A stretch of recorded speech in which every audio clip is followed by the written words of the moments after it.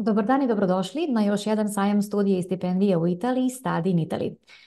Moje ime je Jelena Bašević i ja vas pozdravljam u ime celog Via Akademika tima koji stoji iza organizacije ovog događaja. Buonasera a tutti, je li tako? Da tako počnemo pozdravom na italijanskom. Danas se družimo na našoj virtualnoj platformi, a sutra u Italijanskom centru za kulturu. Veoma smo ponosni što imamo tu priliku da ugostimo prestižne italijanske univerzitete i biznis škole koji će vam predstaviti svoje programe kako danas u okviru prezentacija putem interneta, tako i sutra u Italijanskom kulturnom centru.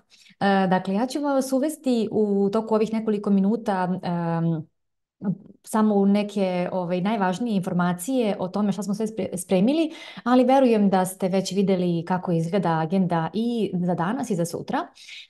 Bitno mi je da napomenem da smo se trudili da vam predstavimo univerzitete, da dovedemo univerzitete koji nude veoma širok dijapazon programa od menadžmenta i biznisa do dizajna i naravno za osnovne i master studije, pa verujem da ćete i uživati u ovom programu danas i sutra i da ćete uspjeti da dođete do veoma značajnih informacija koje će vam biti kasnije korisne za samo apliciranje. Naravno, i danas u toku dana i sutra via mentorke, ceo naš tim vam je na raspolaganju, a nakon sajma da zajedno apliciramo na ove univerzitete i da u najboljem slučaju dobijete stipendije. Hajde ovako, ja ću proći zapravo današnji program, najavit ću prezentacije koje ćemo imati danas u ovom digitalnom formatu. Najprije ćemo imati prezentaciju škole menadžmenta u okviru Politehnika u Milanu, zapravo to je Poly Graduate School of Management. Zatim, nakon ove prezentacije govori predstavnik Univerziteta Katolika, koji vam je verovatno jako dobro poznat, na našim prostorima veoma atraktivan već nekoliko godina. Katolika se primarno nalazi u Milanu, ali ima kampuse u Rimu, Breši, Piacenzi i Cremoni. Zatim, danas treći po redu jeste Politehnico iz Milana sa veoma velikim brojem master programa na engleskom jeziku. Ove godine je zaročito veliko interesovanje za ovaj univerzitet i za njihove programe. Sudeći po broju savjetovanja koje održimo moje koleginice i ja, definitivno da će biti mnogo naših studenata naredne akademske godine u Milanu. Zatim, idemo u Veneciju. Ca' Foscari je univerzitet koji će nam se danas također predstaviti. Ja ću samo nagovestiti da imaju jedan novi program na engleskom jeziku, tako da bi bilo dobro da pratite prezentaciju koju će držati Rakela i da iskoristite zapravo mogućnost da saznate nešto više o tome. Zatim, nakon Venecije, ponovo se vraćamo u Milano. Govorit će nam predstavnik Univerziteta IULM, koji je veoma poznat i vama, verujem, po programima komunikacija i marketinga. A od skora imaju i zanimljive programe iz fashion managementa, master programe. Zatim Padova, također zanimljiva destinacija za one koji žele da upišu državne univerzitete u Italiji. Univerzitet koji ima dugu tradiciju preko 800 godina, jedan od najstarijih u Europi i prosto to je veoma značajna preporuka za studije na ovom univerzitetu. Također veliki broj programa na osnovnim i master studijama koji su na engleskom jeziku. Iskoristite priliku da i čujete više o tome šta oni nude. A onda veoma značajna prezentacija za one koji će polagati prijemni ispit za studije u Italiji. Zato smo se potrudili da danas čujete i predstavnike škole Leonardo da Vinci, koja ima ne samo pripremu za polaganje testova iz italijanskog, nego i za polaganje testova koji će vam biti, kažem, negde važni za prijemni ispit. Oni će predstaviti svoje programe i načine kako mogu da vam pomognu da što bolje spremite prijemni i da ga što uspešnije prođete. Među posljednjim prezentacijama jeste prezentacija Rome Business School. One koji žele da studiraju u Rimu definitivno će ostati uz nas, nadam se, i u tom terminu, zato što je ovo prvi put da nam se Rome Business School pridružuje na ovom sajmu, pa će mi biti drago da čujete i više o ovoj instituciji. I na kraju današnji program završavamo jednom prezentacijom koja je specifična zato što ćemo pričati o tome kako da spremite portfolio za NABU, odnosno za instituciju koja se zove Nova Akademija di Belle Arti, za one koji se spremaju za studije dizajna i modnog dizajna, dizajna interijera, dizajna proizvoda ili industrijskog dizajna, grafičkog dizajna. Ova prezentacija će biti veoma korisna zato što će vam baš Valentina, predstavnica univerziteta i ove škole dizajna odati najvažnije trikove, tako da kažem, ili savete za pripremu portfolija. Portfolio vam je potreban kako za stipendije, za koje se uskoro otvara rok, tako i za samo apliciranje na program. Pa verujem da zaista vredi vremena koje ćete izdvojiti. Uglavnom, to je bio kratak pregled prezentacije koje nas očekuju danas, sutra također u Italijanskom kulturnom centru od 12 do 18 časova. Družimo se sa univerzitetima od onih koji nisu navedeni danas, odnosno koji neće držati prezentaciju. Tu će biti i univerzitet, Luis Guido Carli, koji se nalazi u Rimu, pa ja verujem da ima i dosta vas koji ste baš očekivali da ovakvu neku priliku da razgovarate sa njihovim predstavnicima. Sutra, naravno, ceo Vi Akademika tim vas očekuje na sajmu. Možda ste nas upoznali kroz pozive, poruke ili mailove na savjetovanju, ali ovo je isto prilika da nas bolje upoznate uživo i da nas pitate ono što vas interesuje. Sajam najpre služi tome da se informišete o univerzitetima i da pitate sve što vas interesuje predstavnike univerziteta kako biste bili sigurni da li je to baš prava, da li su ti univerziteti prava destinacija za vas, ali naravno mi smo tu da dopunimo sve te odgovore i da spremimo i pošaljemo aplikacije. Sutra će moja koleginica Marina držati prezentaciju o stipendijama. Te prezentacije, one budu uvek jako posjećene i Marina je sjajna u upravo prezentovanju i objašnjavanju svega toga što vas očekuje, tako da i to će biti zanimljivo da ispratite. Imate mnogo informacija na našem sajtu, ali sasvim je drugačije kada vam Marina to uživo objasni, da rešite sve dileme. Svesni smo koliko su stipendije značajna tema i koliko je dobro da imate što više informacija pre nego što aplicirate. Eto razlog više da nam se pridružite sutra. Ono što nam je posebno zadovoljstvo i posebna čast jeste što imamo i već dugo godina podršku ambasade Italije u Beogradu, pa s tim nekim povodom isto najavljujem da ćemo imati i goste iz ambasade. Ono što ovaj događaj čini također posebnim jeste što već ima dugu tradiciju od 2019. godine i što i u Bosni i Hercegovini smo imali podršku ambasade Italije. Uglavnom, otprilike sam vam najavila sve ono što je zaista najvažnije za danas i sutra. Ostaje mi da vas podsjetim koliko je naša platforma sjajna i koliko možete da iskoristite njenih prednosti. Mi smo sada u sali za konferencije, međutim, isto tako treba da iskoristite i onaj expo hall, odnosno salu sa štandovima univerziteta. Ne znam da li ste bili na našim prethodnim sajmovima, ukoliko niste, hajde da vam objasnim da su to virtualni štandovi koji zapravo liče na prave štandove, imaju sve mogućnosti pravog i da kažem benefite pravog štanda. Možete da čestujete sa predstavnicima univerziteta, možete da preuzmete brošure u elektronskom formatu, možete da pogledate video univerziteta i to je u suštini, imate naravno i osnovne informacije o programima. Verujem da je to sasvim dovoljno ponovo da napravite dobar pregled svih onih mogućnosti koje imate. Dakle, Expo Hall i Conference Hall, dva mesta gde ćemo danas provesti najviše vremena.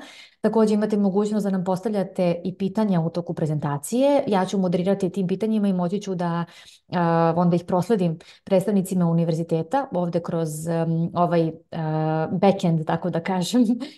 I to je također dobro da imate u vidu sve vreme danas. Uglavnom, verujem da ćemo uživati i verujem da ćemo se sutra dobro družiti. Iskoristite ovu mogućnost i želim vam zaista prijatan dan danas sa nama. Za kraj želim da čestitam rođendan jednoj od osnivačici VIA Akademike, Jovani, da je pozdravim.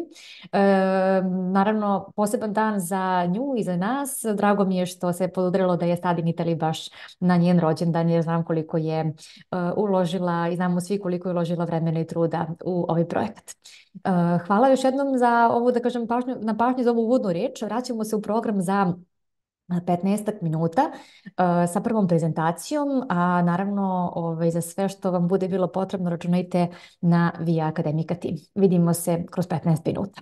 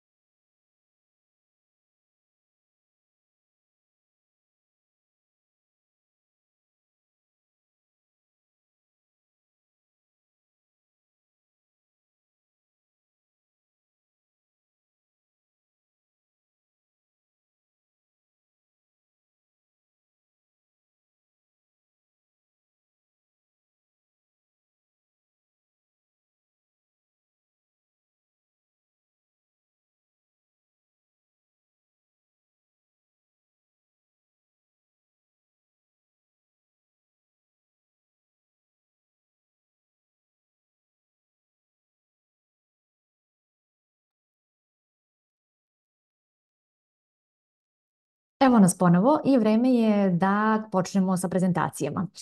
Ja želim da poželim dobrodošlicu Benedetti sa Poly.me Graduate School of Management. Ciao Benedetta, how are you? Hi, hello, ciao. I'm fine, thank you. How are you, Yelena? Very good and very excited, and I'm really glad to see you and to have you with us.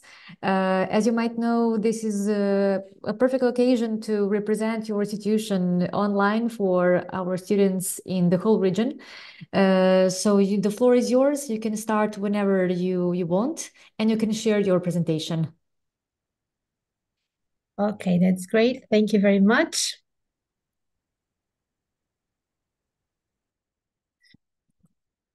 Can you see my screen well? No, not yet. At least we'll see if our colleague Ognjena can help. I think it is uploading. Okay,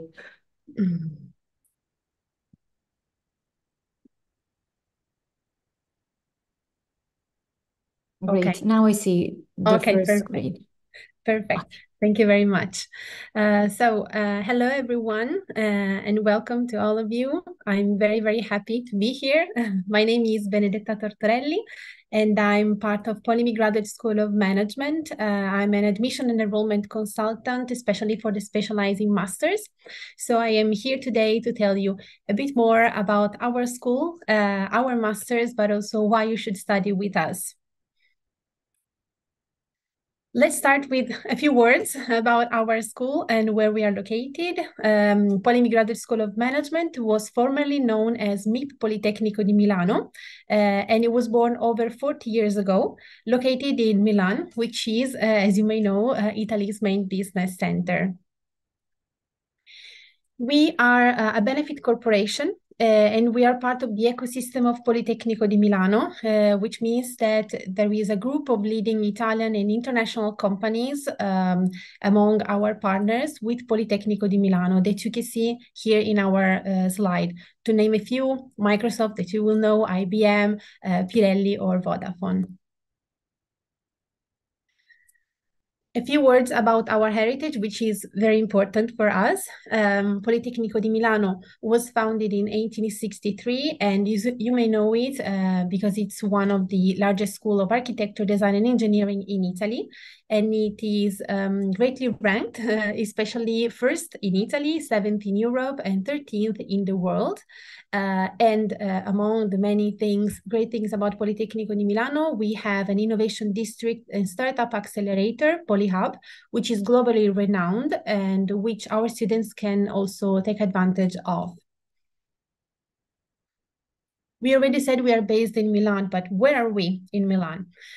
If you've ever been to Milan, for sure you will know Navigli, which is where our brand new campus is located. It opened 2 years ago in 2022, so we are now having second cycle of students currently attending the masters there. And it is a smart campus. It's a very lively and nice area, full of nice restaurants and shops. Our other main campus is the one located in Bovisa, which is in the northern part of Milan, and it is our historical campus, especially because it is right next to Politecnico di Milano. Then we also have 2 more hubs across Italy, in Treviso and in Rome. We are very, very happy to say, proud to say, that we are a Triple Crown Graduate School of Management. This means that we have attained the 3 most prestigious international accreditations. And this accreditation, it's important to say, have only been awarded to over 100 business schools in the world. And also our masters feature in the most important international rankings, for example, QS University rankings, The Economist, and Financial Times rankings, just to name a few.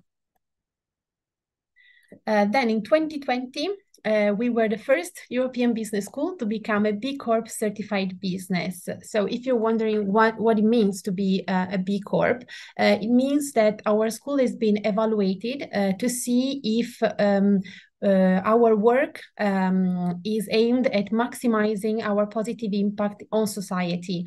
How can this be done? So we have a great sustainability team internally, and they organize a lot of events, activities, projects that are addressed to maximizing our positive impact in the world.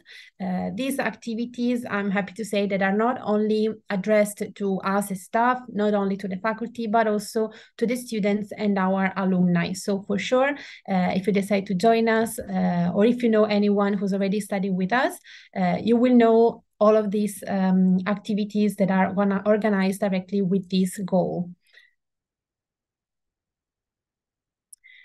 We have more or less 15,000 alumni of our Polimi Graduate School of Management. Since we just mentioned this network, we think that relationships are a great power.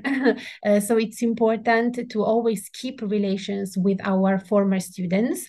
So right now we have many alumni who have decided to become our ambassadors. So this means that they are willing to talk with future students, to share their experience, to share more, not only about the program, the courses that you would take, but also, which is important, about the experience itself. So what did they like about studying with us, why they would recommend it to you, what it is also like to live in Milan and in Italy, because we understand it's not easy to move to a foreign country and to start everything from scratch.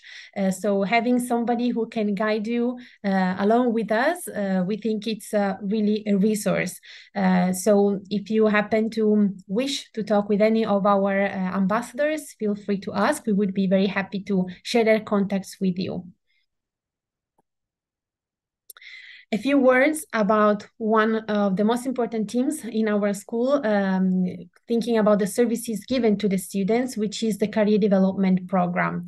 So we have a career development program. So our team made of career consultants and mentors that are in touch with you throughout the whole master. What do? They will give you all the tools you need, first of all, to develop a series of soft skills in parallel to the hard skills that you will learn during the masters, but also for you to be 100% ready to start working right after your master, and of course to achieve your career goals. So here you can see some of the services that they offer. So most of all, they work with you on your CV, so they help you optimize your CV. They help you with your cover letters, job search tools, and then they organize workshops that are aimed for you to enhance your skills, for example, negotiation or effective communication. They can help you for your job interview practice. And in addition to all of this, they organize events that are aimed for you to meet companies. So these companies will be with you not only for the career day, for example, but also during the master itself. So you will be able to meet companies directly through lectures, so on-campus presentations, in-company visits, but also during the career day. What is the career day? So last year, 2023, we had our first career day in the Navigli campus. It was a huge event, which was also paper-free, and we are very proud of that. The event hosted 40 different companies that are partner of Polimi GSOM, and then 80 different recruiters. Very, very happy to meet our students. Students could either book a meeting with them in advance, for example, if they knew there was a company that they for sure wanted to meet, or they could just wander around during the day, sit down and have a talk with these recruiters to know more about what they were looking for in profiles, so which skills, if they had any job openings, and so on. We will be having the same event this year in April. It will be a great opportunity for you to meet potential companies for your future. In addition to all of this, the Career Development Center also organizes networking events, but also company workshops and challenges. So This is one of our biggest strengths. The masters are very, very hands-on and practical programs where you will really be able to do things and not only learn things. Let's go on with a few words about our portfolio, so our specializing masters. The masters offered at Polymill GSOM are junior masters, meaning that they are designed for either fresh graduates or students with less than 3 years of working experience. Why should you do a master? First of all, as we already said, it will help you apply a practical approach to problems. It will help you become an agent of change, but also it will teach you how to learn by doing and to have a role to create a better future. So we already talked about the fact that we are a B Corp, so we really believe in shaping a better future.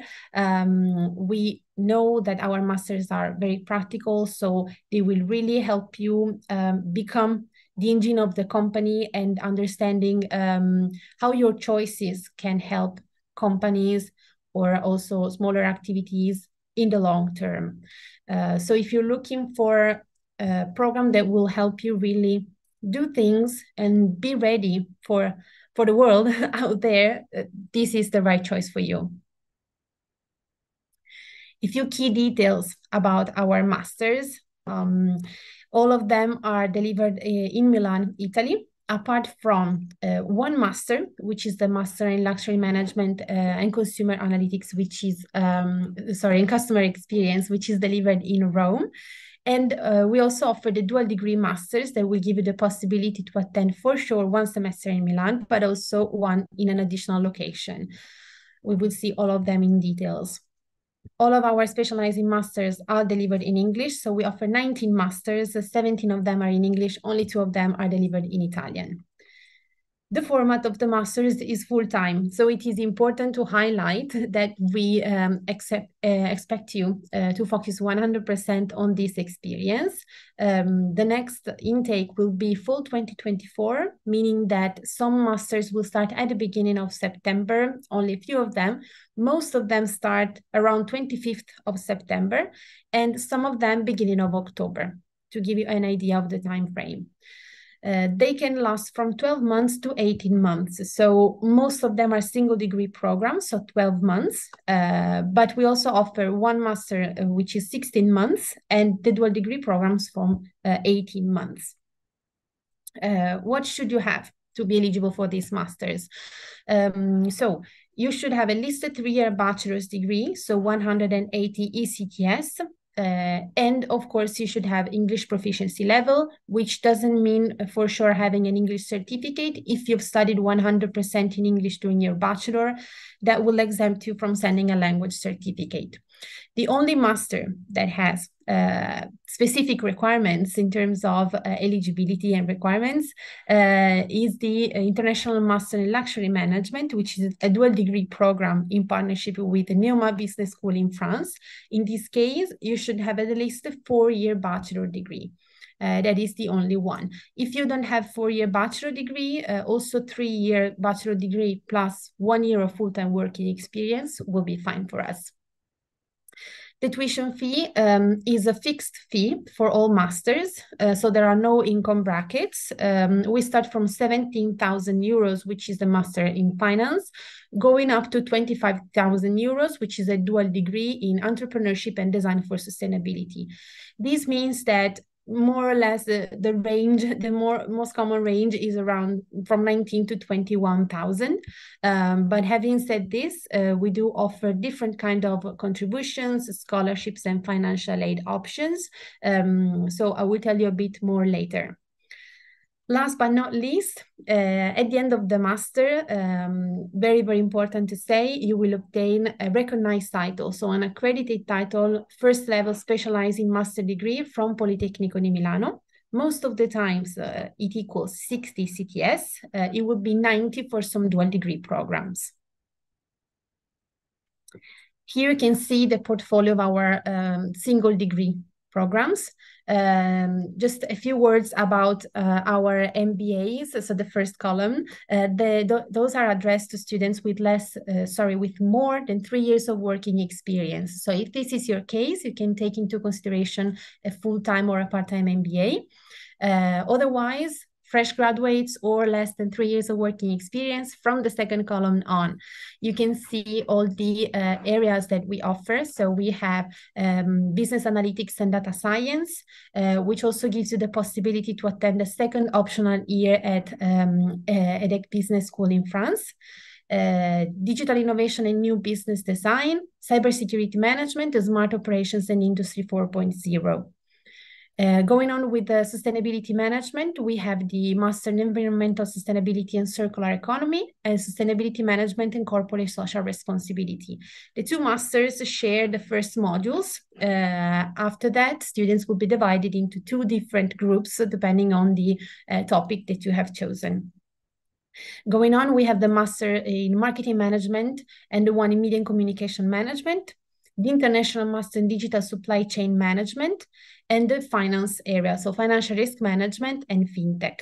The International Master in Financial Risk Management is the only one that gives you a guaranteed internship for 6 months. So you will have 6 months of classes and 6 months of guaranteed internship, which is mandatory to complete the program. Then we have in English, the International Master in Luxury Management and Customer Experience, which is the one, as we said, delivered in Rome in partnership with John Cabot University.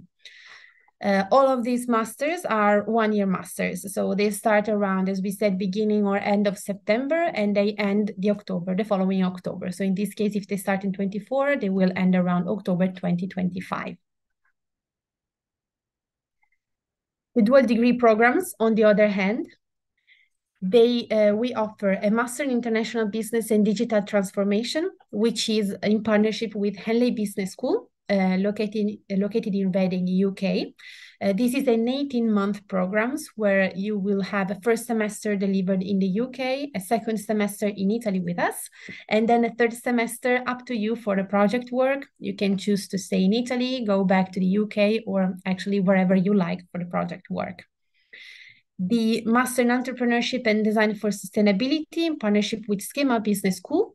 So in this case, it is 16 months. You will have the opportunity to study for 1 semester in France at Schema Business School in Sophia-Antipolis in the southern part of France.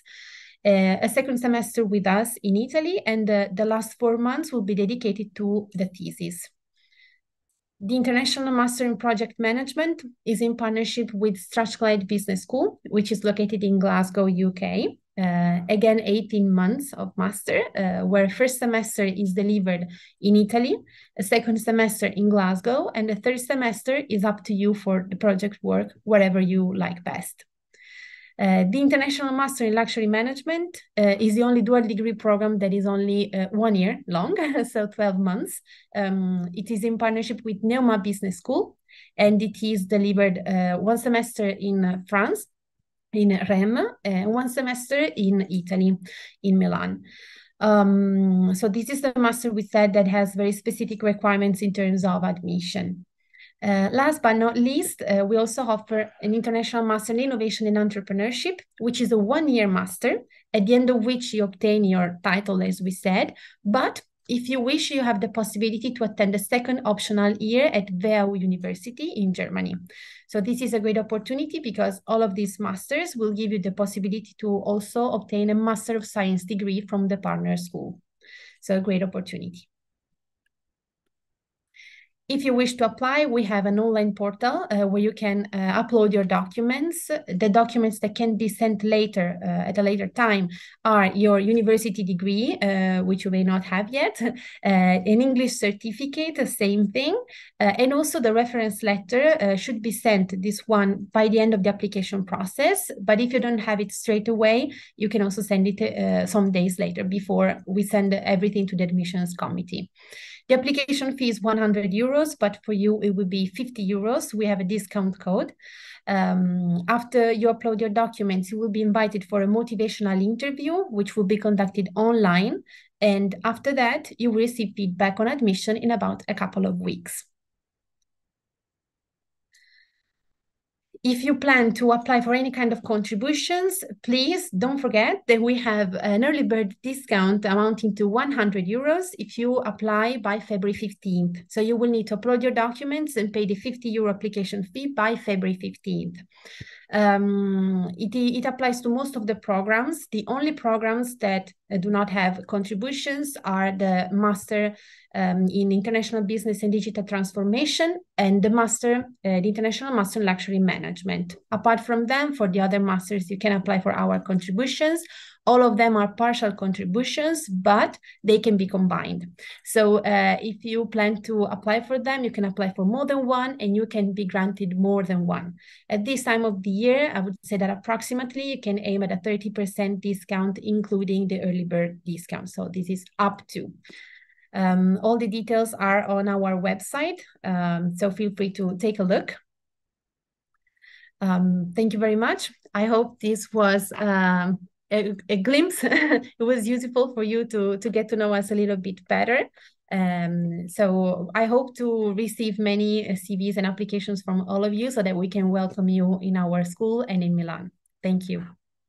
Grazie mille, Benedetta. It was very useful to listen to your presentation, and for me as well, because I always learn more about Polyme. I have one question actually based on my experience here. Can students apply for 2 master programs? Yes, it is possible. We give you the possibility to do that, but you will need to pay the application fee twice, which in this case, having the discount, it will be 50 euros and 50 euros. And students will also need to write 2 motivational letters, one for each program, and to take 2 motivational interviews, which of course are targeted on the master. So if you are undecided, we are available to have a chat before you apply if you think this could be useful. But still, if you're still undecided, of course, it is possible to apply for 2 programs. Thank you. Very useful. Yes, because it seems that they will have to do 2 application processes separately. Okay, yeah, very good to know. Another question about your specializing masters in general is, do you require GMAT or GRE, and what would be like the recommended result score?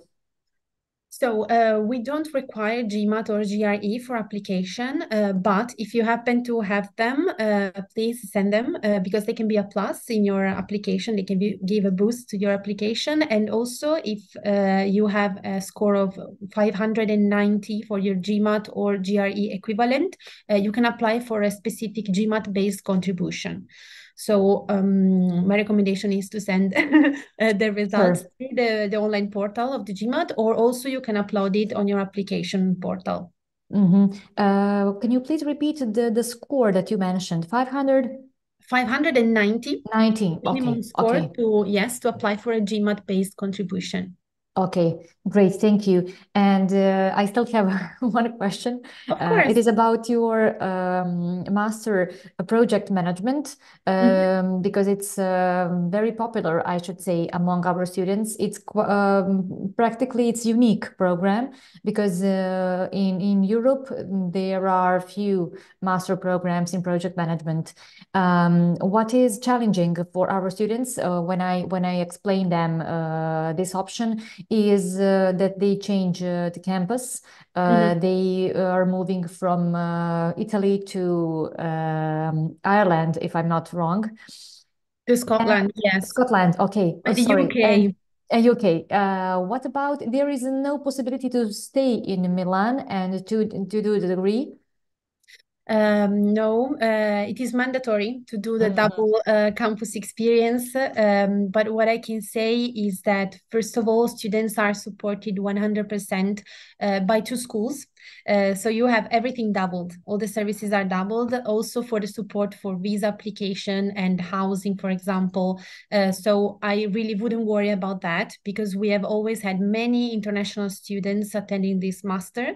Right now, also, everyone has to apply for a visa for the UK. So it is we haven't faced any kind of problems in the past. So I'm happy to say this to reassure everyone. This year we have 39 students in class. It is a very popular master, and all of them started the master smoothly, and now they're ready to go to Glasgow because they've just completed the first semester with us in Italy, so they're ready to fly to Glasgow. So they shouldn't worry about anything. It's important to say that it is, I understand it can sound challenging, but at the same time, it is a big strength of this master because they will have the chance to see two countries, two different cultures, and two business schools. So it's also a plus, an added value.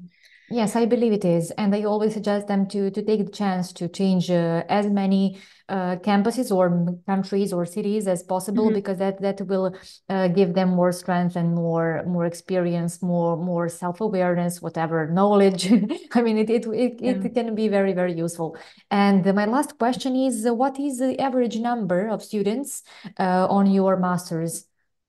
Classes are not big usually, so I would say that we have maximum 35 students, apart from 2 or 3 masters that are the most requested ones. One is this one in project management, the one in marketing management, which is sometimes around 35 or 40, and then the international master in luxury management, which has a fixed number of 60 students, 60 seats, which always end very, very quickly. So that is the biggest one we have. But I would say that we also have some masters where we have 20 or 25 students also. Okay. Okay. Thank you very much for all the information. It was lovely seeing you, and hope to have you again at our fair. Thank you very much. I wanted to share some more details also about Okay. our career perspective. We are waiting for updated data, but just for everyone to know, if you plan to study here with us in Italy, and if you wish to stay in Italy, it is possible to do it with a stay back option of your visa. So this is important to highlight. You can choose to stay for 1 more year at the end of the master, if you like Italy, of course, to look for a job. So just wanted to remind this to everyone. Oh, Thank that's very you. good news. Yes, thank you very much for having me. And I hope to meet all of you very soon. Thank you, Jelena. Thank you. See you tomorrow. Bye bye. See you. Bye. Uskoro nastavljamo sa programom. Za par minuta nam se priključuje Ador sa Univerziteta Katolika, takođe iz Milana, pa verujem da ima mnogo, mnogo vas koji hoćete da saznate više o ovom univerzitetu i da spremite aplikaciju što pre, tako da se vidimo uskoro.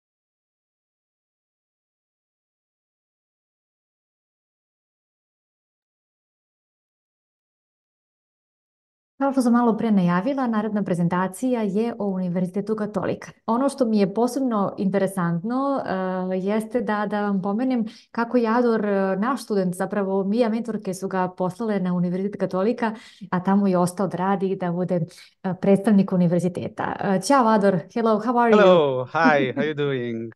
Great to be here once Very again. good. Yes, very good to see you. And I was just telling that you are VIA alumni, that you are Católica alumni as well. And there is always some nice story about you here, and very nice to share it, of course. As you already know, like the floor is yours. I mean, you are very experienced at our affairs. You already know that there are many students waiting for you tomorrow. Great. Looking forward to meet them all. Absolutely.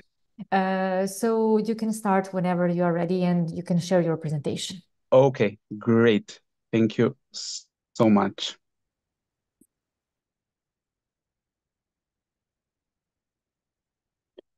Let me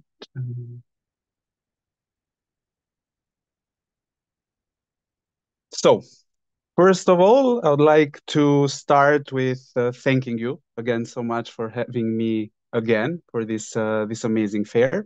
Well, as Jelena introduced me, my name is Ador Kocirej. I'm here today representing Università Cattolica del Sacro Cuore as part of the international marketing and recruitment team of the very same university. And of course, as I must mention it, I'm also a Via Academica alumni myself. So I was in the very same position that you find yourselves today while looking through the various opportunities of studying abroad. Well, for the next 20-something minutes, we're going to go through Università Cattolica a bit, starting from the higher education system in Italy and then moving to our specific academic offer. And most important, the various opportunities that Università Cattolica puts in place for international students. Well, first of all, let's consider it to be like this sort of short game. In presence, it works definitely better. So you'll notice how different it is tomorrow when you'll be attending the in-presence presentation. When you consider, your potential study abroad destination, and you have Italy, of course, among your options, there are some, let's consider to be myths or perhaps misconceptions about Italy as a study destination. Like let's say you need to know Italian perhaps, or it could be as expensive as other, let's call them traditional study destination.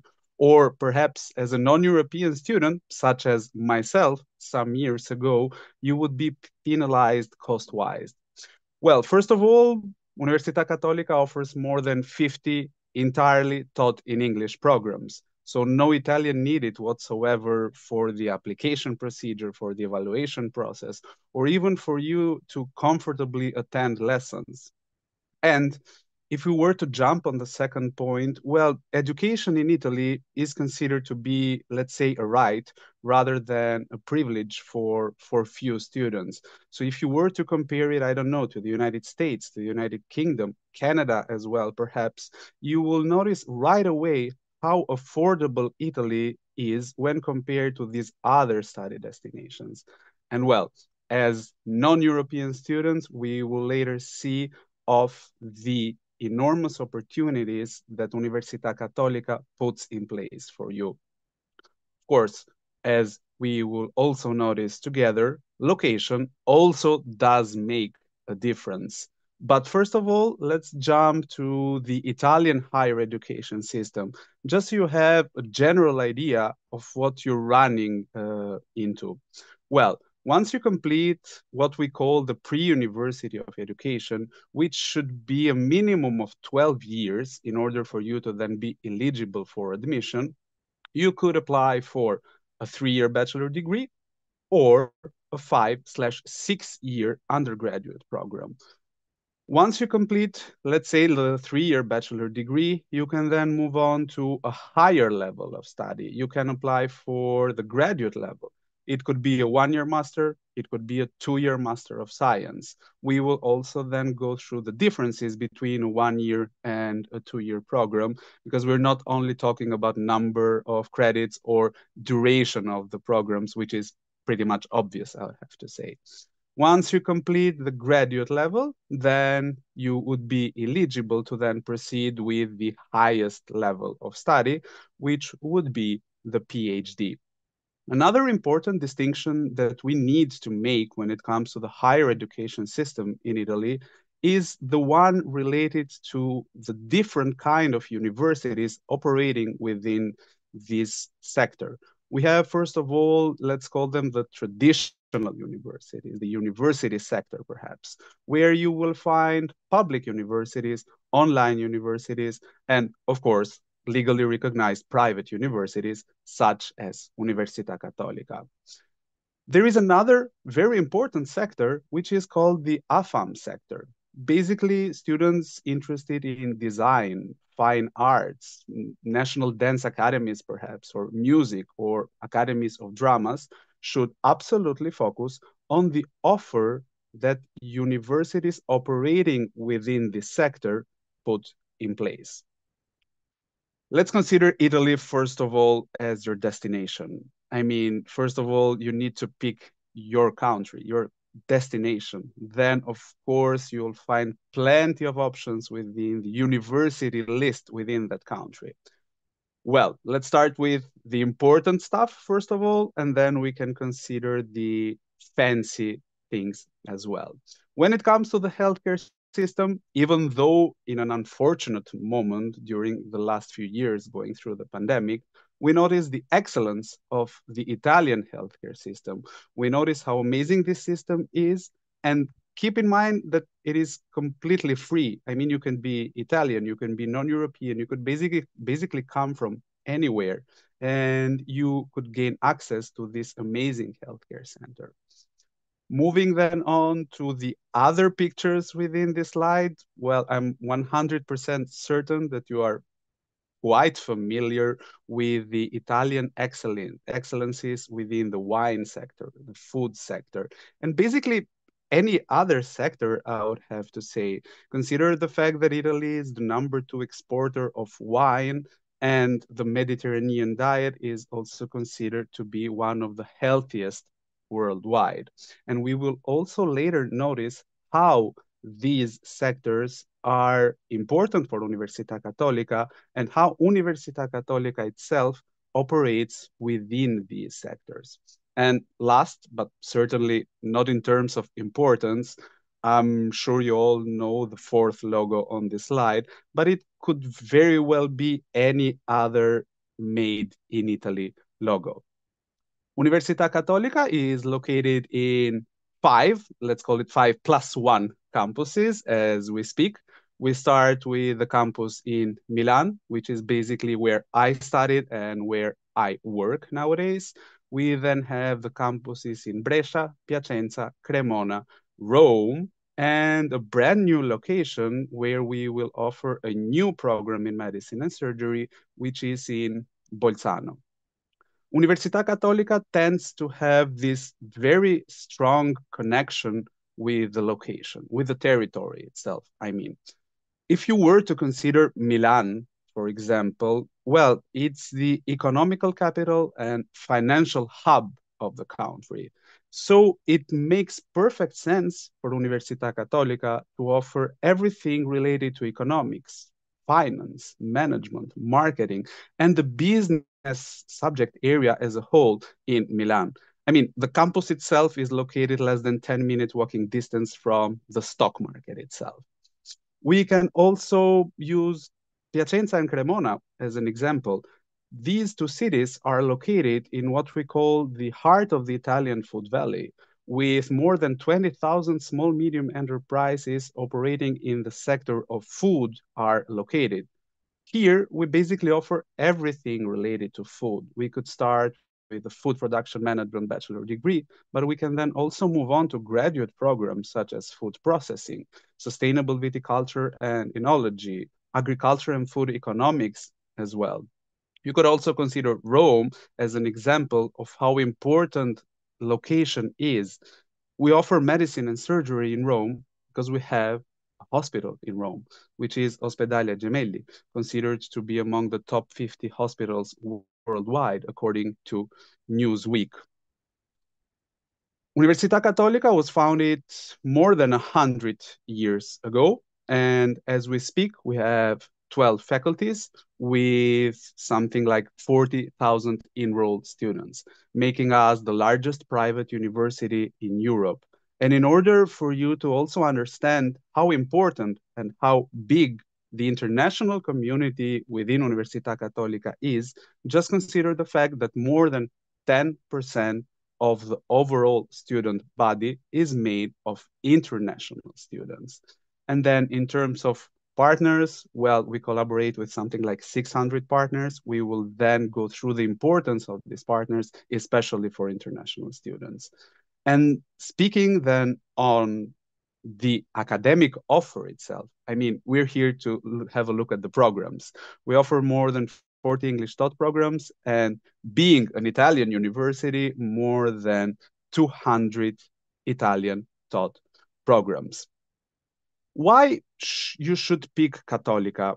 I mean, we are surrounded by universities. Even if you were to go through, I don't know, a simple Google search, or even if you were to visit universities in presence, you'll notice how broad, how wide the offer is for international students. Well, when it comes to the quality of teaching, Università Cattolica is ranked at number 505 according to QS World University Rankings, and consider the fact that we're talking about a 40,000 universities ranking.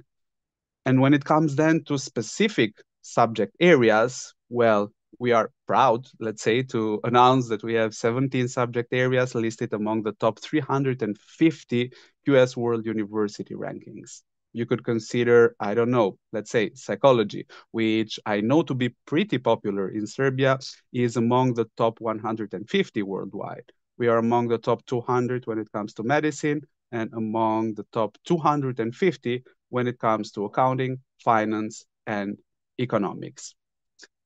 There is a specific ranking which, according to us, is quite important. I mean, all universities have a department in which they are great. All universities have some amazing programs or some amazing subject areas, let's say. Some universities could be great at teaching mathematics, perhaps. Others great at teaching history. There is a specific ranking, though, which, when you consider the return on your family's investment, could make the difference. And we're talking about employment outcomes and employer reputation. As we speak, Università Cattolica has 18,000 active internship agreements with more than 20,000 companies registered in our database. And we're talking about the largest private university in Europe, which has these many connections with the actual companies, with the actual future and potential employers that you will have to reach while studying or even after graduating. And now we can finally jump on our academic offer, the actual programs. Let's start with our English taught undergraduate degrees.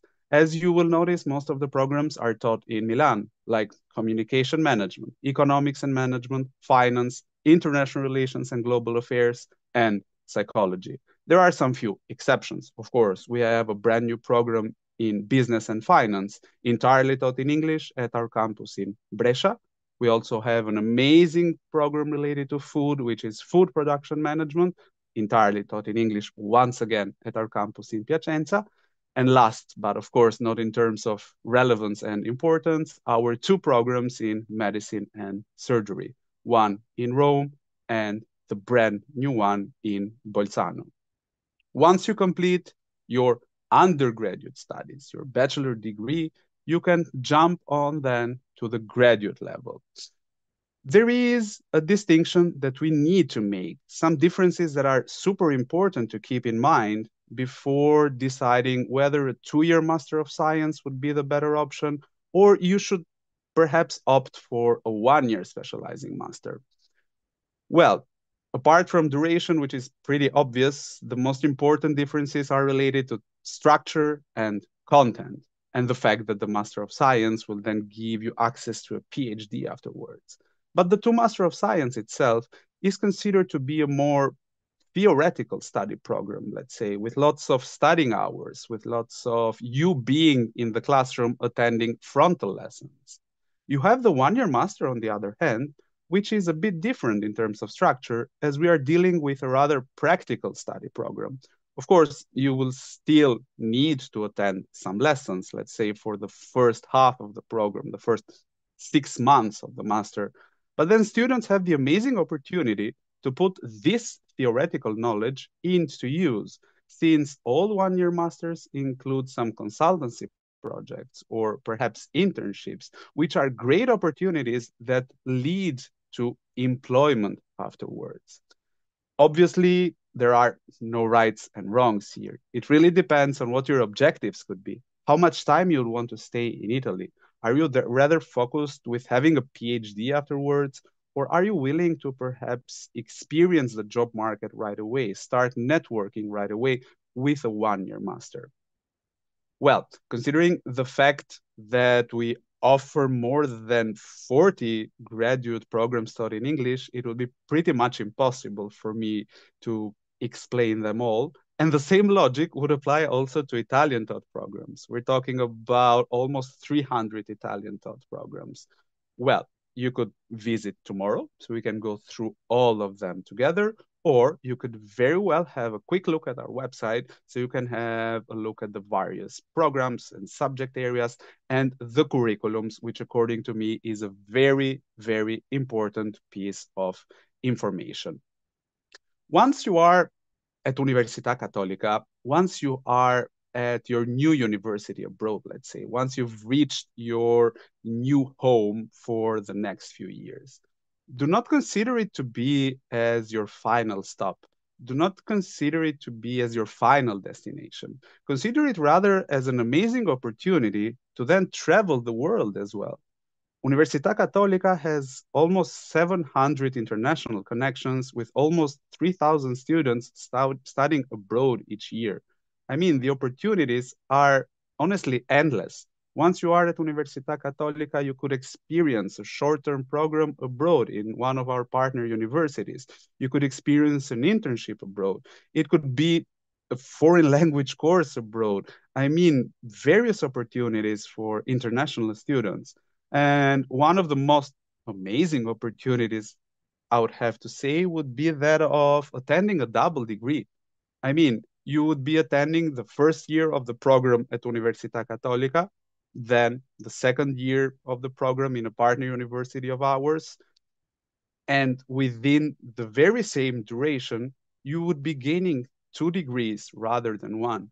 I mean, the program that I used to attend myself is one of the programs that offers these amazing opportunities. You could be attending the first year in Milan, in this amazing campus that you can see in my background, and then have the opportunity to attend the second year in the United States. And I mean, you would be gaining 2 degrees, first of all, extra soft skills.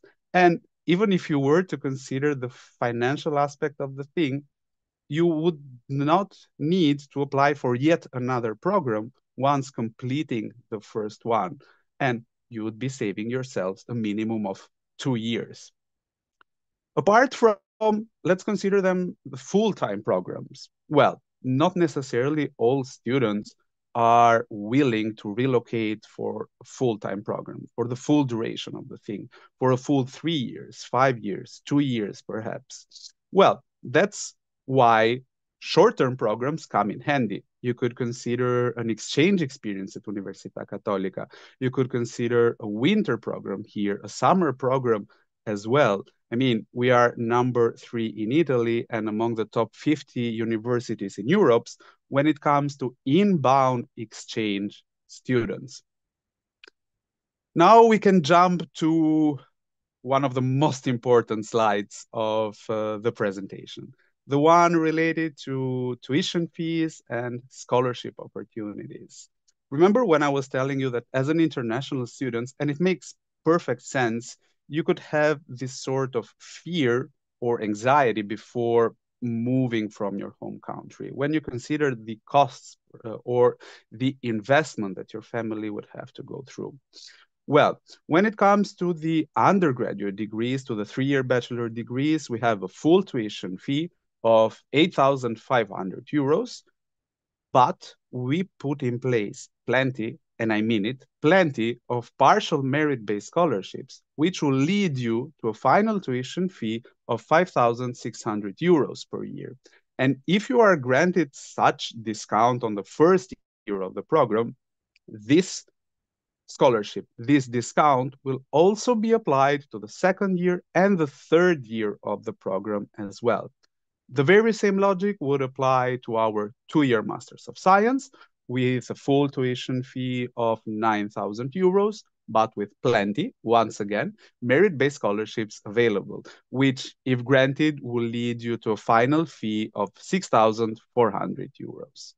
When it comes to the 1-year specializing masters, on the other hand, the fee could range from 7 up to 14,000 euros for the whole duration of the program. And each master puts in place several merit-based scholarships, which could basically cover from 25 up to 50% of said tuition fee. Finally, yet quite importantly, we also offer medicine and surgery, as mentioned several times during this presentation, with a full tuition fee of 8,000 euros per year. Medicine and surgery does not offer any scholarships. So keep that in mind, as it might turn useful when you and your family are calculating on which program you would have to choose before applying. When it comes to now the boring technical side of the application, the one that basically Via Academica handles perfectly, we can start with the entry requirements. Well, the first entry requirement, and the most important entry requirement, first of all, in order to understand whether you are eligible for admission, would be that of having attended a minimum of 12 years if you are applying for an undergraduate program, and 15 years of previous global schooling when you are applying for a graduate program. And since we're basically dealing with English taught programs, of course, your linguistic proficiency would be another very important entry requirement that you'll have to satisfy. Keep in mind that the minimum level is always a B2. And last but not least, should you be considering to apply for a 2-year Master of Science, consider that your academic background is very, very important, meaning that the 2-year Master of Science should be considered as a natural continuation of what you are already studying, meaning that you should focus on something similar with what you are currently studying during your bachelor program. Applications are already open for most of our programs. You can have a quick look, of course, at the dates in this very slide. But since different programs have, let's say, different deadlines and different application timelines, the website is the safest source of information, I would have to say. Just so we can go real quickly through it. Applications are, as we speak, closed for the English bachelor degrees in Milan and will reopen very soon on February 23rd. You can still apply during this month for business and finance in Brescia and food production management in Piacenza. You can still apply for medicine and surgery, both the program in Rome and the one in Bolzano as well. You can basically apply right away for all of our 2-year Masters of Science and most of our 1-year specializing masters. Very important detail when it comes to masters. Some of them have a September intake, some others have a January intake. When it comes to 1-year masters with a January intake, keep in mind that applications will open by mid-March. As for the ones starting in September, applications are already open. Well, hoping to not have bored you to death with all this information, I'm also going to leave here our contacts. You have my office's email address, our website. our social media accounts. We would be very much grateful if you give us a follow. And well, thank you all so much. And I would sincerely hope to see you all tomorrow as well. Thank you so much, Ador. Of course, you didn't bored us with all the information. It was very useful to hear Thank you. everything. Also for our team. Of course, I have some questions based on Absolutely. our experience actually on this recruitment season. As you might know, there is a big interest, big demand for the bachelor programs in psychology, communication management, and economics and management. My Absolutely, question yes. is, how many students do you have per program? So, when it comes to, let's start with economics, since that would be kind of, the largest classroom. We have a classroom of around 115 students. Mm-hmm. There are basically, this classroom is divided in two parts, let's say. So, of course, you won't have this huge auditorium of 300 students, but consider that, of course, you'll have two classrooms of 115. The other programs offer slightly smaller classes, let's say. Mm-hmm. We have communication management that has a classroom of around 60 seats, if I remember correctly. And then you also have psychology, which is quite similar to communication management when it comes to number of seats. Mm-hmm. This is a quite common question among parents because they want to make sure or they want to calculate what are the chances for their children to get admitted. Of course, it's not something that we see as relevant as other things, Yeah, but I can imagine. I can imagine, and it makes perfect sense. Absolutely, yes. Okay, another common question that we receive lately is about your English language test that you used in previous year. What is happening this year? So the our own English language exam is no longer available. So yeah, I must confirm it, absolutely. So if you're willing to apply for whichever program in English, you'd need to go through the linguistic policy that you can find on the website. But the exams are basically either the academic IELTS or the TOEFL IBT or even the first certificate from Cambridge. The minimum level is still a B2 though. Okay. Okay, Ador, thank you very much. You're This would very be welcome. all for today.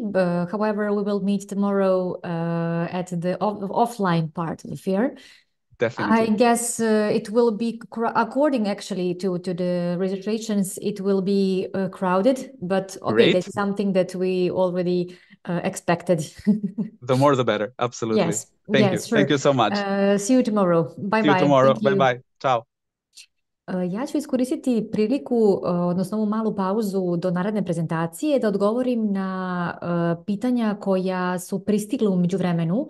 Hajde da se vratim na unazad pitanja koja su bila postavljena u toku prethodnog predavanja. To su pitanja o našim predavanjima, o našem predavanju, pardon, o stipendijama sutra. Evo ovako, možete informacije vidjeti na našem sajtu, ali ja ću reći da sutra u 12:20 će koleginica Marina držati predavanje o stipendijama u Italiji. U okviru današnjeg programa ovo predavanje nije planirano.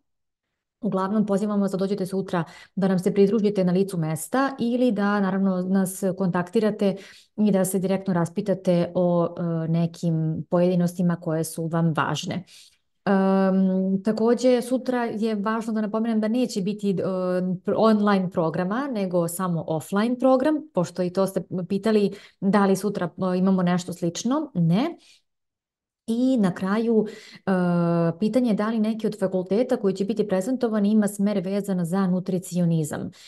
Nažalost ne, no sam nutricionizam u užem smislu nije dostupan.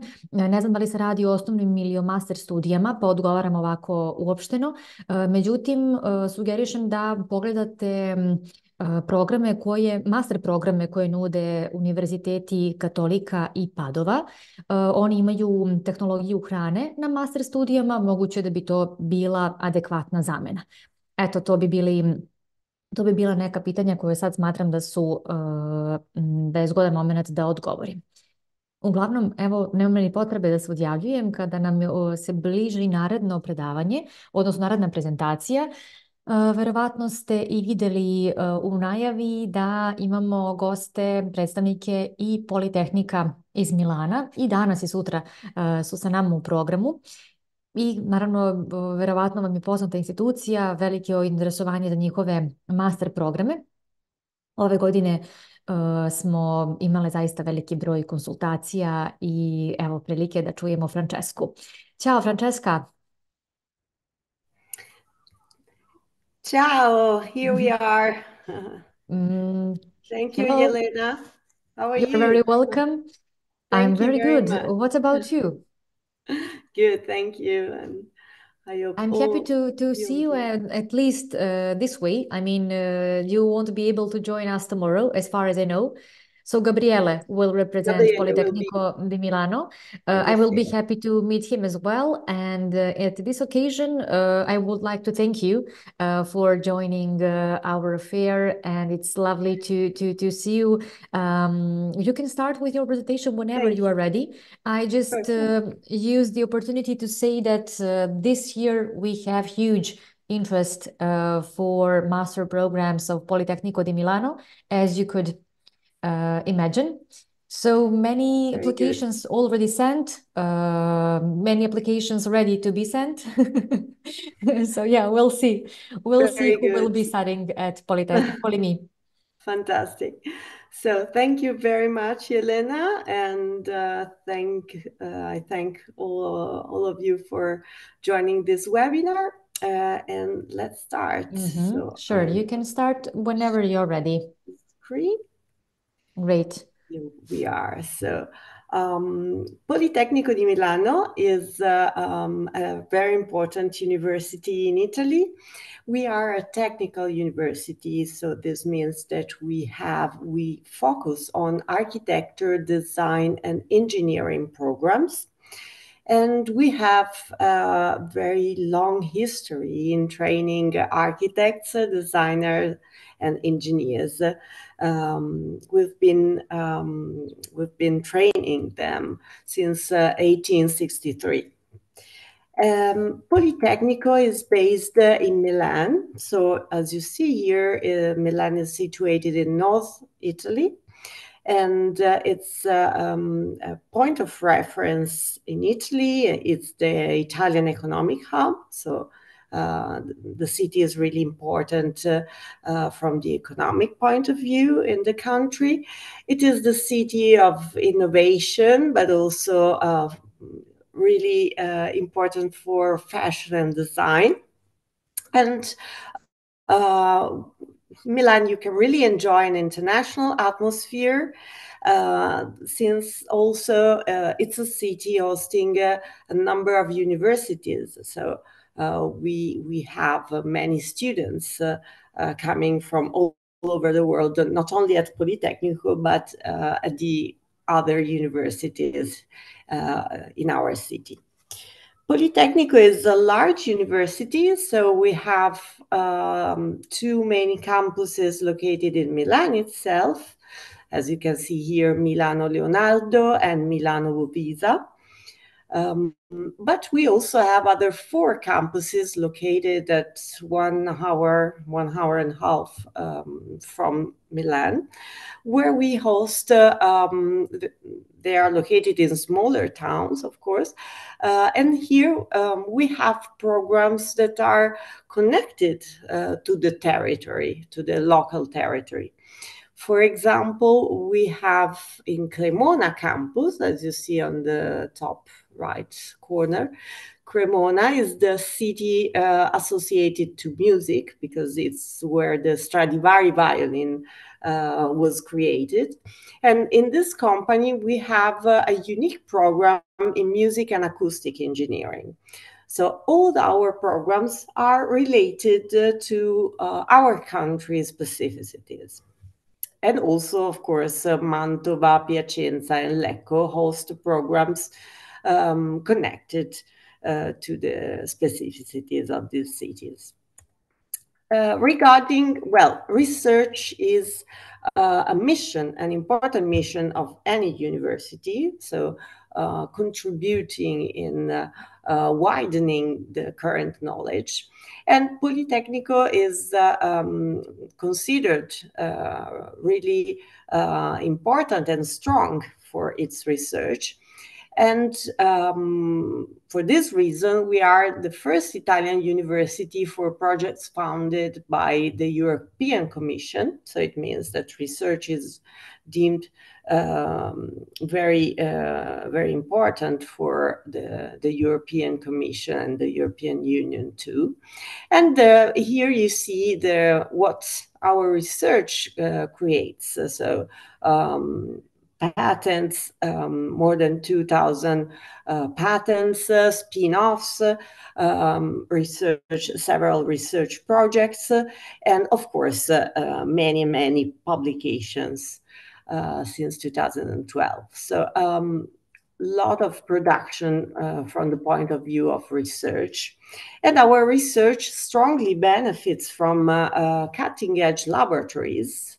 And overall, we have more than 200 laboratories at Politecnico di Milano in the different fields. So from design, architecture, and engineering, in the different fields of engineering. And here you see the large infrastructures, so the largest laboratories that we have at Politecnico di Milano. Well, you see different types of laboratories. They are also used by the companies. So we work in collaboration with the companies for research purposes, of course. So, for example, you see the wind tunnel on the left bottom of the screen. You see here that this laboratory is also used by the Olympic sportsmen to test their prototypes, to test their equipments. So we are really deemed really important from this point of view. Politecnico is another characteristic of our university is that we are an international university. So we host currently more than 8,000 international students coming from more than 100 different countries. So we have many students from all over the world, and many students come from Serbia. And our international students, as you see from the percentages, they are mainly enrolled in postgraduate programs. The reason is that we have all our programs in English. So this is why we host so many international students in the postgraduate programs.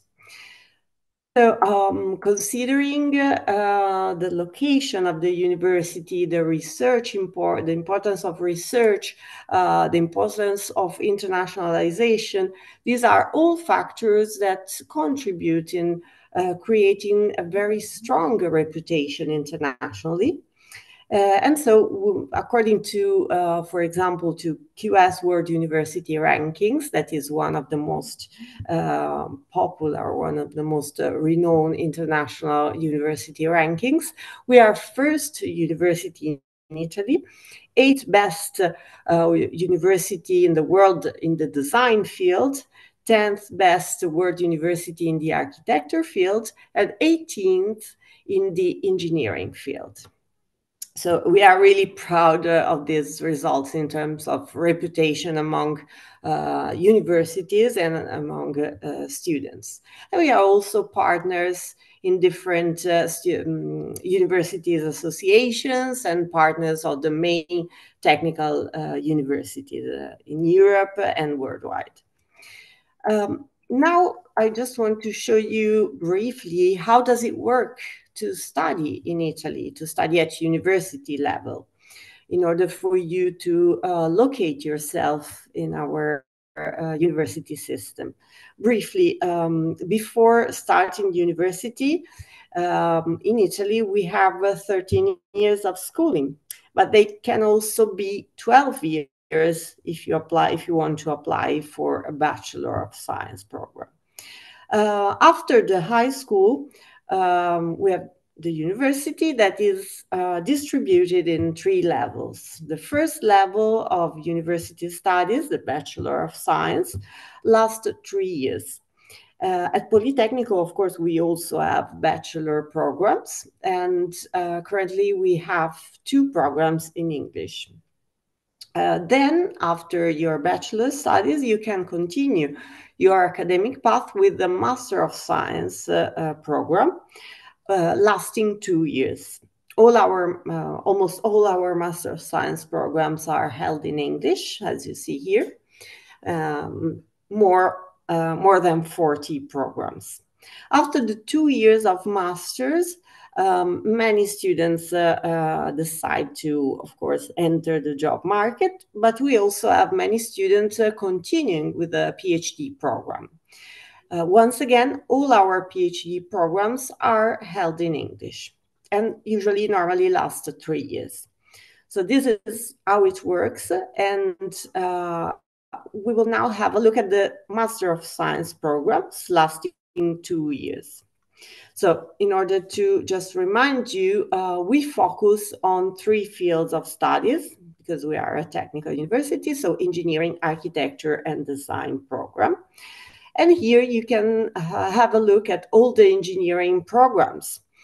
All these programs, of course, are held in English, and I remind you that it lasts 2 years. So you can see a very wide variety of programs in the engineering field.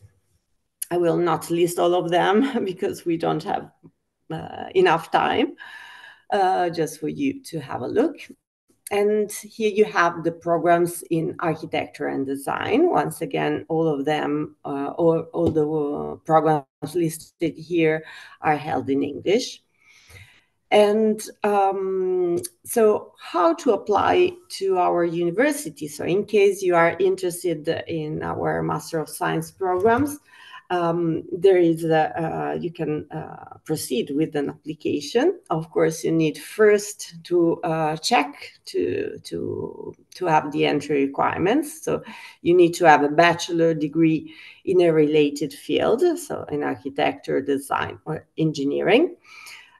We ask for a GPA for students with a Serbian degree of 7.5 out of 10. So this is the minimum GPA in order to be eligible to apply.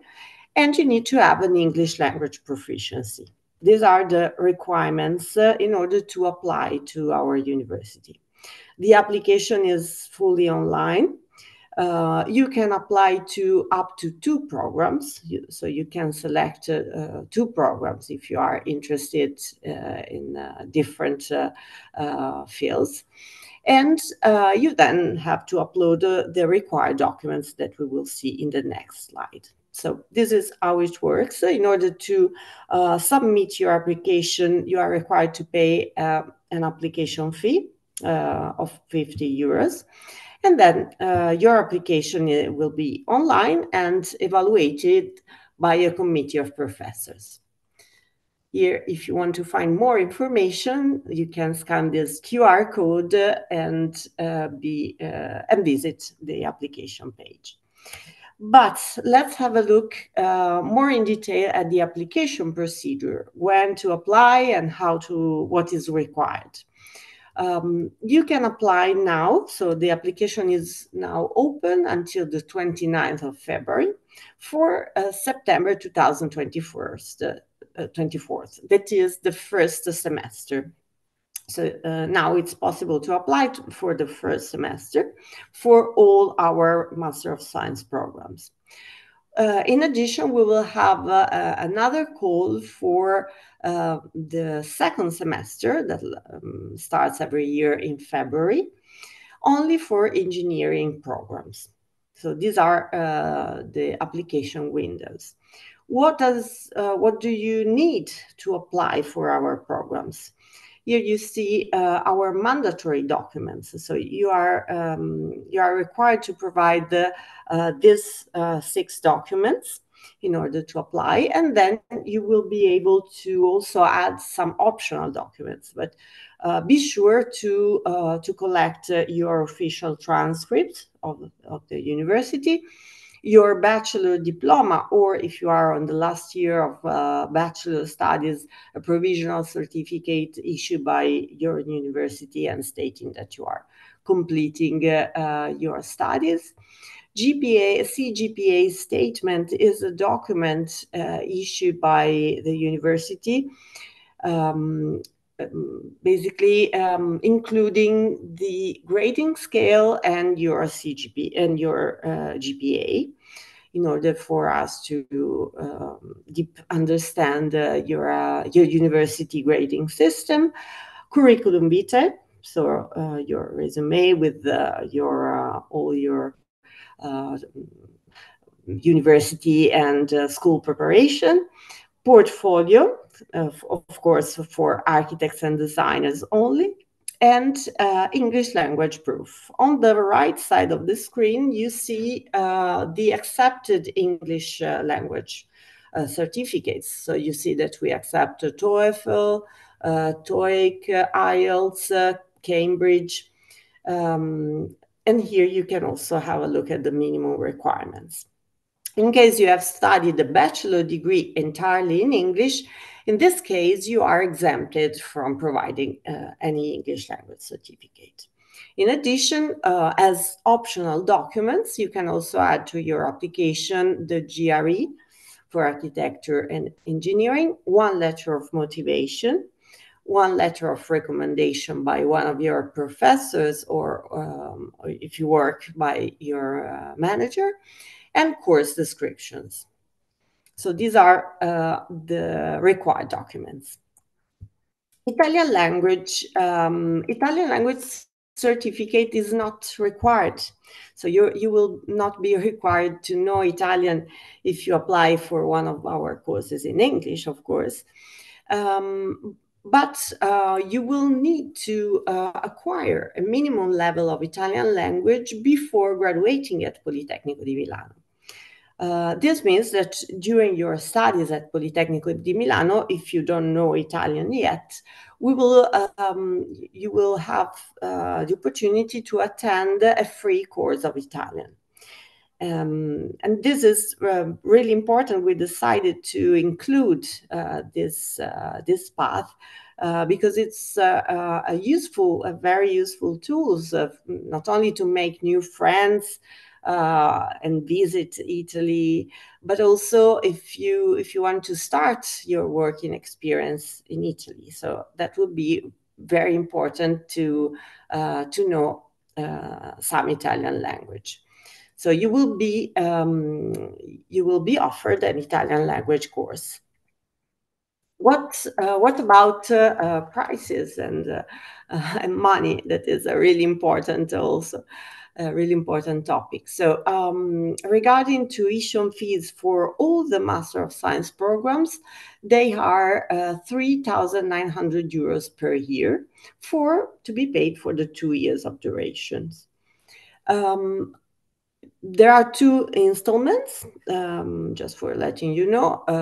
There's one first installment to be paid upon enrollment, that is around 900 euros, and the rest will have to be paid after 6 months. So the tuition fees are divided into 2 installments. Here you have an idea of the living expenses.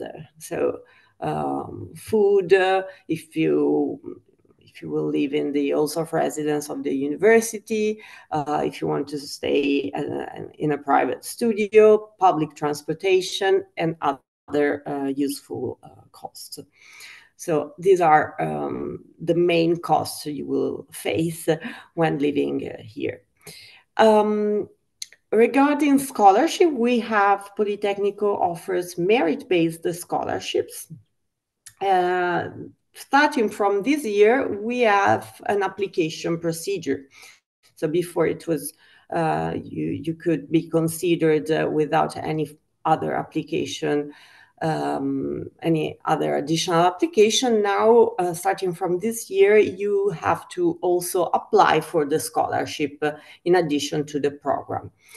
Here you have the amounts of the available scholarships. So we have a few platinum scholarships worth 10,000 euros per year plus tuition fee waiver.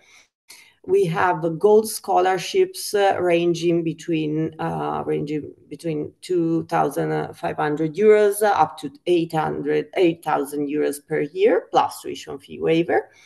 And we have also a few silver scholarship that cover the tuition fees of the university. So these are the available merit-based scholarship of Politecnico di Milano. There may be other opportunities of applying for a scholarship. So we suggest you to visit our website to check if there are from year to year, they may change. So there are Italian government scholarship, or we also suggest you to check with your local government if there are scholarship for studying abroad purposes.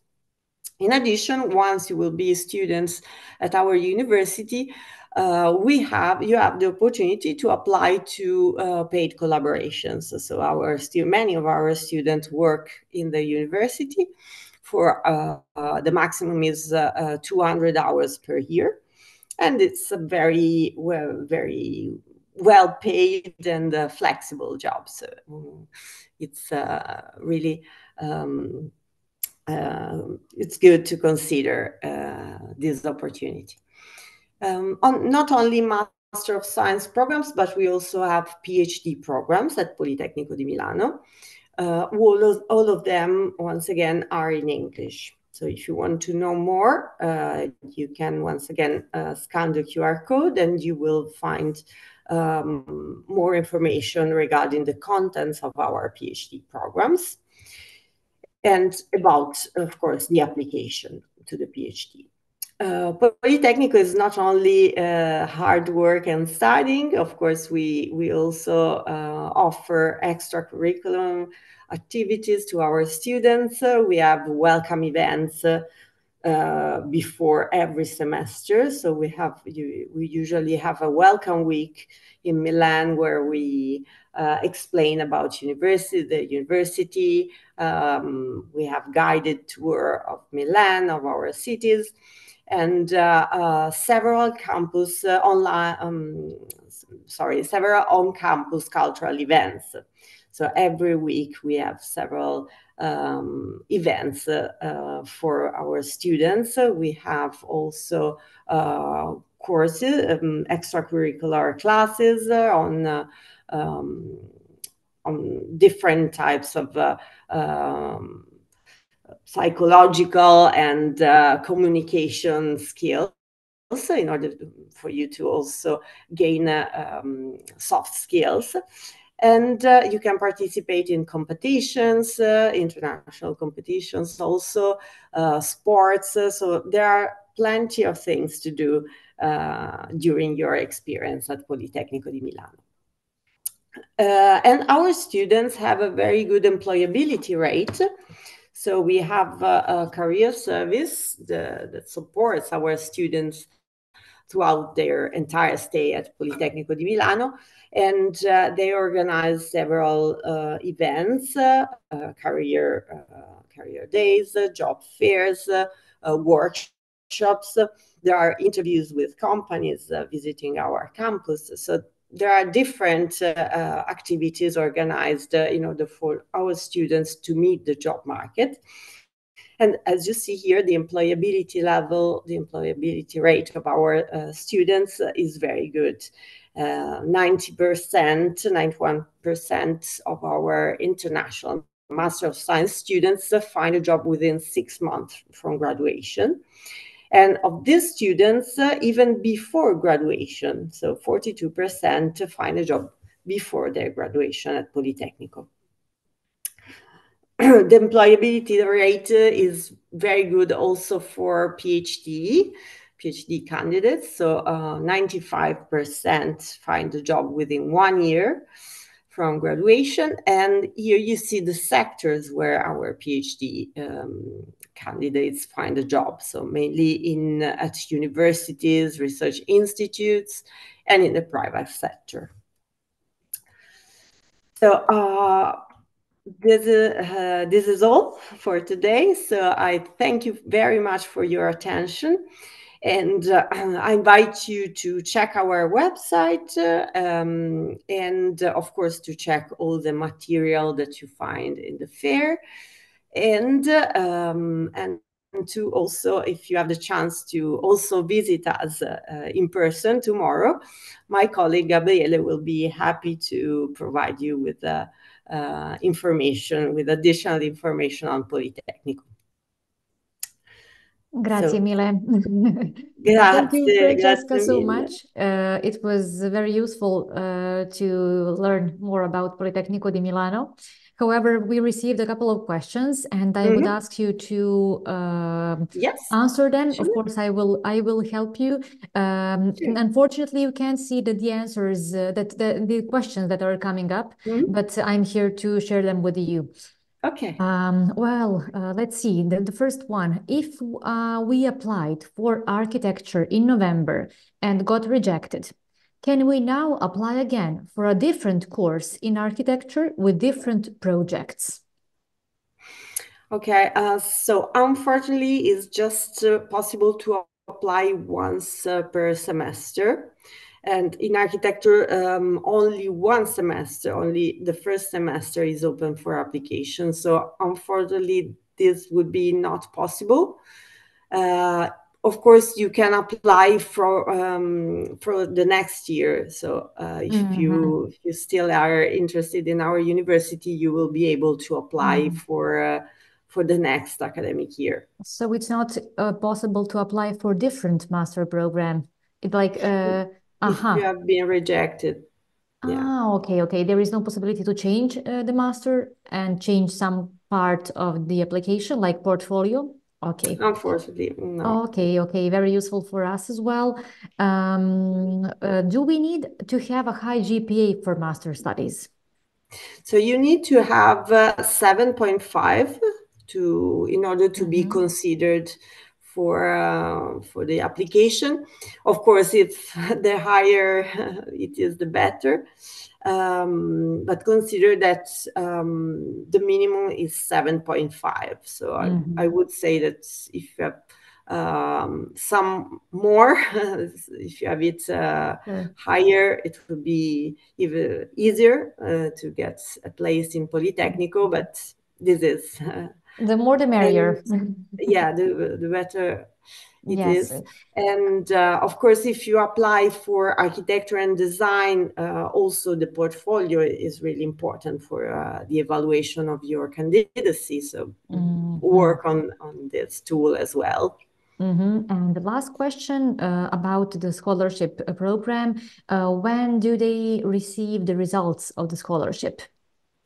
So there will be provided in a few months. So first you will receive the results of your application.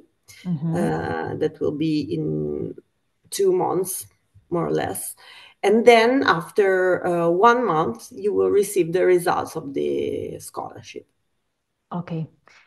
Thanks, Francesca, once again. Our time is up. However, tomorrow, Gabriele will be there for all the questions, and he will actually have another representation of Politecnico di Milano. Very good. Have a nice day and have a nice weekend. I really hope to see you again here in Belgrade. Yeah, I hope to be able to come in the next during the next fair. Looking forward to it. See you again. Ja ću iskoristiti priliku, bye, da odgovorim na pitanja koje su stigle u međuvremenu. Evo, samo 2 minuta do naredne prezentacije, ali mislim da će mi biti dovoljno da proverim Šta je stiglo u međuvremenu? Za koliko dugo su vaši klijenti završavali sertifikat engleskog jezika? Jako je nezgodno odgovoriti na ovo pitanje zato što brzina spremanja sertifikata zavisi od vaše motivacije, od vremena koje imate na raspolaganju i zbog toga sad ja ne mogu dati neki generalni odgovor. Recimo da bi bilo bolje da pitate škole stranih jezika. Hajde onda da poželimo dobrodošlicu predstavnici Univerziteta Ca' Foscari. Hello, Christina. Hello, how are you? I'm very good. What about you? I'm doing well. I'm happy to be here. In fact, thank you for the invitation. Great to hear that. And I'm really happy to see you with us because I believe this is the first time you are represented Ca' Foscari. It's very true. Usually it's my colleague Rachele. In fact, she'll be with you tomorrow physically, but I'm connecting with you today from sunny Venice. Oh, nice. Nice. Well, the weather in Belgrade is quite similar, but we'll be spend basically whole day at this fair, and I'm happy actually about that. The floor is yours. Actually, you can start whenever you are ready. You can share your presentation. Right. We will let you know if it's okay. Yes, we already see it. We see okay, let me just make sure that I can. Does that look right? Yes, perfect. Many students know about Ca' Foscari, but it's always good to learn more about your university. So you can start. Okay. Well, once again, thanks to everybody for joining us today. Obviously, I'm always excited to have a chance to talk about my university. Although I didn't study here, I've been living in Venice now since 2004. I'm Canadian, so if I don't sound Italian, that's your explanation. I've been in the international office now for 8 years, and I love my job. So let's talk a little bit about Ca' Foscari's history, which may be something, even if you've heard of us, you don't know much about. Our name, too, is always something people ask me about. So we were initially founded in 1868 as the first international business school in Italy. But our name is a very unique thing that really underscores our connection to our host city, the city of Venice. And that's because the main administrative building, which is the structure you see in the photograph on the right, this was Ca' Foscari or Casa Foscari, which translated in English means the house of Foscari. And it was, in fact, the residence of one of the great noble families of Venice's Republican history. And so our university actually declares the fact that it is a Venetian institution because we've borrowed the name from the family that resided in the structure that was our very first building. Today, we're something much different than we were in 1868, though. We're a mid-sized public university with around 23,000 students. And we now teach much more than just international business studies. So we have 8 departments that loosely group in pairs in 4 study areas: economics and management, science and tech, humanities, and languages and cultures. Now, obviously, when you're looking to choose a university where you want to carry out an entire degree program, you want to make sure that the teaching and the research is going to be top-notch. So whether you believe in these systems or not, I thought I would share with you some of the results that we've been given based on comparing our institution internationally. This is what the QS World University Rankings have to say about us. And so we're actually ranked in 16 different subject areas. 3 of those are in the top 100, and another 7 of them take us into the top 200. So we're immensely proud of the recognition that our work in various fields is receiving. And of course, these fields are incredibly diverse. So modern languages, history, philosophy, archaeology, economics and econometrics, business, accounting, chemistry. So there's something in there for everyone.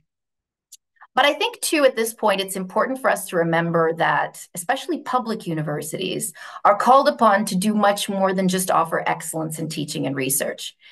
In fact, as our world gets more complicated by the minute, not just by the day, these kinds of institutions, ones like Ca' Foscari, need to be places that envision, pursue, and help realize a better future.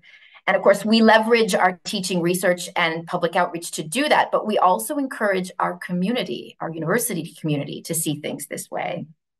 So this idea of having an impact or making a difference, this is something we emphasize and that you would feel if you were to become a part of our student community. So here at Ca' Foscari, We consider the studying and understanding of our ever more globalized society to be a pillar of responsible teaching and research. We also believe heavily in interdisciplinary research. So not confining you to a tiny box, but recognizing that whatever you're most interested in is also connected to a host of other things that influence one another. And we especially love it when we can encourage our students to take that interdisciplinary learning in order to come up with innovative solutions to the global challenges that we're currently facing and that we'll come to face in the future.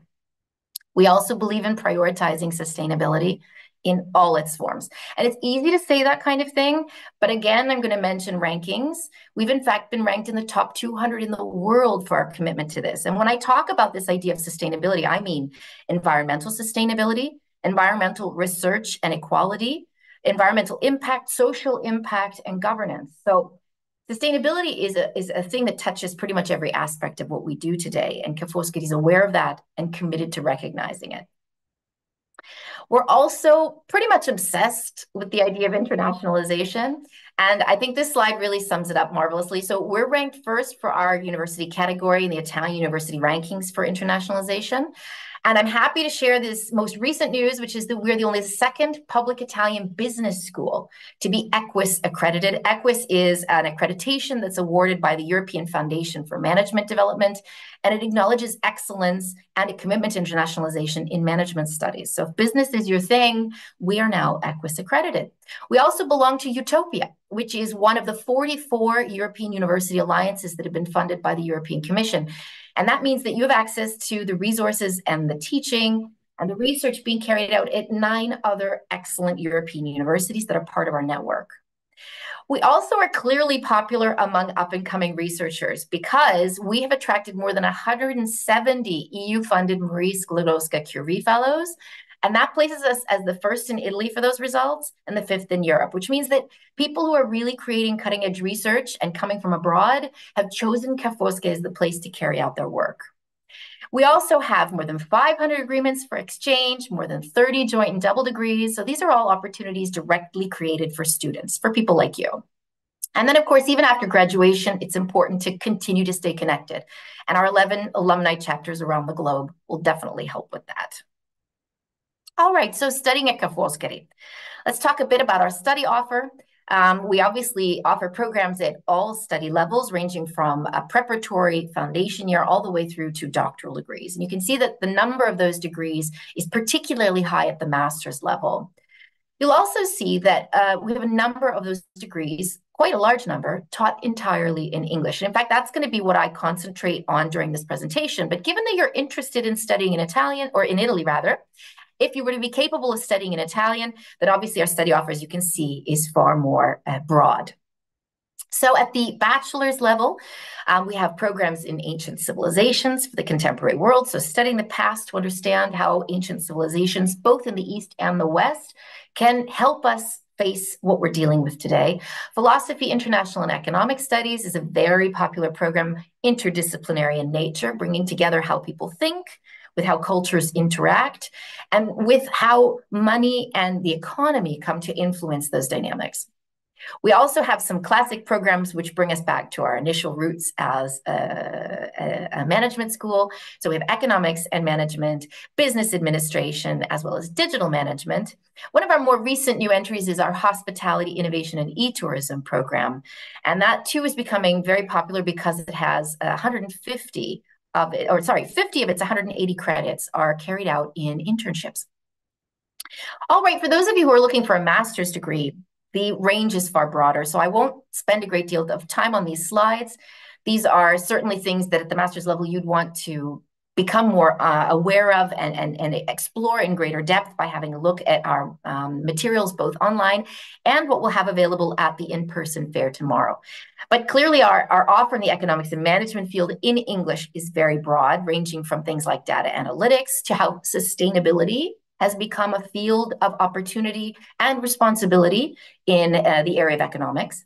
We also have an economics and management of arts and cultural activities. So if you're someone looking to take what you've learned in an undergraduate degree in the humanities and leverage that into something that can be more management oriented, this could be for you.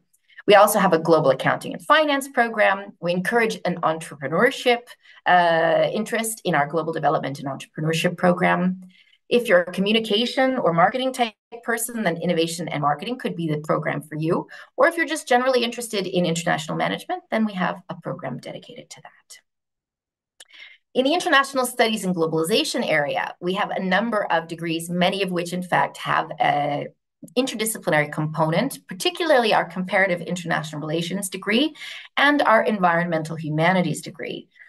We also have English and American studies via the second degree on the list, our European American and Postcolonial Language and Literature master's degree.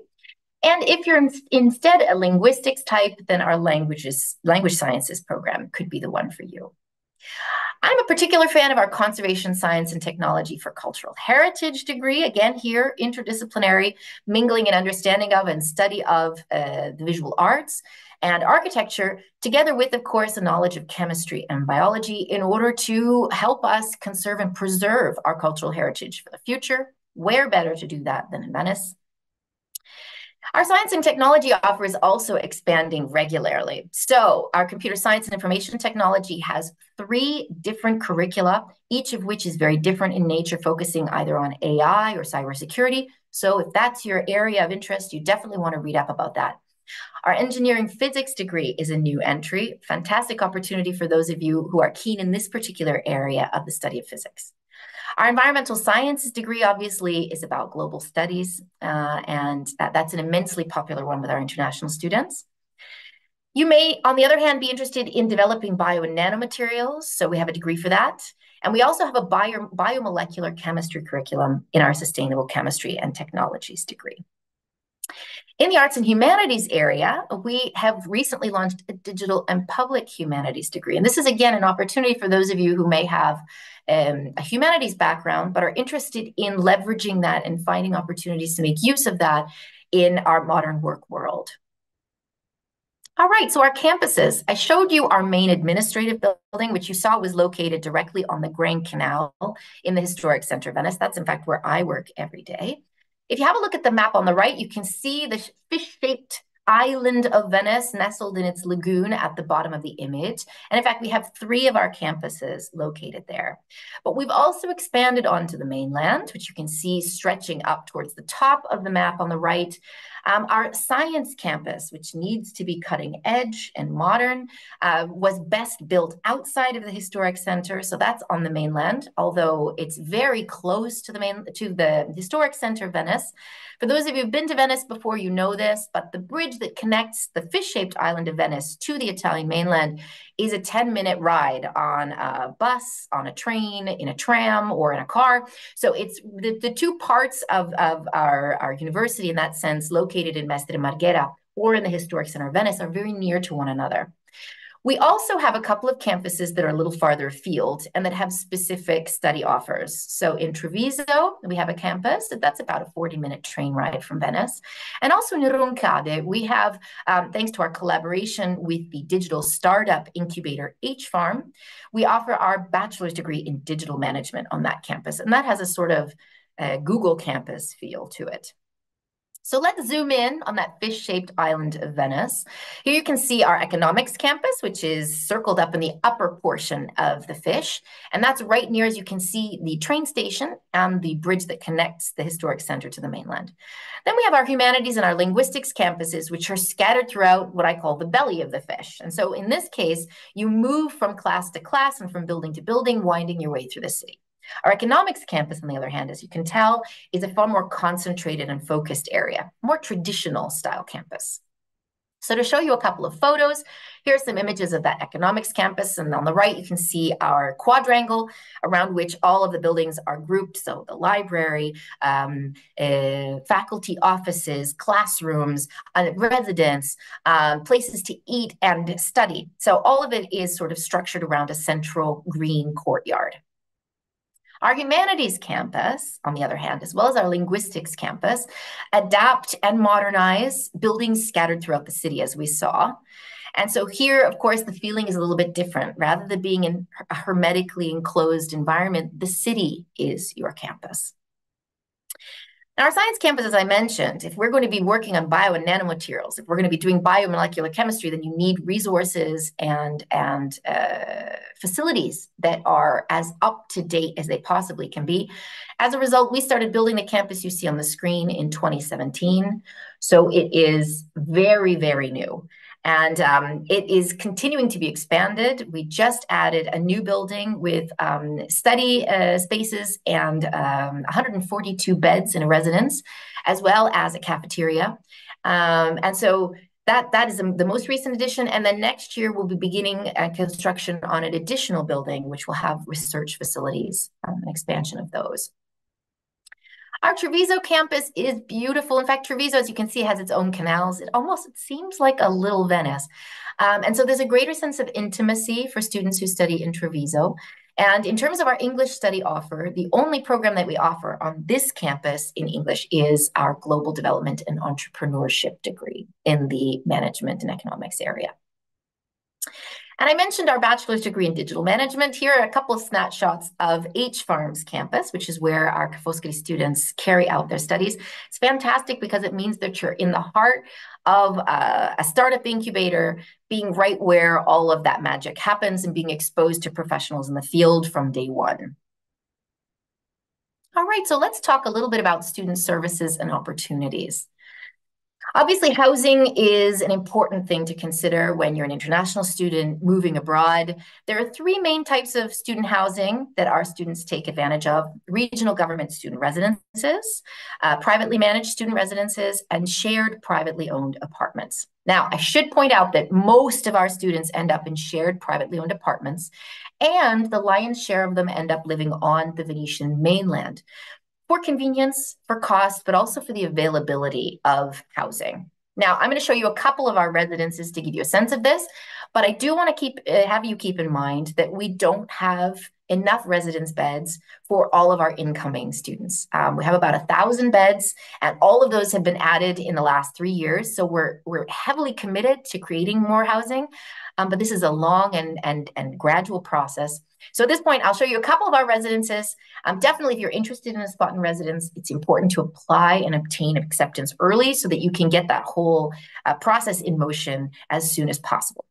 So our Santa Marta residence, known as the Camplus residence, is in our historic center. And it has 650 beds, characterized by things like green and common areas, a wonderful restaurant. And you can see definitely some of the most modern facilities you can expect to find in terms of student residences. The same can be said of our economics campus residence. And there again, at the bottom is an image of our courtyard in our economics campus. And the building that you're seeing the inside of on the right is the structure at the far back end, behind all the trees with the flowers on them. This is a smaller residence, but a fantastically modern one as well, opened just a year and a half ago. Here we have 220 beds, again, common areas. We have a rooftop terrace that you can enjoy views of the lagoon from, and again, a student restaurant. So these are wonderful facilities, and it's worth trying to consider that idea. Now, because we know that housing is complicated, we have a housing office. And in this particular case, we've partnered with an external agency to make sure that we can provide you with the best service possible. They offer support in the signing of a fair and clear rental agreement, of finding the right accommodation according to your needs and budget. And they also provide a letter attesting to the rental agreement that you can use in the visa request process. As a result, there is a small fee, but that help is invaluable. And we found that students who have availed themselves of the service are really happy with it. All right, so settling in on arrival. Of course, we know that even the social and academic aspects of relocating are complicated. So we have welcome and immigration services and activities, things like an international welcome week and orientation sessions. I've mentioned our housing office. We also have a financial aid office. I find that our students particularly appreciate, however, our buddy program, which puts you in touch with current experienced students who help you navigate the new process of becoming a Ca' Foscari student, and campus tutors who are related to the campus of reference where you'd be studying, and who are students who are being, in fact, paid to provide a service in understanding how to get your academic experience underway smoothly. In terms of academic enrichment, there's so many things that you can take advantage of. We've just started offering free Italian language courses online to students enrolled in English Taught programs because we really believe it's important when you move to a new country that you learn the principal language. We also offer things like academic minors, the chance to look into our honors college if you're a high-performing student. You can also take English Taught courses at Venice International University, which is a consortium located here in the lagoon, of which Ca' Foscari is a part. But you could end up in the classroom with teachers from Duke University from the States or Waseda University in Japan, among others. And we also have international summer schools, which are fantastic. And the most popular and competitive of those is the one we offer with Harvard. And of course, I've already mentioned we have more than 500 mobility programs and more than 30 double and joint degrees that our students can take advantage of. So you definitely want to look into double and joint degrees that may be offered with the degree program that's of interest to you. Now, of course, you want to delve into university study for the passion of learning and because you want to understand your field of interest deeply and in a nuanced way.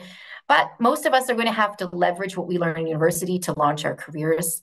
And so we're proud to say that we're in the top 500 in the world for graduate employability, according to QS. All of our degrees incorporate a curricular internship. So that means you're getting credit for some professional experience even before you graduate. But most of all, I encourage students to take advantage of our career service, which has a ton of different services to help you prepare yourself for the professional world, including, for instance, more than 10,000 agreements for internship and work placement programs. Now, as Serbian students, you'd also have the right with your student visa to work for 20 hours a week. And after graduation, you can convert your study visa into a one-year work-seeking visa. Now, there's also a ton of stuff, obviously, the university makes available beyond the classroom, okay? But I think probably at this point, it's important to talk a bit about Venice. I think people have, generally speaking, ideas about what Venice is like, especially if you're between 18 and 30 years old. So some of the assumptions, it's only for tourists, it's always flooded, that there's more of a museum than a city. So you come here to ride in a gondola or come on your honeymoon or because you're a hopeless romantic. But the truth is that Venice is actually a student city offering a sustainable lifestyle. In the historic center, you get around on foot, so there's no need to make use of a car or a bus. And there are 50,000 permanent residents in the city of Venice, but there are 30,000 students registered at universities in the city. So if you do the math, you know that as you move through the city, you're in fact encountering students everywhere. The flooding is now limited and rare thanks to the inflatable flood barriers that were put into action a couple of years ago. I hardly ever take out my boots. And of course, there's culture and events always and everywhere. And I really can't underscore that enough. Venice really is a cultural capital among the best of those that Europe has to offer. So thinking about Venice through a different lens, the idea of Venice for students. Well, all space is social. As a Canadian, this was something that was new to me. The idea that the entire city is in fact taken over by students. It becomes a space for students to interact and socialize. This idea of getting around on foot means that your social life is also very organic. It comes about quite naturally because you're not in the bubble of a car or a bus. You have access to a beach. This is something a lot of people don't realize, but it's a 20-minute vaporetto or water bus ride to the beach from the main historic center of Venice. We also have international events like the Venice Biennale, dedicated to international art, which is, of course, what I'm showing you in that image. And then a ton of fantastic local festivals. And here, what you're seeing is an image of Carnival, which is in fact underway right now, as well as an image of our Festa del Redentore, which is a long-standing festival stretching back to the 1500s, celebrating one of the many moments when Venice overcame the Black Death. Now, you guys know Europe, you know your geography, but I thought it's worth reminding you how well-positioned Venice is to get you pretty much anywhere else you'd like to explore while you're a student. All right, fees, financial aid, and cost of living.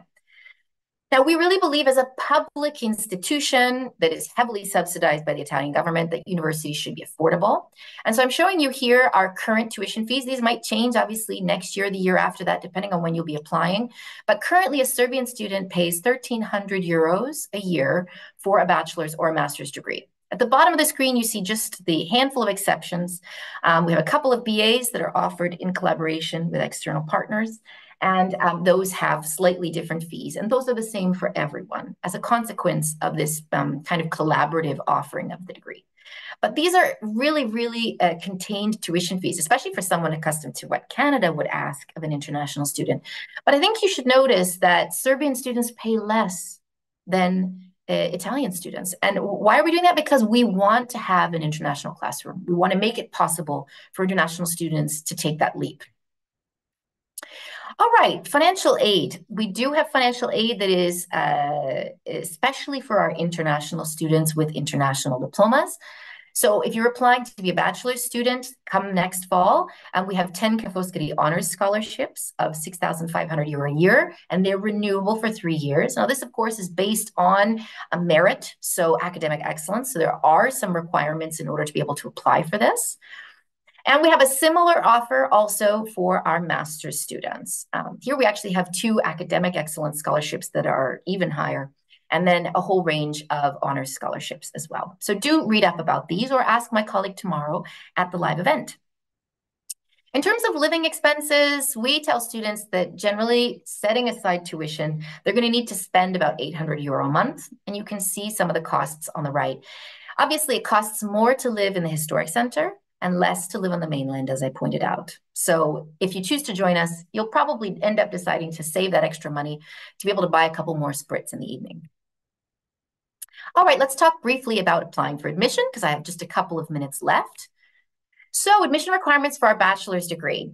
The first thing is, of course, having a valid university entrance qualification that is the result of 12 years of schooling. And as a graduate of the Serbian system, this is not an issue for you. For our English taught degrees, you'll have to have a certified B2 level or upper intermediate knowledge of English. If you're interested in an Italian program, then you need the certified B2 level in Italian, as well as a B1 level knowledge of English. Our Italian students are obliged to have that as well. So that's worth keeping in mind that our Italian students are also aware of the use of English. In terms of master's degrees, we're looking at having a valid undergraduate university qualification that is the result of at least 3 years of study. You also have to satisfy some minimum curricular prerequisites. So coursework carried out in relevant areas of study for the specific master's degree of interest. You'll again need to have a B2 level knowledge of English for an English taught program. And for the Italian taught degrees, we actually require B2 level of both Italian and English. All right, so how do you go about applying? Everything happens online. Apply.univet.it. No paper documents are required until enrollment.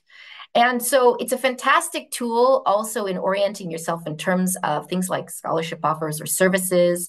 And the program pages have everything that you need to know or can tell you how to get to where you can find that information. So as a tool, everything really starts from apply.univet.it. And I think that wraps up my 25 minutes. I think I've gone a tiny bit over and I apologize for that. But of course, I would encourage you to get to know us better. We have a ton of different ways for you to do that. Definitely Student Life in Venice on Instagram is something I really encourage you to have a look at because that's run by international and Italian students who collaborate with the international office. And so there you really get a chance to see what maybe I can't tell you in an institutional presentation, which is what a student really does and feels and sees and thinks. But I'd like to thank my hosts, obviously, for having so generously offered me the chance to speak to you today. And I'm really looking forward to hearing that tons of you visit Rachele, my colleague, tomorrow at the in-person fair. Thank you so much, Christina. This was an amazing presentation. Although we don't have much time left, I would like to use this opportunity to make you one question. Sure. We got a couple of them, but I will share them with Rachele because I'm afraid it won't Absolutely. be possible to answer them all. Let's give at least one answer. For example, do students that finished English language and literature have to give a certificate of language proficiency, or is the diploma enough? This is a good question. And this, of course, is when we're talking about a master's level evaluation, this is something that can be done in a very personal way by the teaching committee of the degree program. So they'd have a good look at that. You can definitely write to us at prospective.students@univet.it or talk to Rachele tomorrow, because that's a very specific question, of course, that probably doesn't necessarily interest everybody else here, but that we will get you an answer for. Sure. And of course, he or she can get back to us, and we will do our best to get the Absolutely. information as soon as possible. Thank you once again. I really hope we will meet in Belgrade for another occasion. You I are hope very so welcome. too. Raquel always beats me out. She always looks very much forward to visiting you. And so Yeah, far, I haven't been able to elbow my way in, but one day we'll make sure it's my turn. we'll see. We'll see. Thank you once again. Have a nice weekend. Thank you so much. Have a wonderful rest of the day and with the fair tomorrow. Thank you. Evo, hajde da ja iskoristim ovih nekoliko minuta, u stvari minut do naredne prezentacije, da odgovorim na pitanja koje su se pojavila ovdje u međuvremenu.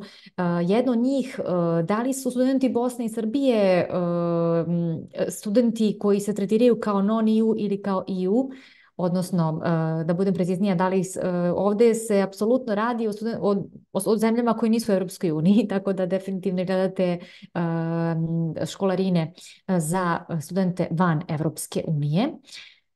Da li će biti prezentacije fakulteta koje nude smerove za Master Hospitality? Upravo naredna prezentacija će sadržati i jedan master iz ove oblasti koje tebe interesuje, tako da ti predlažem da ostaneš sa nama.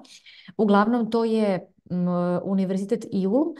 Ukoliko te zanima nešto konkretnije, definitivno je važno da nam se javiš na info@viacademica.com.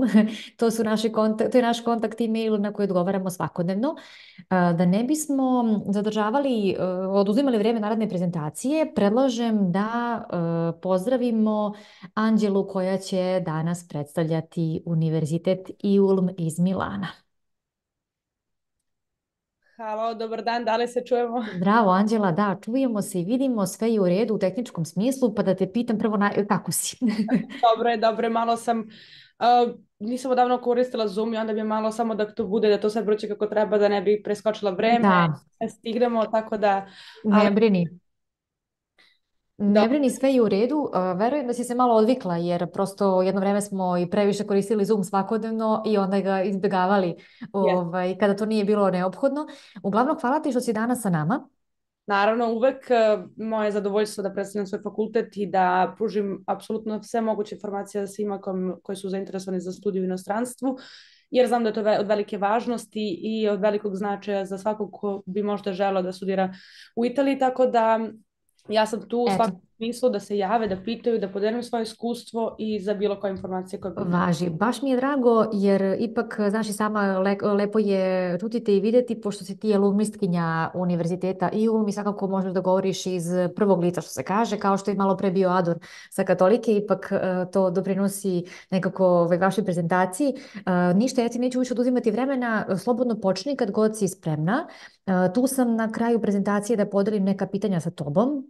Danas imam baš dosta pitanja, to je dobra vest, sad ne možemo da stignemo generalno u toku današnjeg dana i u toku svake prezentacije.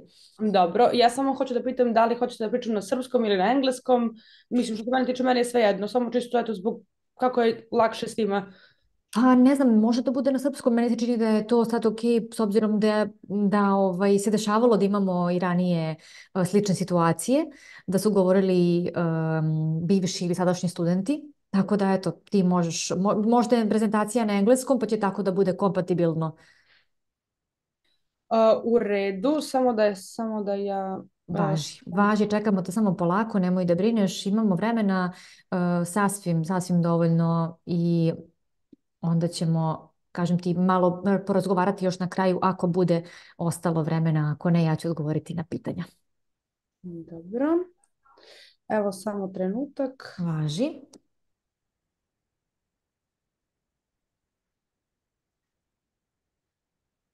Samo trenutak nešto. Važi, nije problem. Ja ću usput reći da će sutra također biti prezentacija Univerziteta IULM u 1 sat u Italijanskom kulturnom centru.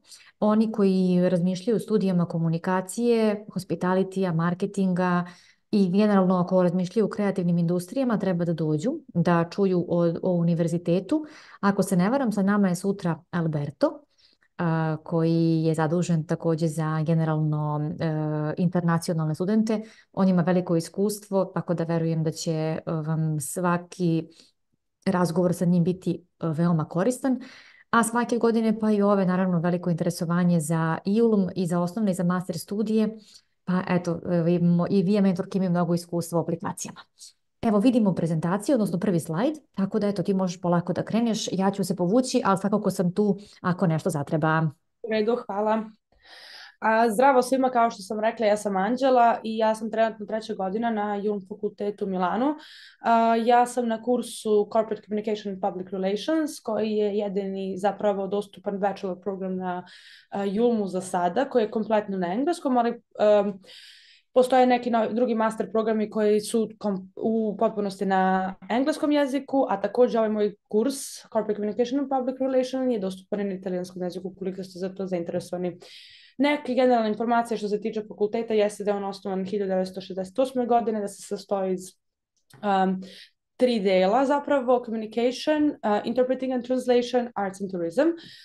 To je zapravo privatni fakultet, neprofitan i među prvima je osnovan za PR u Italiji.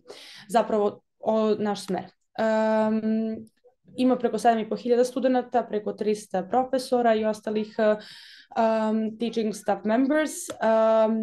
Ceo kampus se sastoji iz glavnih 8 zgrada, 16 programa i preko 20 programa za jednogodišnje executive programe. Zatim ovdje možemo da vidimo neku listu na kojima se IULM rangirao prethodnih godinu, dve, tako da to neću da previše to gubim vremena, to možete sami pogledati. Naravno, znate da se IULM nalazi u Milanu. Milano kao grad je veoma poznat po svojoj i istoriji i kulturi. Centar je svih mogućih dešavanja što se tiče mode, dizajna, što se tiče i velikih events i shows koji se dešavaju svuda, to jest koji su globalno poznati, se održavaju u Milanu. Kao što piše, preko 70 muzeja i veoma je dobro organizovan što se tiče saobraćaja i transportacije.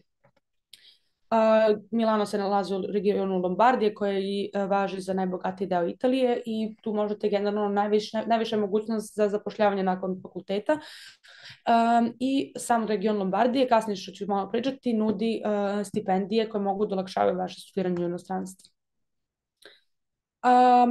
Preko IULM-a postoji program Erasmus koji se bavi razmenom, znači 6 mjeseci možete da studirate u bilo kojoj državi u kojima IULM ima partnerske univerzitete. Također možete da radite staž u inostranstvu i poseban deo na fakultetu postoji koji se bavi tima i koji vam pomažu u cijelom procesu i prijave i dok ste tamo i sve dalje. Ja, na primjer, radim lično ovaj thesis research u Srbiji. Izabrala sam da to bude u mojoj zemlji i da eto uključim neke razlike i sličnosti i da na tu temu bude moj završni diplomski rad. Opet ovo su neke brojke što se tiče ovih nekih surveys koji su bili koji su iz 2022. Ali generalno možemo da vidimo da su 97% studenta bili zadovoljni sa celokupnim iskustvom na fakultetu i sa infrastrukturom i sa uslugama koje je fakultet nudio. Sam kampus se nalazi 10 minuta od Duoma. Imamo posebnu metro stanicu koja se nalazi odmah iza fakulteta i možete s njom ići direktno do Duoma. Na kampusu imate 3 mjesta gdje možete sede, u to je uključena fakultetska kantina u kojoj imate koja radi od 12 do 3, mogućnost ručka i možete da nosite i da jedete tu i tako dalje. Također ima i različiti kafeteriju u kojoj možete provjeriti slobodno vrijeme između predavanja. Sve je jako blizu na fakultetu, na 2-3 minuta hoda su zgrade generalno, ovo je na pogled iz ptiče perspektive, ovo je glavna zgrada fakulteta u kojoj najviše imamo predavanja i gdje se nalaze uglavnom najveće te konferencije i drugi sadržaj nevezano za predavanja. Ovo je ta kantina koju sam malo pre pomenula. Dvorište, također u sklopu kampusa se nalazi fitness centar u koji se možete pretplatiti i koristiti. Coworking space. Ovo je IULM 6, poznati kao mjesto gdje se rade različite istraživanja i eksperimenti. Što se tiče ponuda, njihov sistem jeste, kao što znate, 3 godine undergraduate studies, zatim možete idete na graduate program koji su 2 godine ili na master programe koji su 1 godinu, a također nakon toga PhD po izboru. Kao što sam napomenula, Corporate Communication and Public Relations, to je smer koji sam ja upisala i koji završavam i sa kojim sam jako zadovoljna, koji mi je pružio veliko znanje iz dosta oblasti, što u marketing, što management, što uvod u pravo, ekonomija i tako dalje. To je, nažalost, za sada jedini program na engleskom koji JUL nudi za bachelor programe, dok na italijanskom ima baš dosta mogućnosti kao što su i turizam i fashion and creative industries i tako dalje. Sam Corporate Communication Public Relations traje, kao što smo napomenuli, 3 godine. Ovo su samo neki od predmeta koje smo mi imali, ali na zvaničnom sajtu fakulteta imate celu listu po godinama raspoređenih predmeta, da vidite šta se tu radi i koje su vama opcije nakon završenih osnovnih studija iz ovog smera. Što se tiče master programa, za sada su bila 2, to su Strategic Communication, Hospitality and Tourism Management, a od septembra 2024. godine JUL mi je uveo i 2 nova programa koje se zovu Marketing, Consumption and Communication i drugi je Fashion Communication and Luxury Strategies. Oni su kompletno na engleskom i ta 2 programa su nova, počinju tek od septembra ove godine. Također možete ovdje da vidite izlistane programe na italijanskom jeziku koje fakultet nudi. Što se tiče samog Strategic Communication, on traje 2 godine kao i Hospitality. To su veoma profesionalni profesori koji predaju na ovom smeru. Što oni imaju karijere kao profesorima i tako i u velikim ozbiljnim kompanijama i zaista se trude da svo to svoje znanje i iskustvo iz privatnog života, iz tih nekih drugih mogućnosti prenesu na studente. Generalno se master programi baziraju na tome da se dosta rade projekti, da se dosta piše o tome, da se dosta rade istraživanja. Manje više tu samo suoporno učenje, više taj neki fokus na timskom radu i dolaženju do zajedničkog zaključka i završavanju projekata. Također postoji ta opcija dual degree, znači možda se završi na nekom od ova 3 partnerska univerziteta i da se stekne ista diploma kao što bi se stekle na JUL-mu. Ovaj program, to jest program ovog mastera se prilagođava svake godine promjenama na tržištu i na osnovu iskustva i svih studenata i prosto profesora, tako da se adaptira vremenom. Što se tiče Hospitality and Tourism Management, također traje 2 godine. Također su profesori veoma profesionalni i zaista kompetentni za to što predaju i imaju dosta iskustva van fakulteta.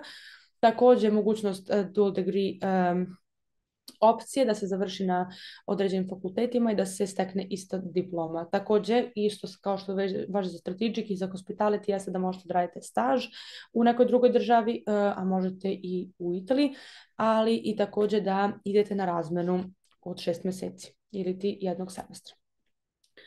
Postoji jednogodišnji master i executive programi, ovo su programi na engleskom, da se ne bih zadržavala previše sve da pojedinačno pričam. Sve to na sajtu fakulteta je previše lepo izlistano i zaista ispod svakog je detaljno objašnjeno šta sadrži, kako se radi, kad počinje i koje su, da kažemo, te neke koji su aplikacioni procesi i koje su to, što oni to traže da bi moglo da se upadne na te programe. Što se tiče bachelor degree, traže se diploma srednje škole i također B2 iz engleskog jezika. Ukoliko nemate IELTS, TOEFL, FCCA, šta god, možete da na fakultetu zatražite da oni da vam daju njihov test i da onda na njihovom testu oni će oceniti na kom ste nivou. Aplikacioni proces važi za sve programe isto. Znači prvo se šalje aplikacija na apply.ium.it, zatim ukoliko ste kompetentni za program, radite prijemni, nakon toga ide online enrollment i nakon toga ćemo se javiti i poslati letter of invitation i zatim nakon toga ide naravno prijava preko ambasade što se tiče vize i tako dalje. Isto je i za master programe, isti nivo engleskog se traži, ni za jedan program, što ću i kasnije napomenuti, nije potreban italijanski jezik, ukoliko nije na italijanskom jeziku, tako da ne morate da imate nikakvo znanje za italijansko pre nego što dođete na fakultet. Što se tiče bachelor master programa, jeste da oni, i to je vezano za oba, za strategic communication, za hospitality, za corporate communication, one svi počinju u septembru i samo je to jedini rok kada kreće zapravo nastava. Što se tiče onih jednogodišnjih master i executive master programa, oni imaju dve mogućnosti, u februaru i u septembru. Što se tiče samih ispitnih rokova, glavna dva ispitna roka su jun i decembar, to jest januar. To su glavni nakon završenog semestra ispitni rok. U svakom ispitnom roku postoje 3 datuma na koje može da se, i od kojih vi birate 2 kada ćete da polažete ispit. Ukoliko u prvom roku niste bili zadovoljni koja je ocena ili ukoliko ste pali, možete opet u toku istog tog perioda da izađete na ispit. Također postoji septembarski rok, ukoliko nešto niste uspjeli da završite do juna, možete u septembru i tako dalje. Kao što sam rekla, nikakav problem nije ako nemate neko prethodno znanje iz italijanskog jezika. Naravno preporučljivo, ali ukoliko nema, to neće nikako uticati na vašu aplikaciju. S tim što mi kao studenti u Italiji moramo tokom naših akademskih studija tamo da završimo, barem da imamo B1 nivo iz italijanskog. Na primjer, lično ja i moje iskustvo na fakultetu jeste da smo mi imali redovna predavanja 1-2 put nedeljno i ja sam na kraju druge godine polagala i samim tim dobila taj sertifikat da sam položila B1 nivo i da mogu, zapravo vi bez toga ne možete da završite, da diplomirate, tako da ćete za to vreme dok ste u Italiji morati da barem neki dan naučite, ali to nije nikakav problem zato što na fakultetu stvarno postoji dosta načina na koje možete da naučite. Pored toga što su to predavanja na fakultetu, onda imate i radionice i druge aktivnosti koje su organizovane baš za studente kako bi naučili italijanski što lakše i što brže. Jako bitna stvar jeste vezana za plaćanje. Ovo su cene bachelor i master programa. Plaća se sve rate, cene su te i plaćaju se iz 3 rata. Prva rata jeste uvek u septembru i to je, kako da kažemo, za upis rata, da morate da platite kako bi fakultet bio siguran da ćete vi završiti taj kurs. Ja se izvinjavam. Zatim druga rata je u decembru i treća rata je u martu. Naravno, ovo nisu sve cene prikazane za svaki program, ovo je otprilike. Tako da, ali generalno na sajtu fakulteta možete naći kako će to biti. Što se tiče financijskih pomoći od strane fakulteta, fakultet nudi 50% umanjenja školarine, ali samo je potrebno da imate 80% od ocena. To je isto važi za bachelor programe i za master programe. I također to je naravno neće svi dobiti, postoji ograničen broj studenta koji će dobiti i naravno to se nagrađuje znanje i trud na fakultetu. Naravno svake godine ta stipendija može da se obnavlja i možete imati sve 3 godine ili sve 2 godine dok ste na programu. Također od strane fakulteta se nudi 100% umanjenje školarine, ali na primjer samo za program Hospitality and Tourism Management.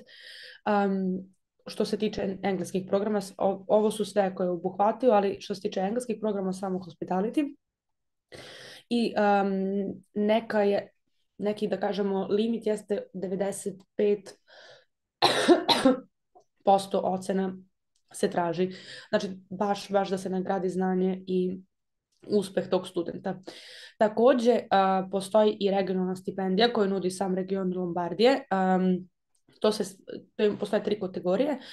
Zavisi, to je financijsko stanje vaše porodice i na osnovu toga se obračunava koji je iznos vaše stipendije. Stipendija uključuje novčanu pomoć, obrok u menzi i smeštaj ukoliko je slobodan na fakultetu.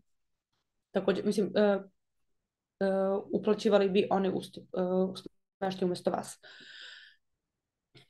I što se tiče traženja sobe, to jest smeštaja u Milanu, fakultet ima na samom kampusu 2 rezidencije koje možete da budete, ali za to postoji veoma ograničen broj i prosto prednost imaju oni stariji studenti koji su već tu i koji već tu žive. Takođe tu postoje Erasmus studenti koji su na 6 meseci, tako da što se tiče same Julmove rezidencije, vrlo je bitno da se to prijavi što pre, na primjer novembar, decembar, jer već će do kraja decembra su popunjeni kapaciteti. Cena je 450 € i on se baš nalazi u sklopu i samog kampusa fakulteta. Takođe, fakultet sarađuje sa mnogim da kažemo agencijama koje nude pomoć studentima u traženju samih smeštaja. Ja lično živim u ovom aparto i to je novi smeštaj koji se otvori u septembru i to je dom za sve prosto fakultete Milana, samo ukoliko se prijavite za fakulteta, prosto imate zeleno svetlo, bit ćete pre primljeni u odnosu na druge. Takođe Milan Hosting, Spora Home i tako dalje. Ukoliko imate, ovo su samo neki od utisaka naših studenta, kako im je živjeti u domu i kako su oni shvatili njihovo studiranje na ovom fakultetu. Ukoliko imate neko pitanje, rado ću odgovoriti. Slobodno možete da se javite. Ukoliko treba kontakt, nikakav problem. Rado bih podelila svoje iskustvo i sve svoje znanje, što bih se reklo, koje imam, tako da slobodno pitajte šta god vas interesuje. Nadam se da mogu da vam pomognem u bilo kom smislu. Hvala vam na pažnji i to je to.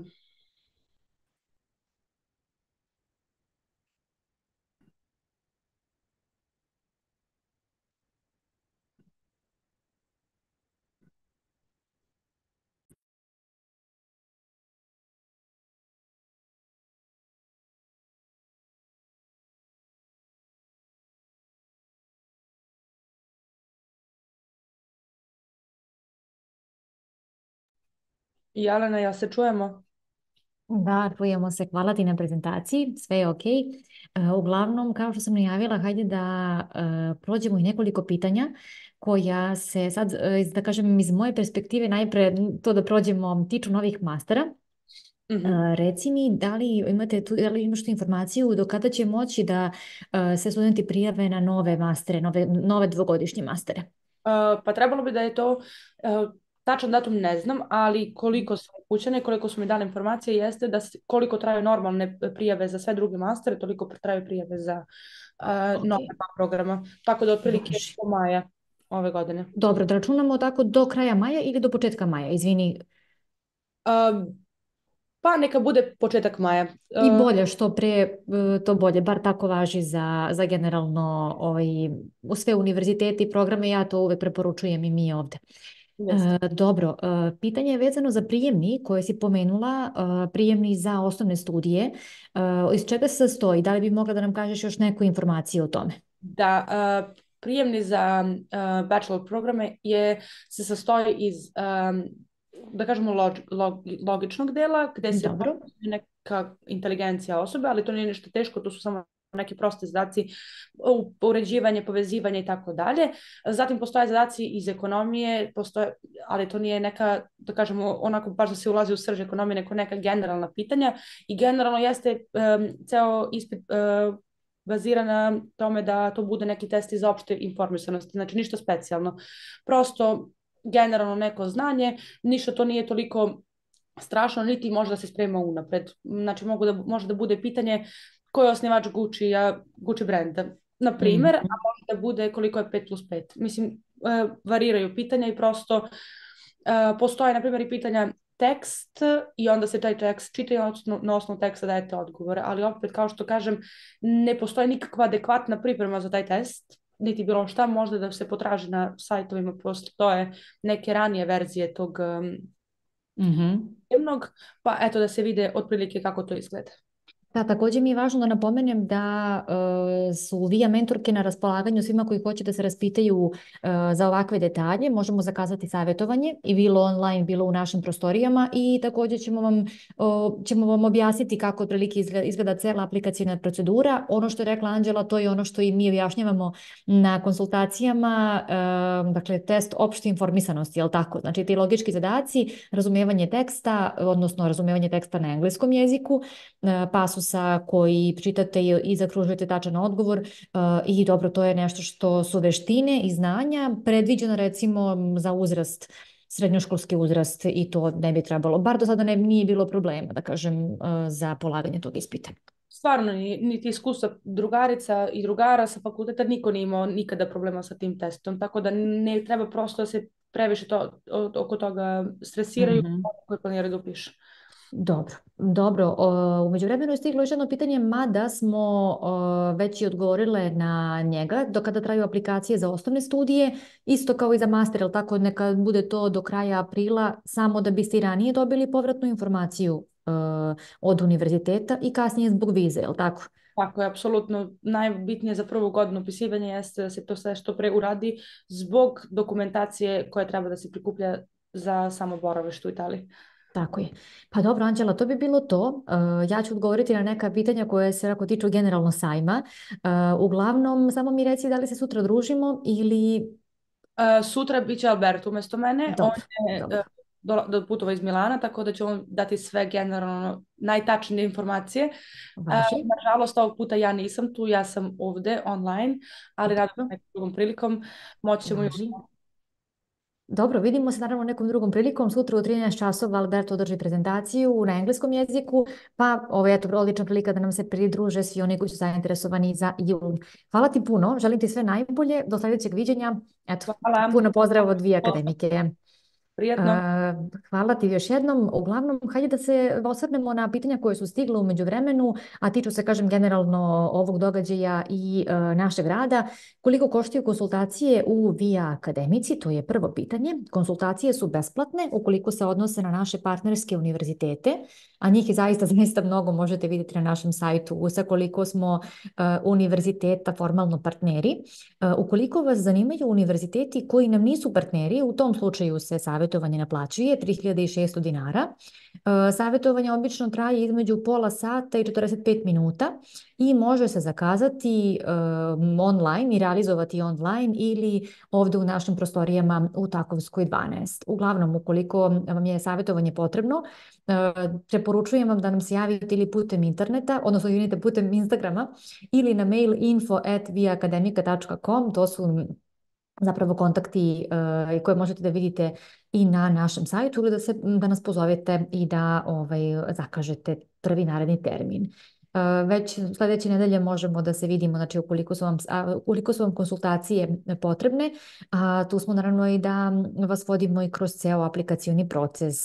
Ukoliko ste odlučili na koje univerzitete aplicirate, onda tim bolje, neke ćemo korake brže proći, ali mi uvek preporučujemo da održimo konsultacije, odnosno savjetovanje, zato što ćemo vam približiti ceo proces, pojasniti neke nedoumice, bit ćete znatno spremniji. Uvek bi bilo je dobro, poželjno, da dođe neko od roditelja, naročito ako aplicirate na osnovne studije. Eto, toliko o konsultacijama kod nas, odnosno o savjetovanju. I hajde da prođem još nekoliko pitanja. Uglavnom, rekli smo za rokove, svaki univerzitet ima svoje rokove za apliciranje, ali generalna preporuka jeste da se što pre aplicira, da ne čekate posljednji rok, naročito zbog viziranja i nekih narednih koraka koji dolaze na red nakon što budete primljeni na program.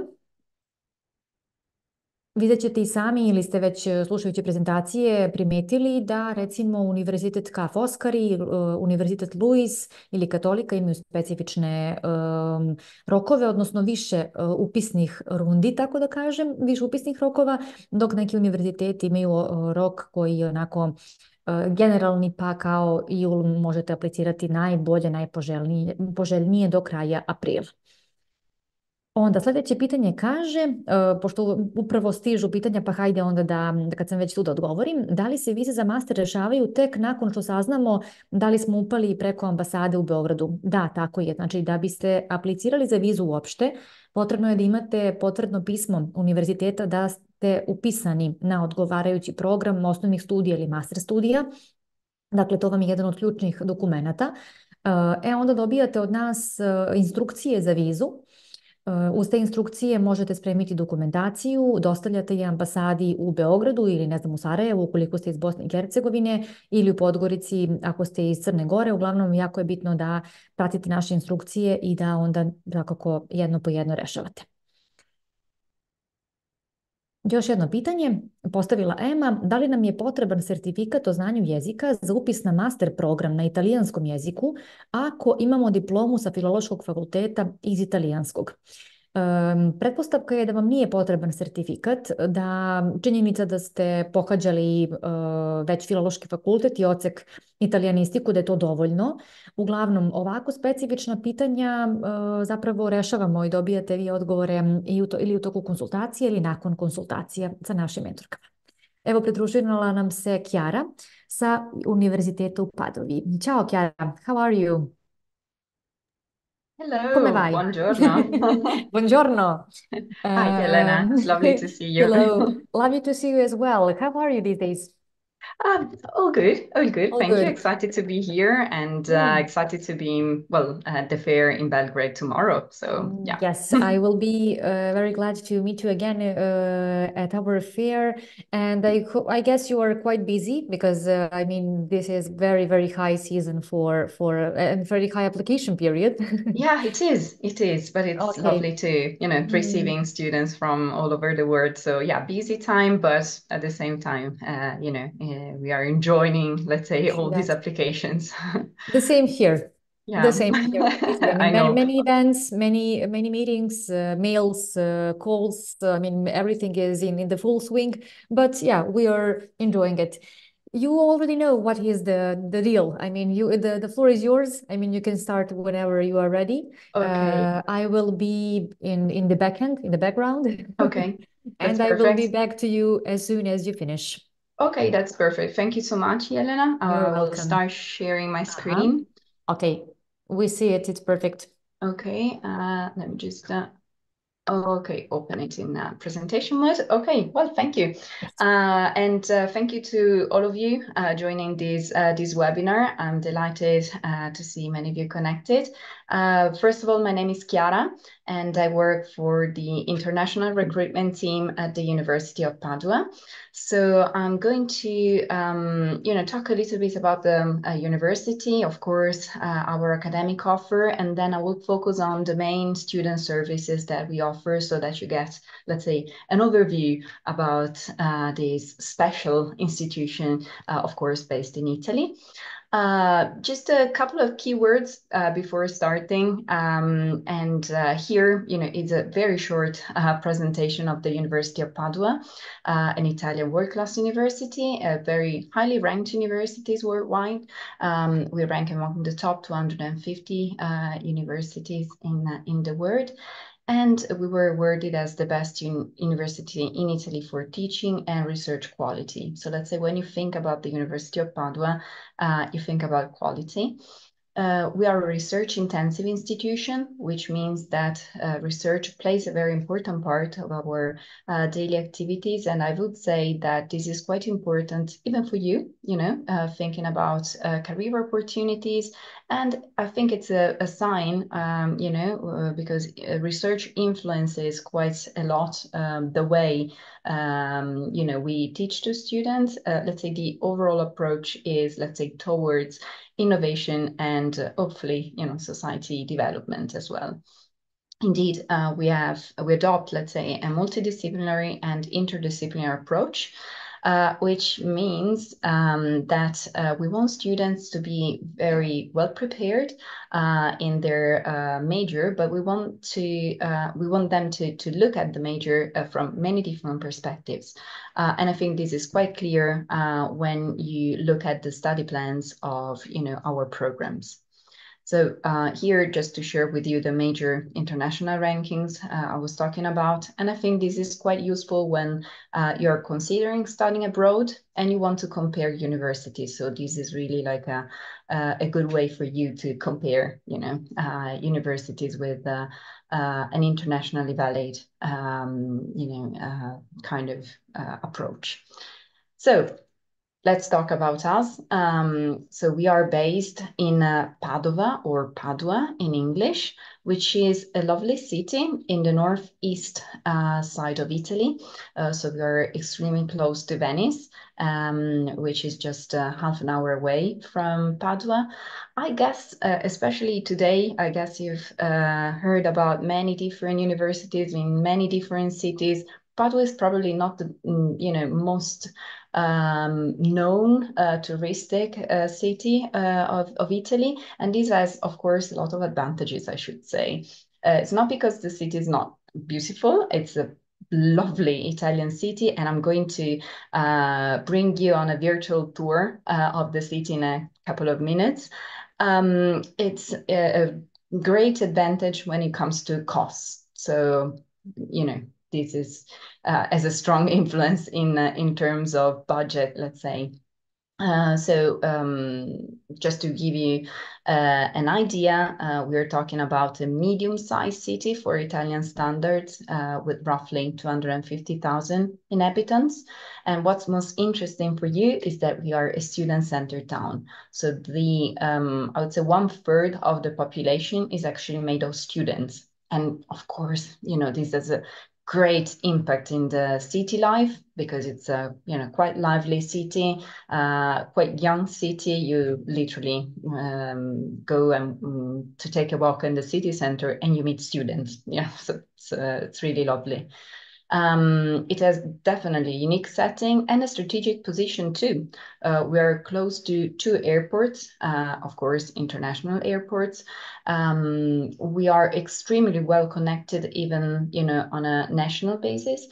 So we are connected with the major Italian cities by train, which is quite a developed means of transport and also quite a cheap one. So if you want to move around in Italy or, you know, internationally, you are in a very good place, you know, as a starting point. And we are located in a wealthy region. So this has, you know, quite positive points when it comes to looking for internships or job opportunities. So let's, you know, have a look at the, you know, kind of zoom in on the map.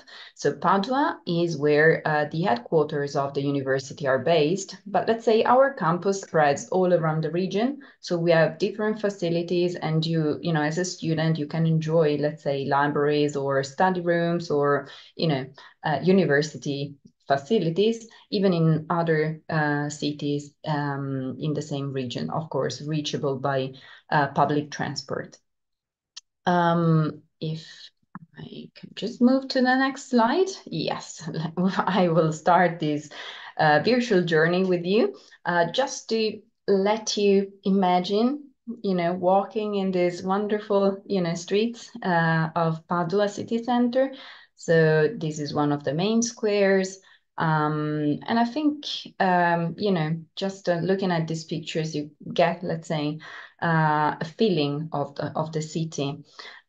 This is one of the cafes in the city center, quite lovely place. Again, one of the major squares where the daily fruit and vegetable market takes place. This is one of the 2 UNESCO sites in the city. So, you know, it's not maybe as famous as other cities. And you can guess we have a very competitive neighbor, like with Venice close by. Everybody goes to Venice, forgetting about these little gems, you know, in Padua. This is the Botanical Garden, which is the first university botanical garden in the world. It's really my favorite place in the city. And we can say it's an open air study room because students can access for free, and you can just enjoy these wonderful gardens. And the second UNESCO site is a cycle of frescoes of the 14th century. So really like a wonderful, artistic journey in the city. And this is the Great Hall of the university. So you can already, imagine, the long history we have. As a matter of fact, we were founded back in 1222. So we are definitely one of the oldest universities in Europe. Okay, so we celebrated 800 years. So we had just had a very important anniversary. And of course, this brings me to, just underline, let's say, the 8 centers of academic excellence. So our strong bond with the history and tradition in teaching and researching, but as well, as I said before, we just want to underline, let's say, our link with innovation, because of course, in the end, we are an educational institution. So we want, to project ourselves into the future, let's say, thanks to our students, of course. And this is where I am virtually, the Beau Palace, and that's where it all began for us back in 1222. Back then, actually, a group of students, I think it's a funny story, so I can share it with you. A group of students from the University of Bologna, which is actually the oldest in Italy, came to Padua to found another university because they were, let's say, bored with political and religious pressures, and they just wanted to be free of teaching and researching, of learning, in any possible way. So that's how, the University of Padua was founded. And I think, this is like a really nice way of understanding, let's say, the core values of the university. So without, focusing too much in the past, let's have a look of the university nowadays. As you can see, we have a very large community of students, nearly 70,000 students, and among them, 10% are international students, spending, some years with us. So, for example, studying a full program, a bachelor's or a master's degree program, or coming to Padua as exchange students. So we have a lot of, exchange students too, through Erasmus or many other different programs. Okay, so I will skip the facilities, and I just want to show you another important thing. We are organized in schools and departments, but I think without keeping the technical aspects here, I think this is very useful when it comes to understanding what kind of majors you can study at the University of Padua.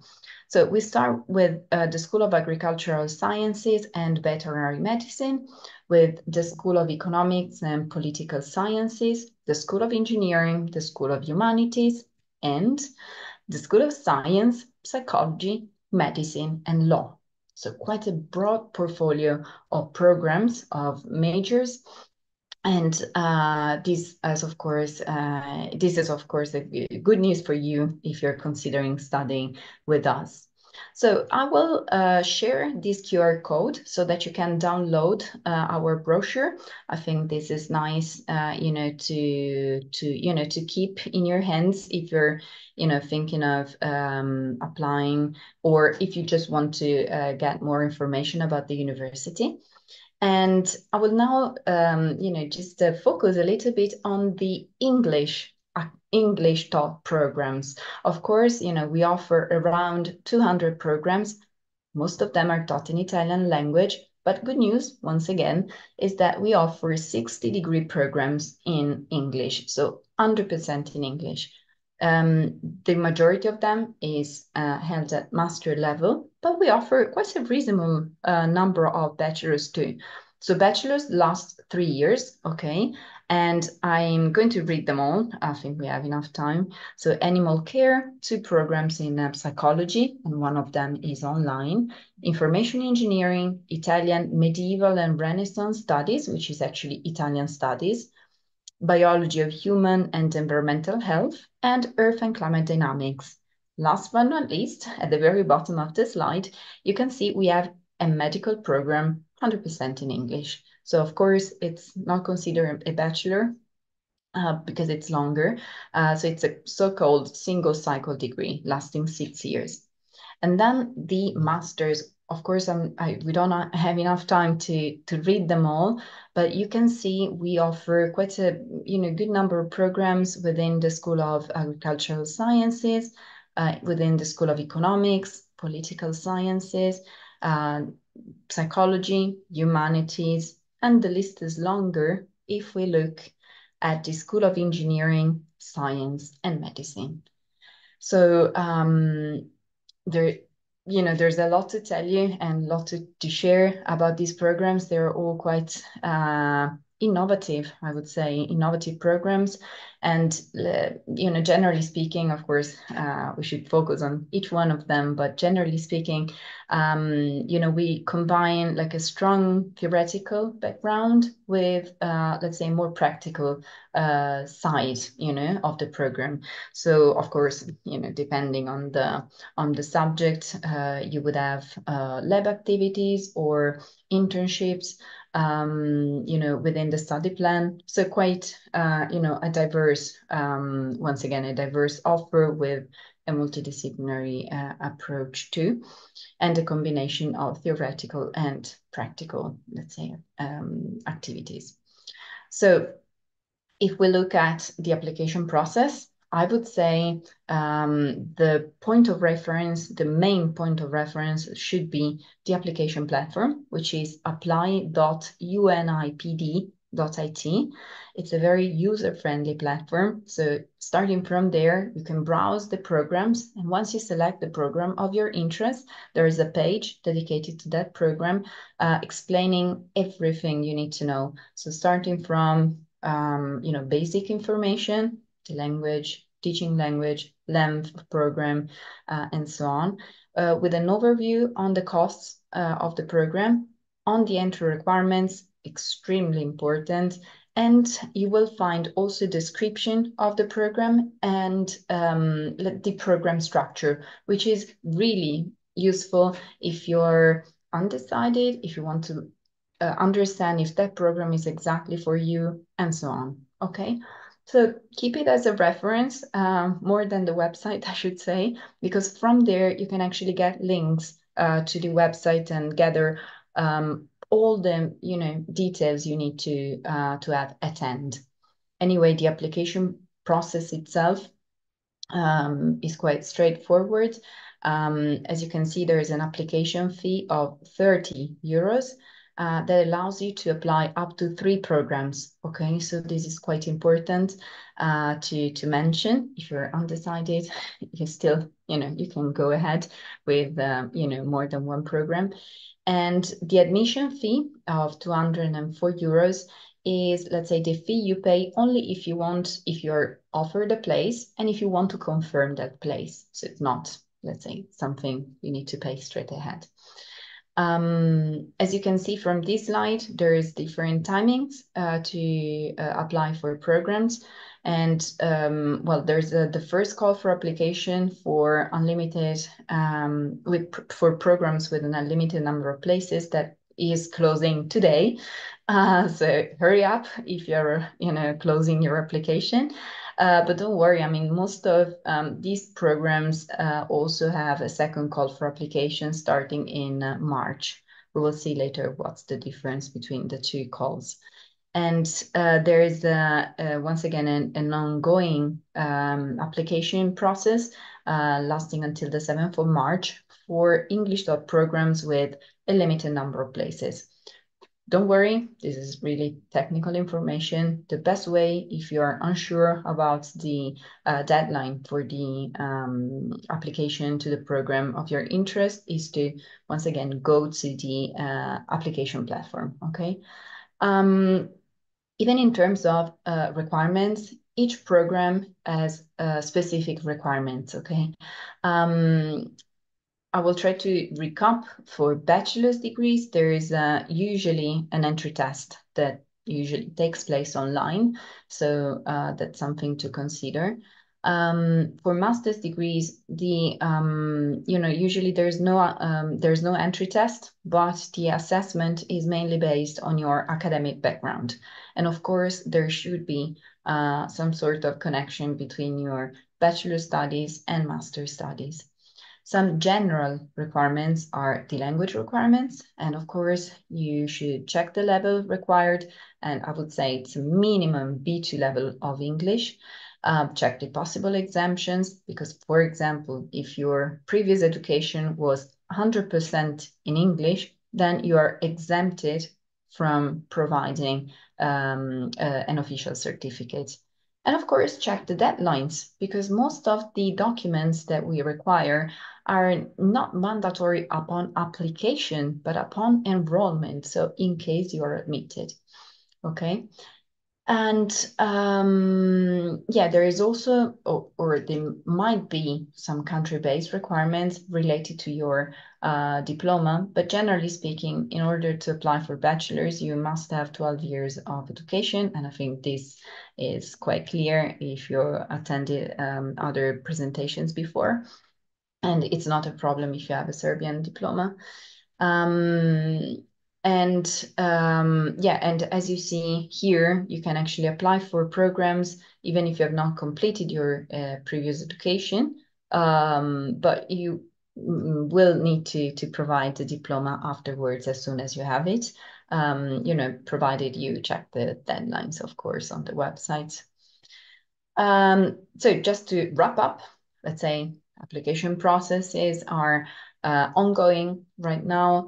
And lessons start in October for all students. That's when the academic year starts. Then we have the first semester with lessons until January next year, then an exam break, and then the second semester starting in March until June 2025.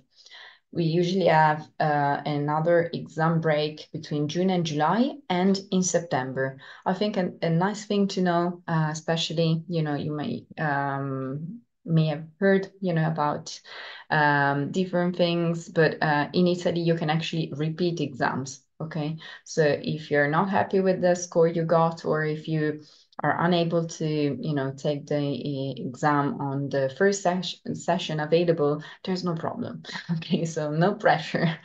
Okay, so okay, I'm having a look at the time. Okay, 10 minutes. Yelena, what do you think? Shall I go on with the presentation, or should we just receive questions? Well, we can answer some questions that came during your presentation. Okay, let's go to the first one. When can you expect to find out results of our application? More specifically, master's program in communication strategies. Okay. So in terms of assessment, of course, it's it's difficult to give you like a precise deadline, because the first part of the assessment is an administrative assessment, and that's something you can expect within maximum 4 weeks after your application. And then there is an academic assessment, and that's something, of course, out of control, because it's in the end of a team of professors assessing the application. Anyway, since the call is closing today, I would say that maximum by beginning of April, you will definitely receive your results. Okay. Okay, great. Let's see. What about another questions? Yes, actually, when the applicants for bachelor studies will get the results of their admission? Okay, if we are talking about programs with a limited number of places, so for example, psychology, or the Bachelor in Information Engineering, or Biology of Human and Environmental Health. Those programs have, specific, timing for giving the results, which is actually starting from, well, let's say mid-April, okay? Because we need to collect the applications and then create the rankings. So for those programs, there is a specific date, and yeah. Okay. Another question, although I guess you already answered it. What are the accommodation options for the University of Padua? Okay, accommodation. No, I haven't covered these already, but we can go to the slide. Okay, I'm just Sure. moving on. I think it's easier to have something written in front of you. The options you have are basically three. So the public dorms, private dorms, and the private market. So the public dorms are managed by a public competition that opens in summertime, and they are the cheapest, but also the most competitive option, for you. So it's your right to apply for those, but I should say there's a limited number of places, so have a plan B ready. Second option, private dorms. You can deal with the colleges directly. So we have a list published on the website, and you can contact them directly. The third option is also the most common one. So shared flats with other students are definitely, the option that the majority of our students has taken. Of course, it's a quite hot topic, as I guess many of my colleagues said before. So we have a housing office that supports you in the research, and also, legal wise, let's say, if you need to check contract or if you have any, let's say, difficulties with it. And another suggestion is start looking for a place as soon as you're admitted. Don't leave it at last minute, otherwise it's going to be extremely complicated. Just consider another thing, that Padua is a safe city, and we are extremely well connected with the, let's say, outskirts of the city as well. So there is, public transport available. So just in case, don't focus on the city center only, but just open up, let's say, your view on the map. True that. And the last question that we still have time to answer, what are students' jobs like? Can we work for the university, or do we need to look for jobs outside of it? What is a minimal wage for students? Okay, yeah, thank you. Well, thank you for this question too. Yeah, I have a slide ready here. First of all, you are, as non-EU students with a valid residence permit, you're actually allowed to work part-time, so up to 20 hours per week. And we definitely have support for these. We have a career service office that helps you finding internship and job opportunities while studying and also after graduation. From second year, you can also apply for on-campus jobs. So you can become a tutor for newcome students, or you can start working within different university offices. For example, our office, the International Admission Office, or in libraries or in labs, and so on. You can see the remuneration per hour. Of course, just to mention, we are offering on-campus jobs starting from second year, because first year we want you to focus on your studies. I mean, it will be, a new experience, new country. Maybe you're starting university with us. So yeah, focus on that. And then once you're feeling, let's say, at home completely, you can also, apply for an on-campus job.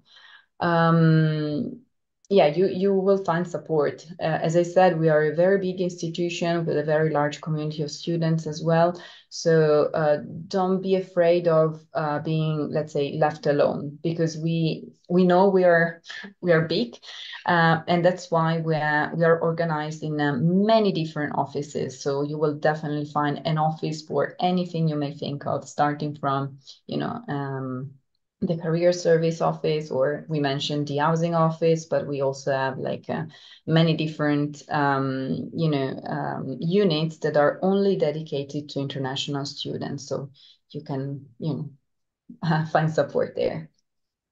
Thank you so much for all the answers and for the presentation. I'm sure it was very useful for our audience today. However, you will join us tomorrow as well. Yes, basically absolutely. with the same presentation, and you will be available for meetings, conversations with potential students. Absolutely. I'm looking forward to it. So yeah, I hope to see you tomorrow. And Jelena, we will definitely see each other tomorrow. Yes. Thank you so much for attending the webinar, and talk to you very soon. Sure. See you tomorrow. Have a nice afternoon in Belgrade. Thank you.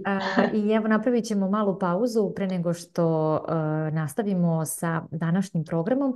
Naredna je prezentacija o pripremama za studije u Italiji iz različitih oblasti koje vam mogu predstavljati izazov onako i za prijemne ispite i za jezik. Pravimo pauzu od čitava 2 minuta pa se vraćamo.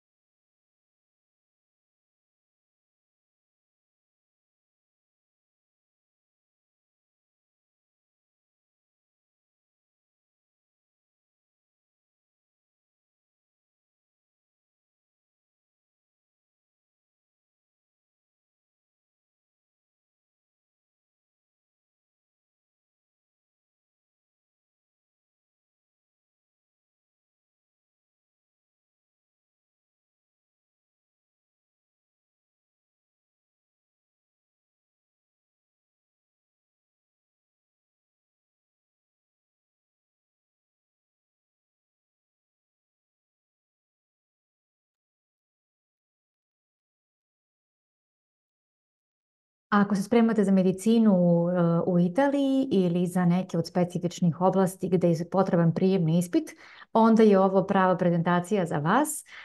Sa nama je Sanda Cevanović iz škole Leonardo da Vinci. Zdravo, Sandra. Dobar dan svima. Drago mi je da si sa nama. Dobrodošla u ime cijelog Via Akademika tima. Uglavnom, eto, evo sam samo ukratko rekla šta je tema tvoje prezentacije, odnosno o čemu ćeš ti govoriti. Veruj mi, mnogo je pitanja baš vezano za pripreme za prijemne ispite.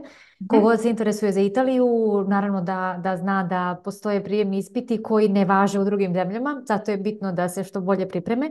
Pa evo, izvoli, slušamo pažljivo tvoju prezentaciju.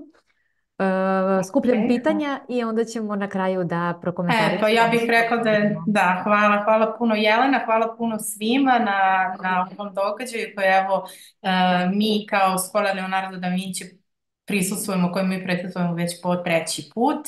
I tako da jako mi je drago da sam evo ponovo ovde sa vama i da mogu da predstavim našu grupaciju, naše škole i ono što mi nudimo. Što se tiče Q&A dela, moja prezentacija će biti malo kraća, tako da ću ostaviti jedno 5 minuta vremena eventualno da odgovorim i na pitanja. Odlično, imam sve u vidu, tako je, ja ću pitati nešto vjerojatno iz našeg iskustva malo ovde na osnovu sastanaka i na osnovu susreta sa roditeljima, naravno, pa hajde onda slušamo te, na kraju ćemo da prokomentarišemo. Hvala puno.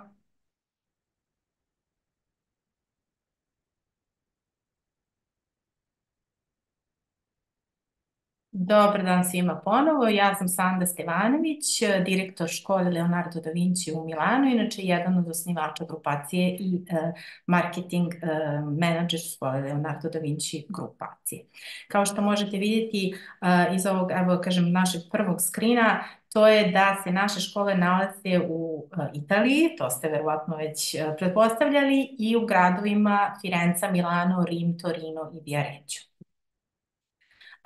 Malo nama, ukratko, škola Leonardo da Vinci je osnovana 1977. godine, znači eto ulazimo praktično, skoro smo na polovini veka. Nakon te prve škole otvaraju se škole u Rimu, u Milanu i od 2021. godine u našu grupaciju ulaze i škola Ćao Italija iz Torina i Centro Giacomo Puccini iz Viareggio. Naravno, naše iskustvo nam dopušta da eto imamo jako jedan veliki broj studenata, učenika, generalno ljudi koji su kod nas pohađali različite vrste kurseva ili programa. Na godišnjem nivou naše kurseve pohađa oko 6.000 polaznika, što je za Italiju, italijanski jezik, italijansku kulturu i pripremne kurseve u principu poprilično mnogo. I mi se bavimo, znači, treningom italijanskog jezika, italijanske kulture i pripremnih kurseva već eto dugi niz decenija. Naše škole imaju različita priznanja, eto tako da kažem. Mislim, jako je važno da jedna institucija ipak ima kredibilitet. Vi ste do sada bili upoznati i ovde ste generalno da biste se spoznali sa onim što je takozvana higher education sfera u Italiji, to jest univerziteti, akademije i generalno ono što može biti, koji mogu biti diploma programi. Mi nismo higher education institution, znači mi nismo univerzitet, mi smo privatna institucija, međutim ne sve privatne institucije i ne sve centri imaju istu važnost i isti kredibilitet, tako da je nama ipak jako važno i vrlo smo ponosni na to da imamo jako veliki broj priznanja od strane generalno našeg sektora, to je sektora study abroad, kao što možete vidjeti ovde. Znam da se u posljednje vreme i jasno nam je koliko u posljednje vreme isto tako bitan faktor ekologije, sustainability-a generalno, tako da smo isto tako jako ponosni da smo jedina škola trenutno u Italiji, znači jedina institucija generalno u Italiji koja pripada organizaciji internacionalnoj organizaciji Green Standard Schools. Što se tiče naše metode učenja, mi, kažem tako, promovišemo komunikativnu metodu. To znači da se na našim kursevima, kakvi god oni bili, koji god nivo učenik ili polaznik imao, priča italijanski od prvog dana. To je za nas jako važno.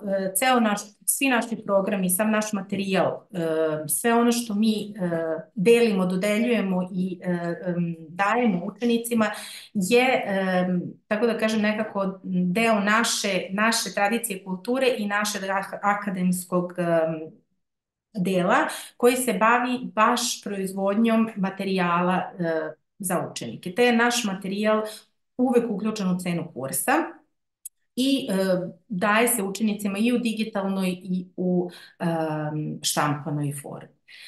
Nivoi što se tiče italijanskog jezika su apsolutno svi podrazumevaju, znači imamo kurseve od polaznog A1 nivoa pa sve do C2 proficiency nivoa. Naše grupe, ono što nas karakteristiše između ostalog je i to da su naše grupe u principu poprilično male, znači grupe su od maksimum 14 polaznika, što omogućava naravno jako veliku interakciju između samog profesora i polaznika u grupi, to jest učenika. Takođe, kad pričamo o multikulturalnom environmentu, to jest okruženju, mislim da smo u tome imamo apsolutni primat, u smislu da smo u 2022. i 2023. godini imali 120 različitih nacionalnosti, znači tokom godine u našim centrima. I mislim da je to jedna jako, jako dobra i pozitivna stvar za oni koji žele da imaju jedno potpuno i globalno viđenje. U današnje vreme kada pričamo o globalnom svetu, mislim da je to jedna od ovako najbitnijih i najzanimljivijih stavki koju treba naravno uzeti u obzir. Što se tiče naših, hajde da kažem tako, naše ponude ili generalno onoga što mi možemo da pružimo našim studentima, to je pomoć, znači ne samo što se tiče dela kurseva jezika ili pripremnih kurseva, već i onoga što bi se reklo da je student support, je li tako?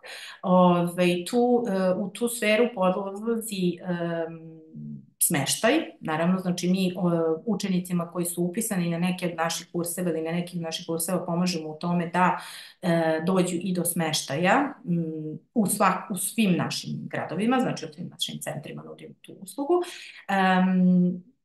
Sad, u zavisnosti od toga koliki je budžet, u zavisnosti od toga koji je tip i na koje kursa i na koje vreme, imamo različite opcije. I takođe nudimo sve ono što je informativni centar što se tiče dobijanja pribavljanja vize, dozvole za boravak, eventualnog zdravstvenog osiguranja, fiscal code, to je kao, to bi bilo kod nas onaj matični broj, i svega onoga što podrazumeva pod dokumentaciju, ono što je neophodno da bi student mogao uopšte da živi u Italiji i da studira. Kao što sam rekla, što se tiče accommodationa, to je smeštaj, imamo različite opcije, to je već na tome kada dobijemo upit, onda mi damo sve indikacije i opcije koje su dostupne. Što se tiče naših programa, generalno, ja bih rekla da su oni podeljeni u neke 3 makrokategorije. Prva makrokategorija bi bili programi italijanskog jezika. U toj makrokategoriji poduzlaze programi različite dužine, različitog intenziteta i u različitim oblicima. To jest, nudimo programe on-site u našim centrima, Firenca, Milano, Rim, Torino i Viareggio. Nudimo programe online. Svi ti programi mogu biti ili intenzivni ili, hajde da ih tako nazovemo, part-time ili extensive, kako god. Znači, programi intenzivni podrazumevaju pohađanje svakoga dana, pohađanje od ponedeljka do petka, 4 časa ili više. Dok programi part-time su programi koji su više, ajde da kažem tako, namenjeni onima koji nemaju vremena ili nemaju mogućnosti da se posveti italijanskom jeziku sa takvim intenzitetom i ti kursevi se održavaju u večernjim časovima, tako da su dostupni svima, i onima koji studiraju i onima koji rade. Kao što sam rekla, oba modaliteta, znači intenzivni kursevi i kursevi part-time, mogu biti pohađani ili online ili u bilo kom od naših centara u Italiji. Druga sfera, znači druga grupa bi bili kursevi, to jest programi koji pripremaju za univerzitete i to je ono što vas najviše interesuje, tako da ću brzo preći na to. Za univerzitete u Italiji mi pripremamo učenike od 1999. godine. To znači da evo sada, to je već 25. godina i prva smo škola, prva smo privatna institucija koja priprema i za IMAT, International Medical Admission Test. Znači, ušli smo sada u 11. godinu. Eto. Malo kasnije ću pokazati, objasniti za koje sve univerzitete mi uopšte i pripremamo. Što se tiče kurseva takozvanih cultural courses ili kurseva kulture, nudimo jako širok spektar različitih kurseva koji podrazumevaju, hajde da kažem tako, svaki aspekt italijanske kulture, umetnosti, muzike, istorije i tako dalje. Kursevi italijanskog jezika kod nas kreću svake sedmice, znači ako neko nije početnik može početi kurs bilo kog ponedeljka u mesecu, dok ako je početnik postoje određeni datumi i u svakom slučaju svaki naš kurs je dostupan bar jedanput mesečno za polaznike koji nemaju nikako predznanje italijanskog jezika. Nudimo jako veliki spektar aktivnosti. Mislimo da su vanškolske aktivnosti jedna jako, jako bitna stvar u onome što se zove integracija, to jest kako bi učenik i kako bi novo lice ipak uspelo da se privikne, da se prilagodi i da se jednostavno adaptira na život u Italiji. Jako je važno da prisustvuje aktivnostima koje nisu samo u okviru školske zgrade i školskog časa, već da je to nešto šire i da se tu pridobije i neka onako, ajde da kažem tako,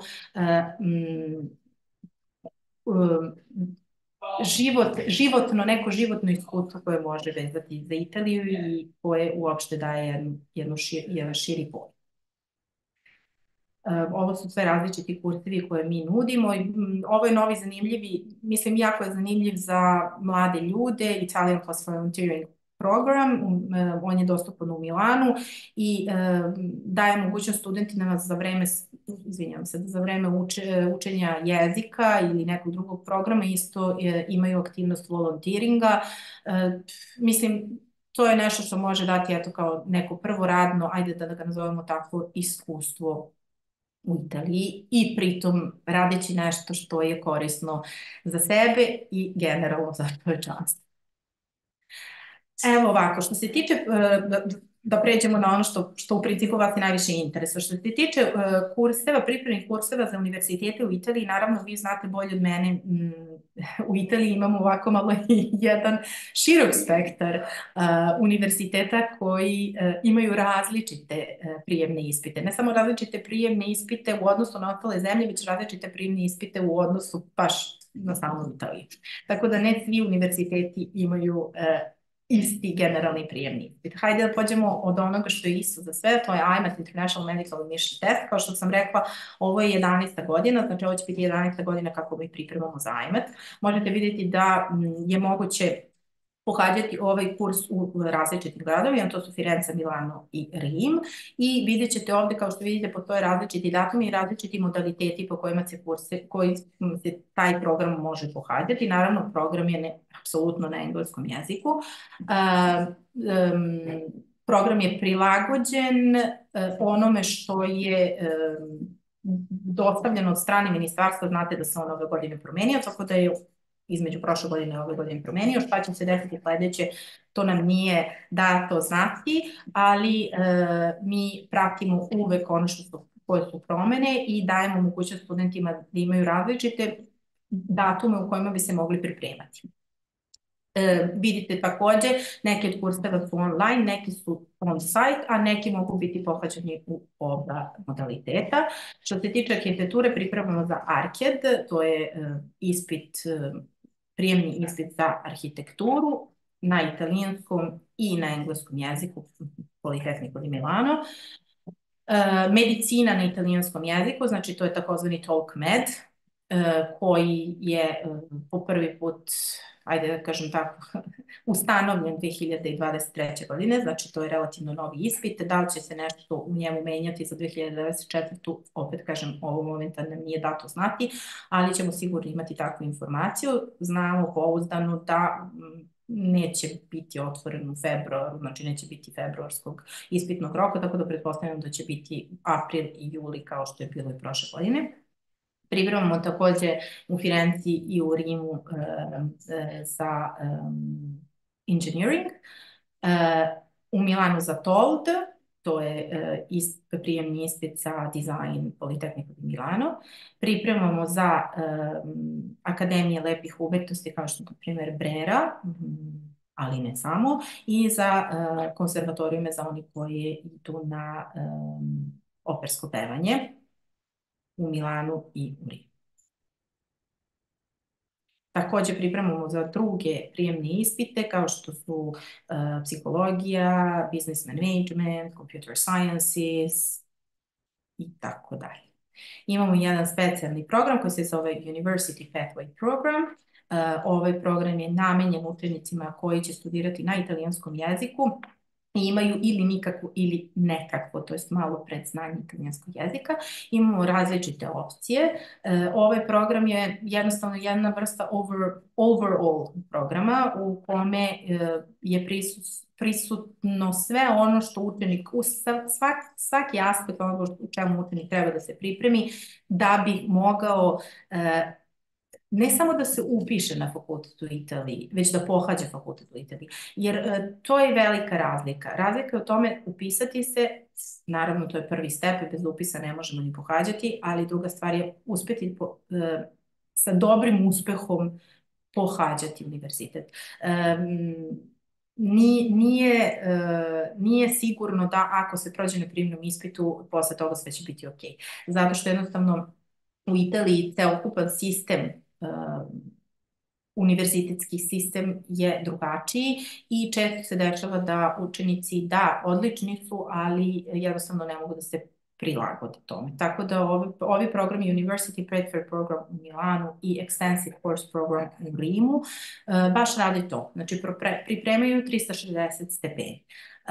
Kao što vidite, znači postoji jedan deo koji je vezan za italijanski jezik, jedan deo koji je vezan za generalne studije i jedan deo koji je vezan za specific topics, a to su različiti TOLK testovi ili TOLD ili i tako dalje. Ovi programi se pohađaju u samim centrima. Delimično se mogu pohađati online, ali mi uvek kažemo da bar nekoliko meseci je važno da učenik, student dođe ranije. Kao što sam rekla, dajemo širok spektar aktivnosti koje se mogu pohađati zajedno sa našom školom. To je jako bitno studentima da bi se što bolje prilagodili. Evo, na primjer, ovo je jedan kalendar. Kao što sam rekla, imamo škole u Rimu, u školu u Firenci, Milanu, Rimu, Torinu i Viareggio, ovo je naša letnja škola. Hvala puno. Nadam se da su ove informacije, osnovne informacije, bile zadovoljavajuće. Ja bih rekla da možemo da pređemo na Q&A, jer mislim da je jako važno u stvari da ja odgovorim na ono ako uopšte ima pitanja šta bi nekako trebalo da specifično interesuje, a što se tiče naših programa, kao što sam rekla, taj spektar je toliko širok i ima toliko opcija da je teško sada da ja mogu o svakom ponaosob da pričam. Tako da mislim da je najbolje da ako mi ima nekog pitanja da ja na to pitanje odgovorim. Važi, Sanda, hvala ti puno na prezentaciji i na svim objašnjenjima. Ono što mi je bitno da napomenem da svakako studenti koji se obrate nama za pomoć dobijaju kontakt tvoje škole, vaše škole, pa će svakako moći i dalje da se dogovaraju za upis na kurseve i pripremne programe. Uglavnom, ono što mogu da te pitam i na osnovu svog iskustva ovde u VIA akademici jeste ovako, prvo za medicinu. Kolika je uspešnost vaših kandidata, recimo, to me pitaju roditelji, u smislu koliko njih bude upisano ili ne znam kako drugačije, odnosno to, kako bude upisano, to je jedino relevantno. Isto tako i za arhitekturu, pošto prosto kao i svi roditelji, da kažem, čini mi se da traže neku vrstu sigurnosti, jer se radi ponovo o dodatnoj investiciji za pripreme, pa prosto bitno im je da znaju šta otprilike mogu da očekuju. Evo ovako, ja ću na to pitanje odgovoriti jako iskreno. Dobro, naravno. A meni svi kažu da sam pesimist, ali nisam. Jako je teško reći koliko njih može da prođe. Jer to može da bude 100% kao što može da bude 0. U smislu, jako puno zavisi od toga koje je predznanje, koji je sistem učenja koji učenik ima i kada se nama javio. Ja ću biti jako iskrena. Sad, naravno, drugačije je imati drugačije talk med. Ajde da pričamo o medicini, hajde da pričamo i o arhitekturi. Da. Znači, da li me pitate na engleskom ili na italijanskom? Jer to je isto velika razlika. Na engleskom, baš za programe i pripreme na engleskom. Odlično. Konkurencija je ekstremna. Znači, konkurencija na engleskom jeziku je ekstremna. Sad ću još da vam kažem šta ja kažem. Ja kažem, da li ti želiš da postaneš doktor ili je tebi važno da studiraš na engleskom? Jer to su isto velike razlike. Razumete? Sad, ako je nekome važno da postane doktor i ako mu je to onako nekako životni cilj, onda u to treba uložiti, jel tako? Mislim, to je važno. Isto tako i za arhitekturu, za bilo što drugo. Mi, nažalost ili na sreću, smo non-European Union, znači pripadamo onome koji je, onom delu koji ima ograničen broj, a još ograničeniji broj upisnika. Imamo neke restrikcije koje nisu tako, ajde da kažem, strict. Meni je malo teško na srpskom. Jasno, da, ali ćemo se razumeti. Jeste, koji nisu baš tako strict za Evropsku uniju. Što se tiče engleskog jezika, što se tiče, na primjer, AIMAT-a,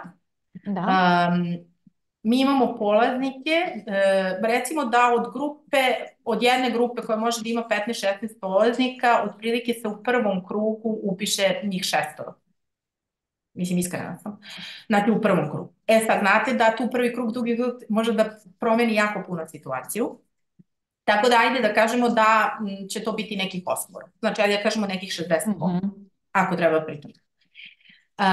Sve zavisi od izbora gde će se upisati, šta su stavili kao univerzitet, šta su stavili kao fakultet, jer naravno znate i sami da je velika razlika u broju bodova u, na primjer, Milanu ili Pavilji ili u Bariju ili u Messini. Mislim, hoću da kažem, nažalost, to je jedna onako discriminatory fact da studenti koji nisu iz Evropske unije mogu i moraju da stave samo jedan. Tako da mi ono na što mi upozoravamo uvek, baš vrlo važna okolnost. Jeste, ali mi radimo jednu stvar koja se zove monitorađo, a to znači student želi da se upiše na jedan od naših pripremnih kurseva. Tog momenta kad se upisao na jedan od naših pripremnih kurseva, mi mu damo taj placement test. Taj placement test koji obuhvata sve ono što je potrebno. Direktno profesor odgovara nama, znači u odnosu na placement test i kaže, učenik se nalazi sada, ako je skala od 1 do 100, nalazi se ovdje.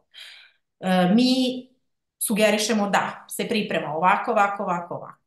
Znači šta je ono da bi trebalo bolje se pripremiti, šta je ono da ne bi trebalo bolje da se pripremiti, šta je ono što je okej, relativno tako. I otprilike mu kažemo kolike su njegove šanse u tom momentu. A onda posle toga, tokom kursa samog i tokom pripreme kažemo, okej, bio si na 35%, sada si na 45 ili na 47. Znači, treba ti još ovoliko. Što se kasnije upišu, znači što se kasnije počne priprema, to je naravno sve teže i teže. Samo u slučaju, naravno, ima genija, to je nešto drugo. Jasno. Tako da, eto, ja hoću da kažem samo jedno. Ne postoji garancija da će neko proći, postoji veća šansa na italijanskom, mnogo veća šansa na italijanskom nego na engleskom. Ja svima kažem, ako imate vremena, želje, mogućnosti, probajte oba, jer to je definitivno najbolja varijanta. Ako nemate i ako ste sigurni da ćete samo to, onda počnite da se pripremate samo za to, ali znatno ranije. Znači, jako je teško kad nam učenik završio je srednju školu, dođe nam u maju mesecu i kaže, ja bi sad da počnem da se pripremam za AIMAT. Da, upravo nama se javljaju studenti i krajem godine za narednu akademsku godinu, međutim i to nekad dovodimo u pitanje koliko su motivisani da bi se posvetili pripremama s obzirom na sve druge obaveze i da li oni zaista su svesni određenog, da kažem, rizika, konkurencije i tako dalje. Ali uglavnom si nam dala dosta jasnu sliku i postavila dosta realna očekivanja, znači nama ovde u našem timu vi akademici, ali onima koji se raspituju baš, kažem, za ove dve oblasti studija, medicinu i arhitekturu. Mi smo svakako u kontaktu. Mislim, pitaćemo te još ako za neke možda specifičnije kandidate i slučajeve. Mi smo jako sretni zato što smo između naših učenika, između ostalog i Srbije, imali 2 učenika, jednog dečka koji je prošao AIMAT, ali je pohađao naš kurs godinu dana pre, znači kad je završio treću godinu srednje škole, onda je došao, pohađao kurs pa se vratio, pa je godinu dana učio pa se opet vratio. On je, čini mi se, stigao da li je treći ili četvrti, upisao se u Bariju i imali smo jednu devojku koja je, mislim, dobro, ona je stvarno genija, uspela da prođe i u Milanu i u Torinu, s tim što je u Milanu Arcade na engleskom, u Milanu je stigla 7, u Torinu je stigla 4 i upisala se u Milanu. Mislim, tako da, ali to su, ajde da kažem ovako, to nije generalno uvijek tako. Jasno, tako je. A lepo imati takve uspješne priče i one nekako motivišu i nas da radimo i studente da uče. Tako da lepo, hvala što si podelila ovo s nama, kažem, vrlo inspirativno, a onda ćemo se negde i imaću u vidu da ipak dam njihove primere, koliko god da je teško, nije nemoguće. Nije, apsolutno. Drago mi je da smo se i videle i upoznale na ovaj način. I meni takođe. Sve najbolje ti želim. Uglavnom u kontaktu smo i preporučujemo vašu školu kada god se ukaže prilika za to. Hvala vama i prijetan rad i vidimo se. Hvala, prijetno, doviđenja. Mi pravimo malu pauzu pa se onda vraćamo u program sa narednom prezentacijom, a to je Rome Business School.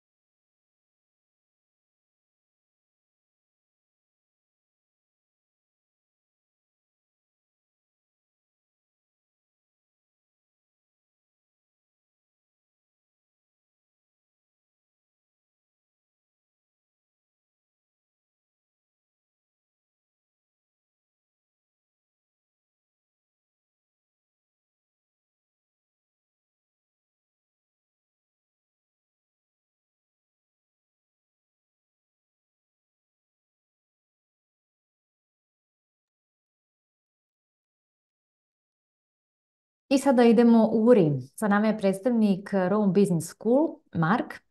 Hello, Mark. How are you? Doing fine. Thank you very much. Welcome on board. Nice to have you with us. I will have to double check if... okay, we see you. Okay, great. Yes. I hope you are doing well, and thanks for joining our event. My pleasure.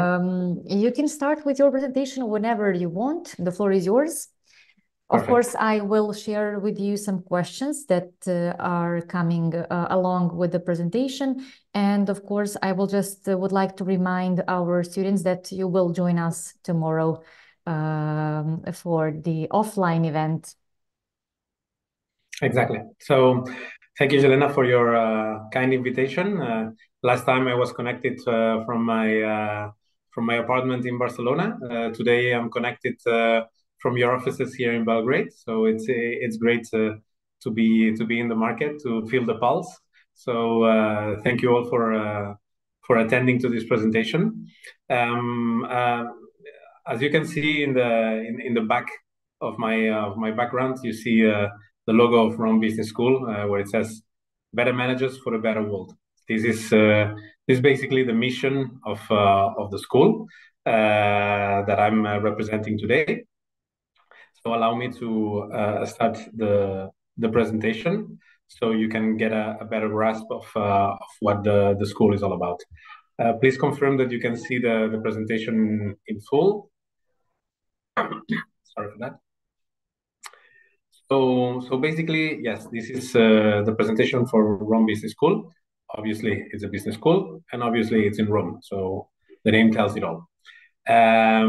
It's a business school that offers masters and MBA programs online and on campus, as well as executive education training. So sadly, we do not offer bachelor programs. So for anyone who's interested in bachelors, sadly, at Rome Business School, for the time being, we cannot help you out. And basically, our objective, as I mentioned before starting the presentation, or our mission is to create better managers for a better world. So basically, we train people to be able to lead teams, not only at home, but anywhere in the world, and with a very clear perspective of innovation and sustainability, which is two of the main drivers of companies today. You will see that along through the presentation, I will be talking a lot about the school, but also about the business world. And this is because I certainly believe that Rome Business School is one of the business schools that offers a best value for money. And not only that, also the fact that it will prepare you as best as possible to get into the labor market as soon as you graduate, if not even before. So let's go to it. Before we start about talking about the Rome Business School in itself, also a little mention about Planeta de Agostini. This is basically the mother company of Rome Business School. It's a huge Hispano-Italian company that started as a publisher of books. Then it went into multimedia with TVs and radios and newspapers, and it moved finally towards everything that is related to education.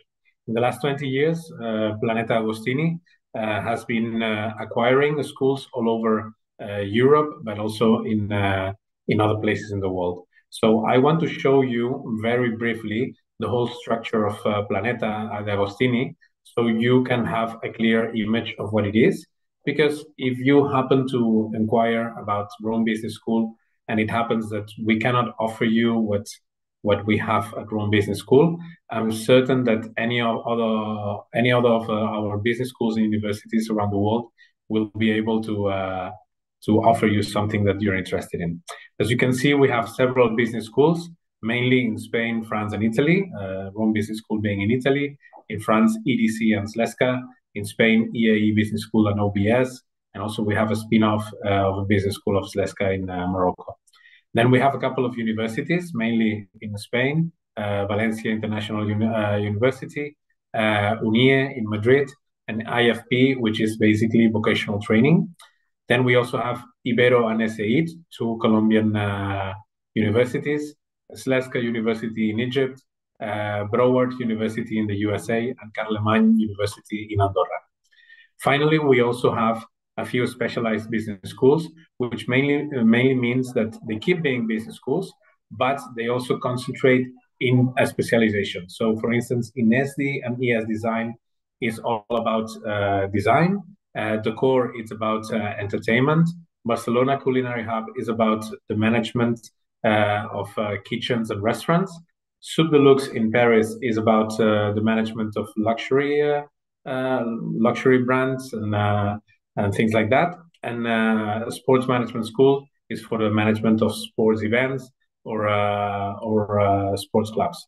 Finally, we also have the École de Guerre Économique, which is a very small elite school that deals with intelligence and how to deal with information.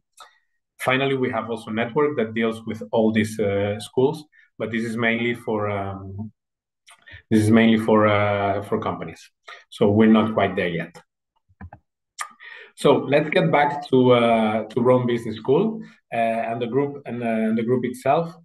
We have over 100,000 students around the world. Rome Business School has about 2,500, 3,000 students per year. An overwhelming majority of students are international. As you can see in the map, the overwhelming majority of our students come from Spain, Mexico, Colombia, Peru, and Ecuador, but also other main countries from Latin America. And as you can see, there's then students from the United States, Canada, parts of Africa, almost every single country in Asia, and all over Europe. We offer year-round over 13,500 internships within all our schools. We have over 3,000 professors. That is a very nice combination of teachers who are purely academic, so PhDs, purely research-based type of teachers, as well as teachers who are actively working in their companies, and they give some of their time to give back some of their knowledge to our students. So it's a very nice combination of pure academic based knowledge with teachers that actually teach you what you will need day to day immediately in the business environment. For almost 40% of our teachers are international. We offer over 500 programs. In Rome Business School, it's about 40 of those programs. And we have a whole range of international partners. When it comes to Rome Business School specifically, it's basically the most international business school in Italy today. By far, we have, I think, around 100, this year, I think it's almost 150 nationalities, but we have just students from all over the world. I think that it's a very nice mix of going to Rome in itself, a magnificent city, but studying with students from absolutely all over, every single corner of the world, this gives you a very wide perspective. Once more, as I mentioned from the beginning, I will be talking a lot about the job offers and internships per year. So for instance, this last year, Rome Business School offered well above 2,500 internships to our students, which means that almost every single student got the opportunity to do some kind of internship or got a job directly after graduating.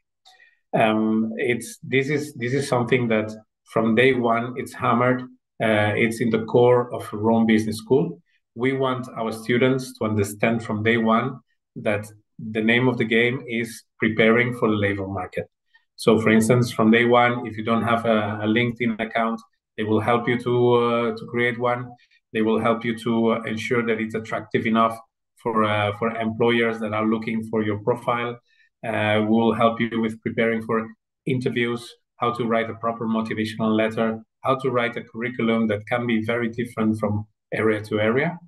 Keep in mind that our internships are offered in a wide range of countries. Of course, a lot of them in Italy because the school is there, but we have contacts all over the world and we can offer internships also elsewhere. If there's any question, do not hesitate to raise it. Jelena will let me know if there's anything. As I was mentioning before, we have, for instance, this last year, 147 nationalities, 40% are from Italy, 23% are from other European countries, almost 20% are from Asia. We have also quite a few people from the Americas, Africa, Australia, New Zealand, etc. has a lesser participation only because of distance. But as you can see, if you come to our school, you will have a fantastic opportunity to network with people from all over the world. And you will see that in your future career professional activities, you will need contacts from all over the world. You see that we live in an entangled and globalized world, and contacts from anywhere can help you to sort out any issues, and this is more important than ever. Again, also a very impressive detail about Planeta Formación y Universidades and Rome Business School. We have around 200 or almost 300 partner universities all over the world that help us become better at our curriculum, that help us get better research information, etc., etc. So yet again, a very nice reason why to come to study to Rome Business School. Then again, here you have some of the statistics. This presentation, I told you from the beginning, it hammers a lot into the importance of the statistics on how easy it is to get, for instance, an internship when you're attending to Rome Business School. So, for instance, 97% of the students got a placement opportunity. Actually, 72%, 73 almost, got also an employment offer. That means normally the way it goes normally is that it starts with an internship, and then when the company has seen the value that you offer to their structure, it's actually rather easy to get also an employment opportunity afterwards. But some of our students also get an offer before even they finish the studies. But as you can see, 70% of them already got a job within the 6 months after finishing the program, which allows a lot of students to take their time to finish their internship, take a look at what's the labor market, what is their interest, and then decide properly what type of studies do they want to do. There's two types of programs: global masters and international masters. Global masters are mainly for students who are a bit younger, might have zero or very few working experience, and this program is more academic. So you get more information and the tools to get into the labor market. And then the international programs, who are a bit shorter in number of hours. So students have the time to also research better what type of job do they want to do. It's also for a bit of an older type of student. They are more reaching towards the 30 years of age, 26, 27, 28, 30. And we have been doing analysis year after year, and we see that there's a clear salary growth according to what you had before the master and after the master. So again, money for value for money. So you can you have a very affordable program at Rome Business School, and at the same time immediate returns by having a clear increase of salary once you graduated. So and that's why we focus at Rome Business School at putting the classes together with what will come afterwards, because we see that the result is positive immediately. Then another thing that it's worth mentioning is the fact that Rome Business School, it's a school that encourages a lot for students to work in their own projects. So there is a very clear assistance to anyone who's interested into moving forward with their own project. Entrepreneurship is encouraged, entrepreneurship is nurtured, and entrepreneurship finally is something that we assist our students with. So if you have a project that you don't know how to give it shape, that you don't know how to start, come to Rome Business School, because there's a whole team behind you that will help you to give it that shape, to start the project with you. And if the project gets into an advanced moment, like for instance, when it gets into incubation, when it gets into just getting into the round of investment, attraction of investments, we will help you also with that. and some of the programs actually get even financed via the school. So don't hesitate if you have this kind of entrepreneurial spirit and get to ask about Rome Business School, because they will definitely help you out with that. Again, a few of the details that are important. The capstone projects, it's this entrepreneurial projects that we encourage. We have had last year 2,400 students graduating, from which 437 presented these entrepreneurial programs. So as you can see, it's almost 20% of the students that have their own projects developed or structured or even launched thanks to their attendance to Rome Business School. We set up meetings with companies where they can accelerate or they can give advice to students. We have students also participating in bootcamps. That's something that is also very interesting from Rome Business School. We have a whole set of bootcamps that help you to accelerate ideas, get more knowledgeable about a very specific interest that you might have. Again, the placement rate is outrageously high. So all the students, or almost all the students that want to do an internship, get something. And this is because we have a very clear structure of collaboration with the industrial tissue around us. There's well over 1,000 companies that work with us, that constantly come to us and ask us for students, so they can get also interns that can add value to their everyday activities. And as you can see, there's a lot of people that can get their projects off the ground. As I was mentioning, for instance, before, there's 12 projects that have been launched and helped out thanks to Rome Business School. So again, a very good opportunity for you to get to Rome and enhance your future career. Here are some of the companies that we work with for internships. As you can see, it's not only well-established Italian companies, but also multinationals of well-renowned, also from other European countries. And this is the type of internships that you can expect if you want to come to us and just take a chance at getting a very good education in Italy, and also a very good experience at an internship, and perhaps even at a possibility of getting a job. More or less, I'm at the end of the presentation.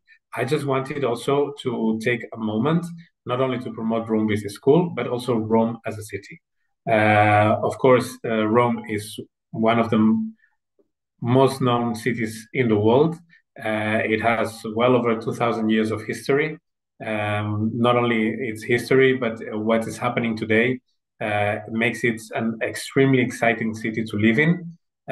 Perhaps people think that Milan is the better option in Italy, but of course it is always a good option.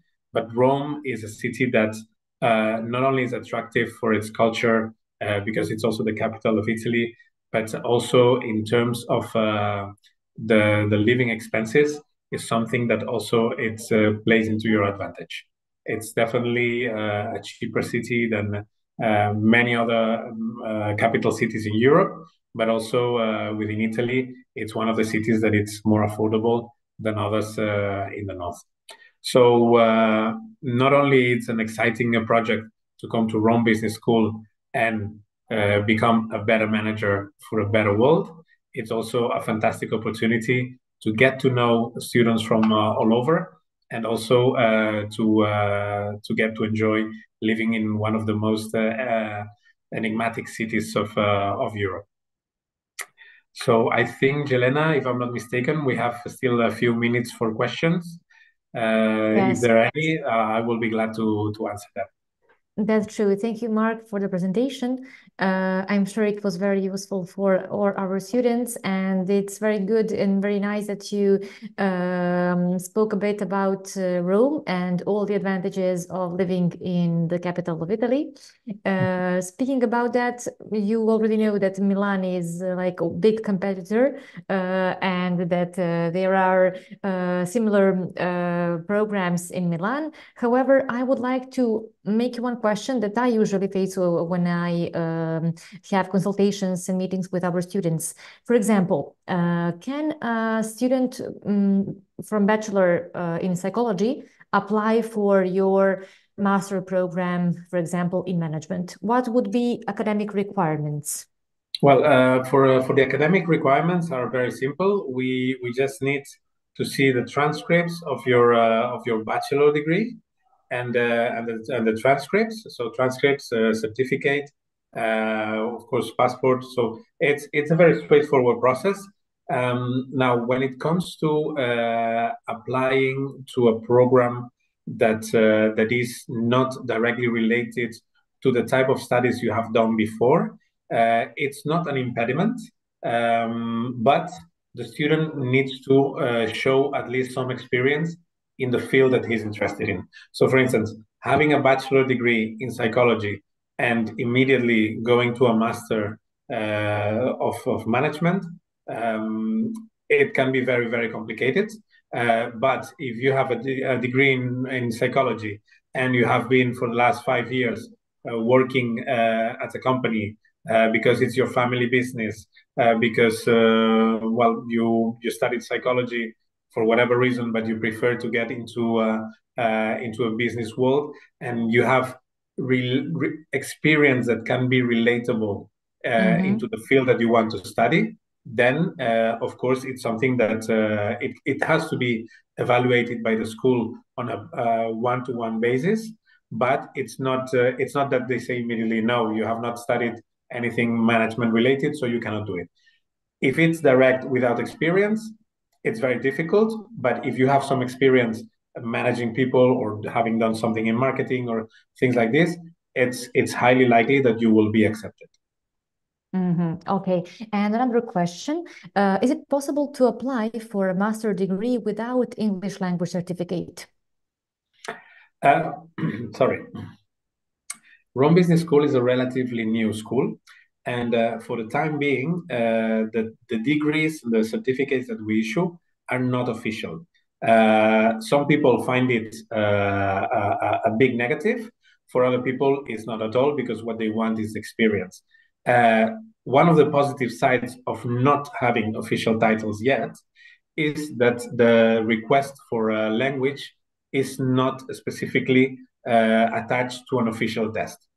That means that when a student is interested to do a program with us and doesn't have any single type of title, but speaks fluently English, in the interview with the counselors, if there's absolutely no problem and the counselor considers the level of English is good enough, they will not even ask for a title.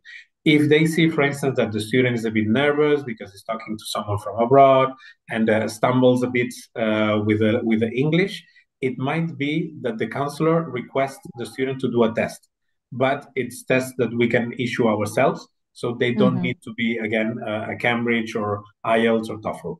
If they have it, of course, it's magnific. If they don't have it, but they can prove enough proficiency by speaking or by doing another test, then it's also possible.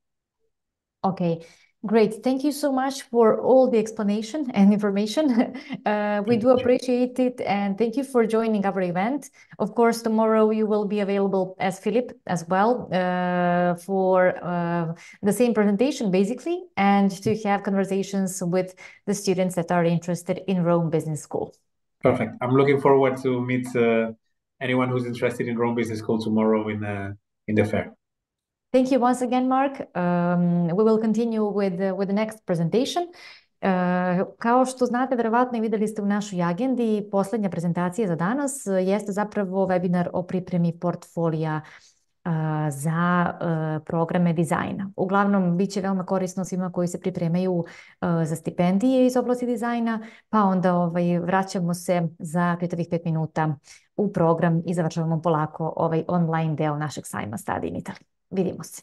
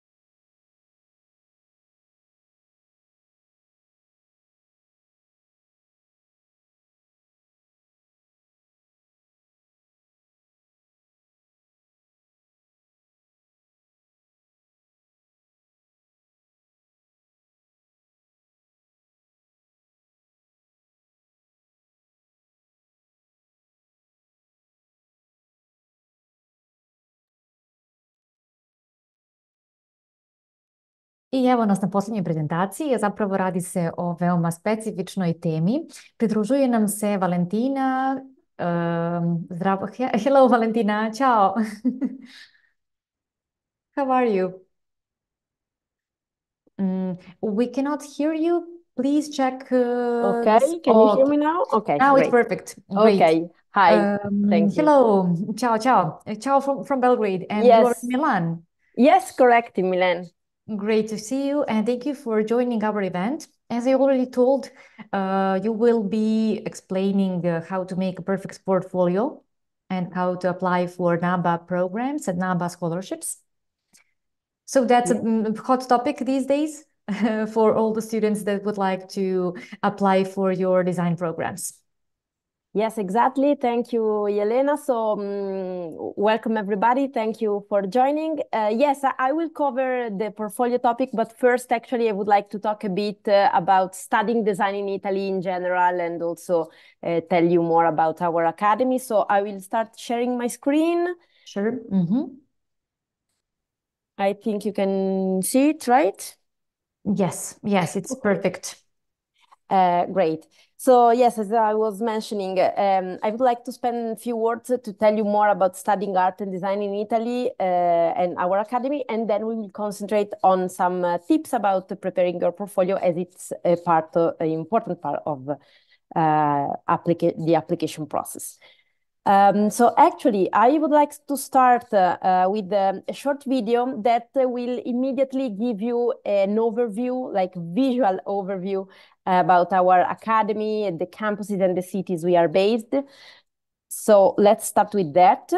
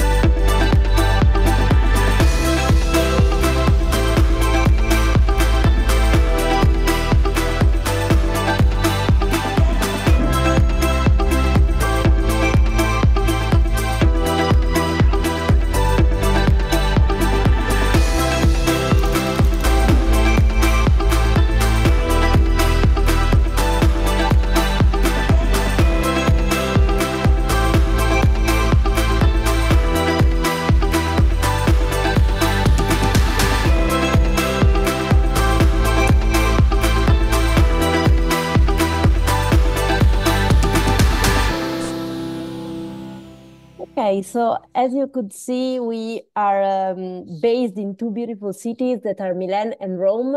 And I think this is a very important element to take into consideration while you are making your choice and also evaluating the destination of studies, especially for creative careers, because both Milan and Rome are global capitals for arts, fashion, and design, and students can really be constantly surrounded by these fields. While you are living here, you will get access to opportunities in the creative sectors, in general, creative industries. You can join many activities, many events as a student. An example is the International Design Week. Milan is known worldwide for being the city of design, like the capital city of design. We have one of the most important design week in the world, which is called the Salone del Mobile. And around this event, there are hundreds of venues in the cities that really open their spaces to design installations, art exhibitions, and students can have access to these kind of events. And for example, we had an exhibition of our students' work during the Salone del Mobile, so during the design week. And Milan, it's also like an hub of the most important design studios. And the same happens for fashion. Milan is the capital city for fashion. We have important events, up to 4 fashion weeks during the year in Milan. We have an area dedicated to the most important fashion brands. And we also have events dedicated to fashion schools, like Milano Moda Graduate, which is an event organized by the National Chamber of Fashion of Italy, that is especially dedicated to the best Italian fashion school excellence. The same happens in Rome. Rome also is very important for fashion. We have important events like Alta Roma, which is like the Rome Fashion Week. We have the headquarters of important fashion brands like Bulgari. So both cities are really connected to the fashion industry. And of course, they are both cities of art. In Rome, well, Rome is like the capital city of Italian culture and history. We have important historical and archaeological sites, but as well we have contemporary architecture and contemporary art museum. And you can find in both cities both the tradition and classic art up to the very innovative and experimental contemporary art. And both national and public museum and institutions, and also private art gallery, private foundations that dedicate this research in the contemporary art. As a last topic about these cities, I would like to underline that Rome is a very important city for cinema. So Rome is the capital of the Italian cinema, the Cinecittà, so the main movie studios of Italy are located in Rome. And we try to help our students to be connected to these, to the city and to what the cities can offer, not only in Rome, but in Milan, in all Italy in general. As an example, to let you understand this kind of connections we have, one of our students was awarding during the Venice International Film Festival for the Critic Award in 2021, and we keep encouraging our students to join this kind of contest that take place and that can give, of course, a lot of visibility to our students' program. This was just to let you understand where we are based and why you should consider Italy as a destination for study in creative fields. In particular, I will spend a few words also about our academy. We were founded in Milan in 1980. We were the first private academy that was recognized by the Italian Ministry of Education, and currently we are the largest. So we are the biggest academy for art and design in Italy. We have around, actually almost 6,000 students from more than 90 different countries. And our programs are run in Italian or in English language. So you can choose also to study fully in English. We have been awarded for the third year in a row now as the best Italian academy for art and design. We are among the top 100 in the world, and in Italy we are the top. And this is very important because it's like the official recognition of our academic excellence, about how well we train students to prepare them for the professional world. And our teaching methodology is really unique.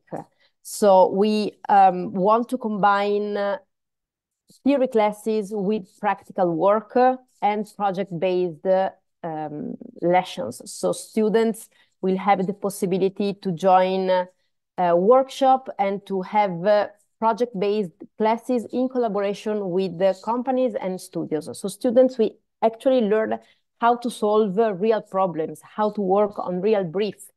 And they connect in this way with the industry. All the faculty is composed by professionals. They are designers, they come from the industry, they bring the real expertise and the experience to the school, to our students. And students also have the possibility to do internships. So students are constantly connected with the professional world. And they also have the opportunity to experiment a lot. So we pay a lot of attention and focus on innovation and experimentation, having all the tools on campus and latest technologies on campus. As an example of this methodology, I'd like to show you an example of projects we have done.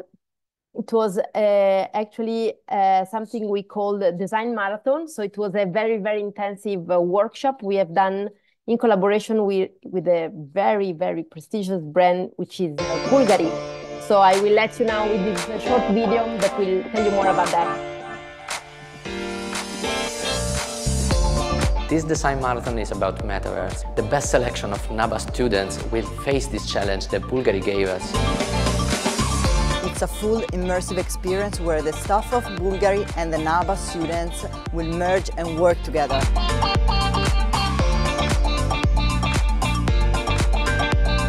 The main challenge, sharing the view and moving straight on to the metaverse. Bulgari asked us to conceive a new landscape in which the brand could settle in the next future. For this reason, the young creativity of a student could be essential and a key element. NABA has been a choice because of the focus on beauty. What type of enhanced experience can we give to our customers? And the best way to look at that is to work with people who are every day studying and looking at beauty and art. So this is just an example of the projects we do, but we organize a lot of workshops in collaboration with around 900 companies. Every year we activate more than 600 internships every year. So you get access to a wide range of companies and design studios. We have done projects in collaboration with Porsche, with Missoni, with Max Mara, with many different companies from Italy and also international. And the Career Service Office we have is dedicated especially to that. So to help our students to connect with the professional world, finding an internship during graduation and also after graduation.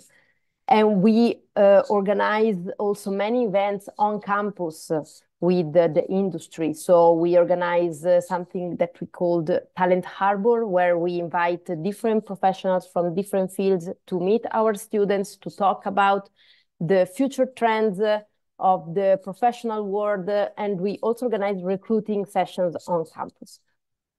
As an example of the innovation we have, I would like to share with you that we have recently created an island in Fortnite, NABA Land, recreating NABA campuses in Milan and Rome. So we are the first educational institution being in Fortnite. So if you want to join and explore the campuses and also take some games inside,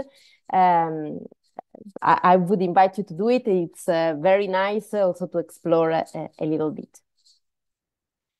Few pictures about our campus to let you understand also the facilities. As I was telling you, the practical world is central.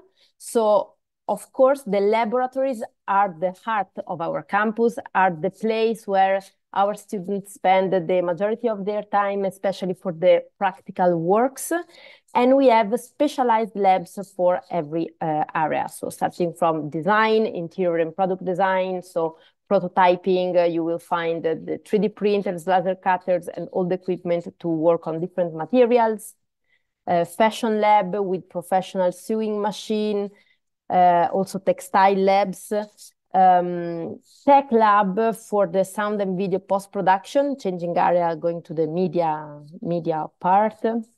We have a green screen for visual effects and the very, very new technology that is the virtual set. We are the first virtual set in Italy, and we are the only Academy of Fine Arts in Europe to have this kind of learning experience for our students.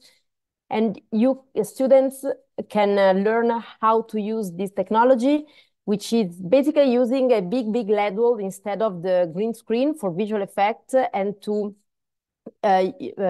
use to show virtual environment and visual effects live, so not adding them after the production as a post-production, but live with the virtual cameras.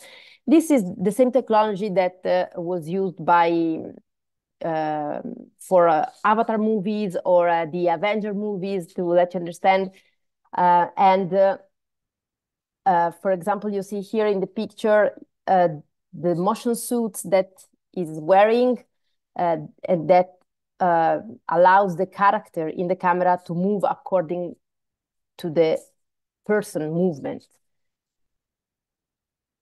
Here another picture. So very important, the innovation part and the experimental part, to also work with the latest technologies available. The academic offer, as you could maybe start seeing from what I've said so far, we have different departments: design, fashion, communication and graphic design, media design and new technologies, set design and visual arts, and different study cycles. So we start from the undergraduate program, master program, and also summer courses and semester abroad. I won't go into details now in the academic offer. Of course, we can always schedule individual meeting if you need to talk and get more details about each programs. As undergraduate, just consider that they are 3 years duration, and every program has some majors you can choose. So basically, for example, if you choose to study graphic design and art direction, starting from the second year, you can choose to focus on a specific major that can be brand design, creative direction, or visual design. The same happens for fashion design with the fashion design and fashion styling and communication, or interior and product design. We have 2 new programs that we will start from October 2024. Comics and visual storytelling and fashion marketing management. So these are very, very new, interesting programs that have just opened. Then again, other bachelors as painting and visual arts, filmmaking, animation, game, VFX and 3D design, set design with theater and opera and media and events. We also have Master of Arts in the same areas. You will find the full list on the website. It's quite a wide offer, Master of Arts of 2 years or 1 year academic masters. And also summer courses that are 2 weeks short courses during the summer. You can also combine more sessions up to 6 weeks and different level. So you have the introductory, the intermediate, and the advanced level, and they are very useful, especially if you want to get a taste of the academy, of the methodology, and also of the city. So to try a bit and start also working on your portfolio. Okay, so let's now come to the other part and the other topic of today's webinar, which is the portfolio preparation. And actually, the portfolio is one of the requirements of the application process. In order to be evaluated, we will ask you to submit a portfolio, or for students applying for undergraduate program, in case you don't have a portfolio, we will ask you to submit a project assignment. So we'll give you a small task to develop, together with an artistic statement, which is basically a motivation letter. And then, of course, your school documents and an English or Italian certificate according to the language you choose.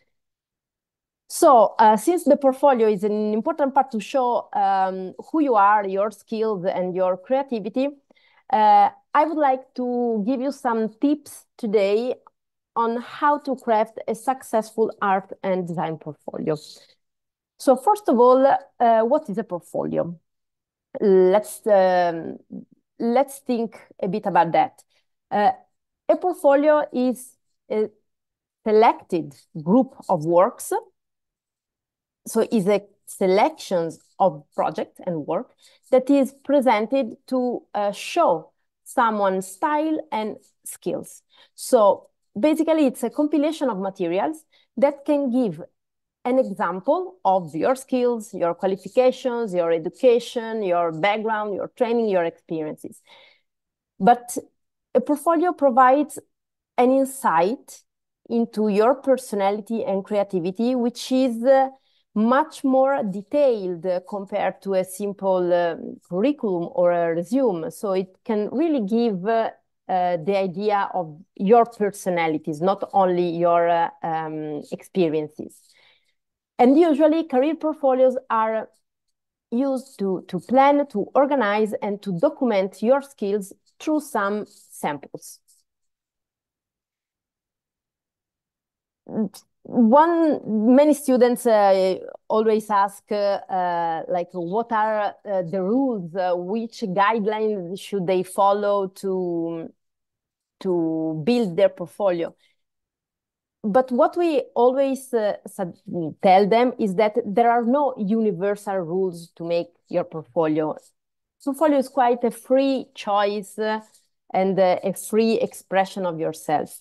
But of course, there are some advices that we can give you. So this is not so strict. There are no strict rules to do that, but there are some advices and some guidelines that you can follow. From our side, what we expect to see is quality, so qualitative works, skills, what your skills are, and who you are, your personality. Think also that it's always an evolving work. So the portfolio you submit today will not be the same that you will submit in 1 year. You will rethink it a lot of time, your career, you will grow with it, you will modify it many times. So don't take it seriously, but don't take it as it should be like the final portfolio forever. You will change it a lot during your career. So some advices that we want to give students while preparing the portfolio is, first of all, make a selection. So select among your projects, especially if you have many projects, make a selection of what you think it's best. Highlight your strengths. Try to include variety. So it's very good to include a wide range of projects without being too much repetitive. So also including projects that cover different areas of interest. This is very, very good. Of course, if you're applying to a specific course, since you are applying to a specific course, it's good to include some project related to the course you are choosing, but it's super good also to include projects from different areas and different departments. That can show your approach and your overview from a wider point of view. Pay also attention to the visual choices and try to find your tone of voice, because it's not only the contents you put in the portfolio, but it's also the layout, the colors, the pictures, the way you present them. That is an expression of your style, your personality, and your identity. So it's not only the content, but it's also the container, how you present it, and the layout you decide to give to the portfolio. And then, of course, be yourself. So really think it as a tool to show who you are and your identity through it. And the last advice, for sure, is to have fun while you're doing it, because you should really enjoy while doing it, because it's an opportunity for you to show your personality. So let's see now a bit more the steps you can follow to craft your portfolio. So first of all, as I was mentioning, and this is a very, very important element and point, is to select. So selection. Select your contents, gather them, map all the projects you have, and then choose what you want to include. Then do some research. So find your inspirations, research for references that can be a point of reference for you, and then create your book. So define your layout and put your works together. How the structure can be. So you can Start with a cover, with a short introduction and presentation of yourself. Then include an index with the list of contents, and then the projects. So that will show us what you can do. So of course, show your real skills. Don't be afraid of also including imperfect work, especially for undergraduate application. It's totally fine that you don't have the technical skills. So show your real skills. Each project should include a title, some images, and description. And then you can choose to finish with the final page. That can be a thank you page with your contact details and some links. And also very important, package it together. So avoid presenting a collection of single separate files, but package it together in one single PDF, or if you want to use some website to build your portfolio, that's also an option. This is quite free, but sometimes we receive a portfolio that are like 20 different pictures of projects, not packaged together, and this is a bit complicated to review. The content, so again, selection. Sometimes less can be more. So try to understand which project do you have, in which order you want to present them, and think about how you want to show them. So try to catch the attention of the viewer. You can think and choose to start with the project, with your best project, so the project that best represents yourself. Or on the other side, you can choose to show your evolution. So organize your project from your first project up to the showpiece to show your story. It's a choice, but should be a wise choice. And then provide the context and show the development. And this is very important to add details on the creative process and add the description of the development of the project. So explain the main steps of the design process and start with the why. So what was the briefing? What was your idea, your starting point, your inspiration? Which problem do you want to solve? And then you continue with the development. So could be the first idea, the inspirations, like a mood board or some references, then the sketches, the technical drawings, and in case of design, if you have done some prototype, you include the picture of the prototype. Or for fashion, you can start with the mood board, then the color palette and material selection, the sketches, the technical drawings, and if you have the prototypes and the shootings, of course, for more advanced level. So I would like to show you now some examples. If we have time, I think I have time to show you a few that can maybe be helpful to understand what I have mentioned so far. So this is a design portfolio. So these are basically a portfolio of students applying for a bachelor's. So as you can see here, this portfolio was submitted to apply for the Bachelor in Design. It's totally good to include also projects or sketches that are not necessarily connected to the interior design or product design, but that can show your skills and your interests. So in this case, the students decided to include some sketches and artworks, and then some digital illustration connected to the interest that the student has that is product design. In this case, he designed some chairs. And then he included descriptions, like the title and the description of the project with the mood board, with all the inspirations and references, a research on the materials, and in this case also textiles, and the drawing, the first drawing, and then the final project that shows how the students reached this final result and the connection with the mood board and references we showed before.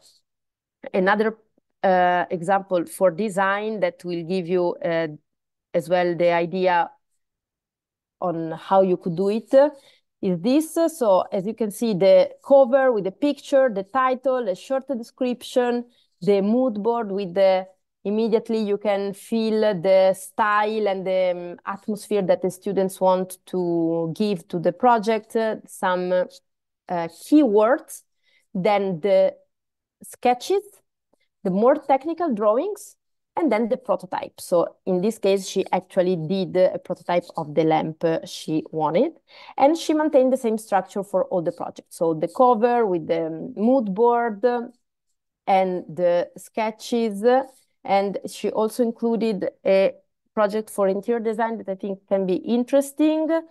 Again, the mood board with the keywords, and then in this case, it was connected to interior, so to the plan of spaces.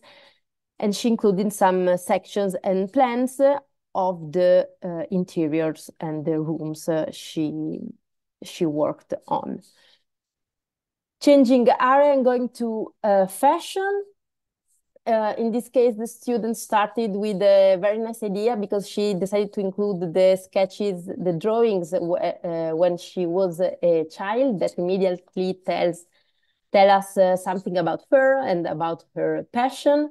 And then she followed with the title, the description of the project, the mood board and the first sketches, and then the drawings of the lineup. So in this case, she didn't have prototype. It's totally fine. She drew the collection inspired to the topic she chose. So that's how she structured the whole portfolio.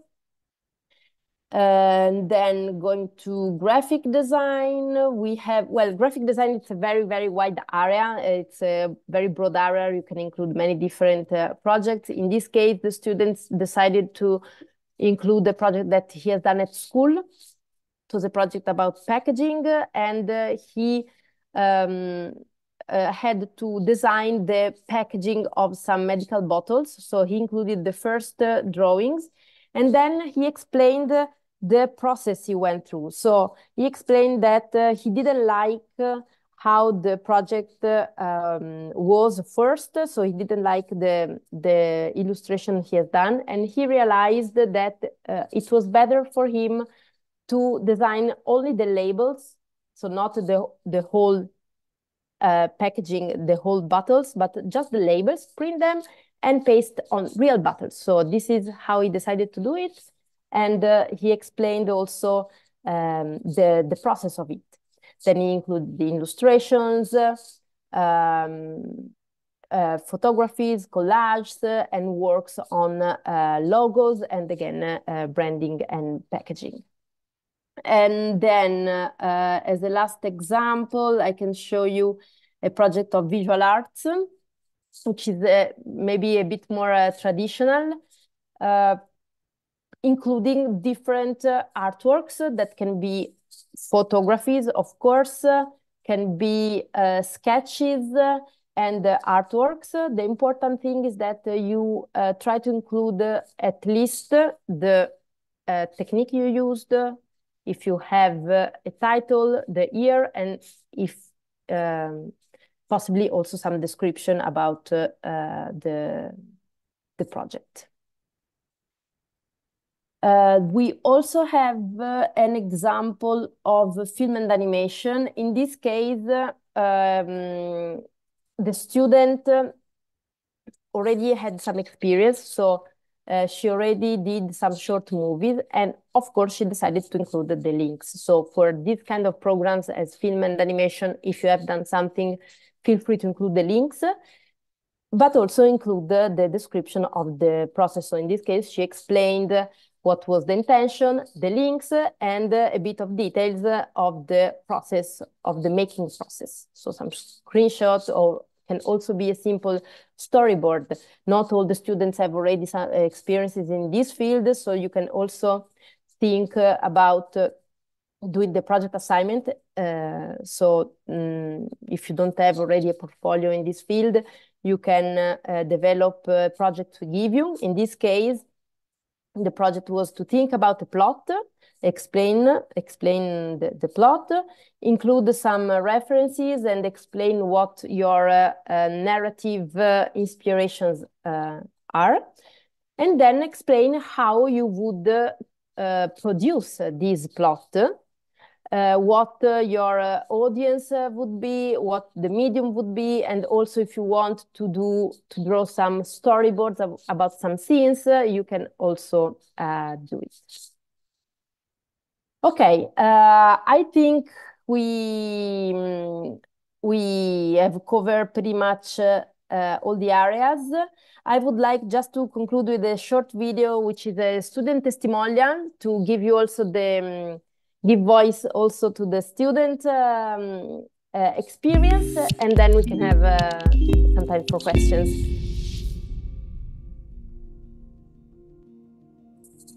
So my name is Oliver. I'm originally Swedish, born in London, and I was raised in Switzerland.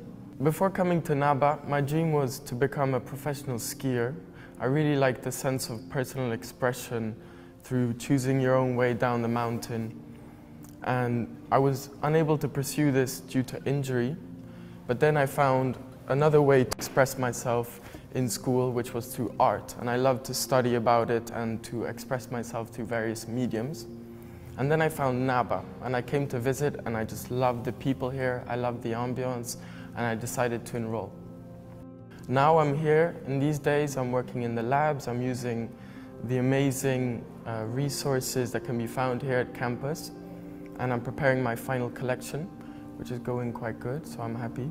So I chose NABA because I thought that the campus was beautiful, and I found that it's very rare to find a campus where you have so much greenery, and we're working here inside an old factory, and I thought that this was crazy to see.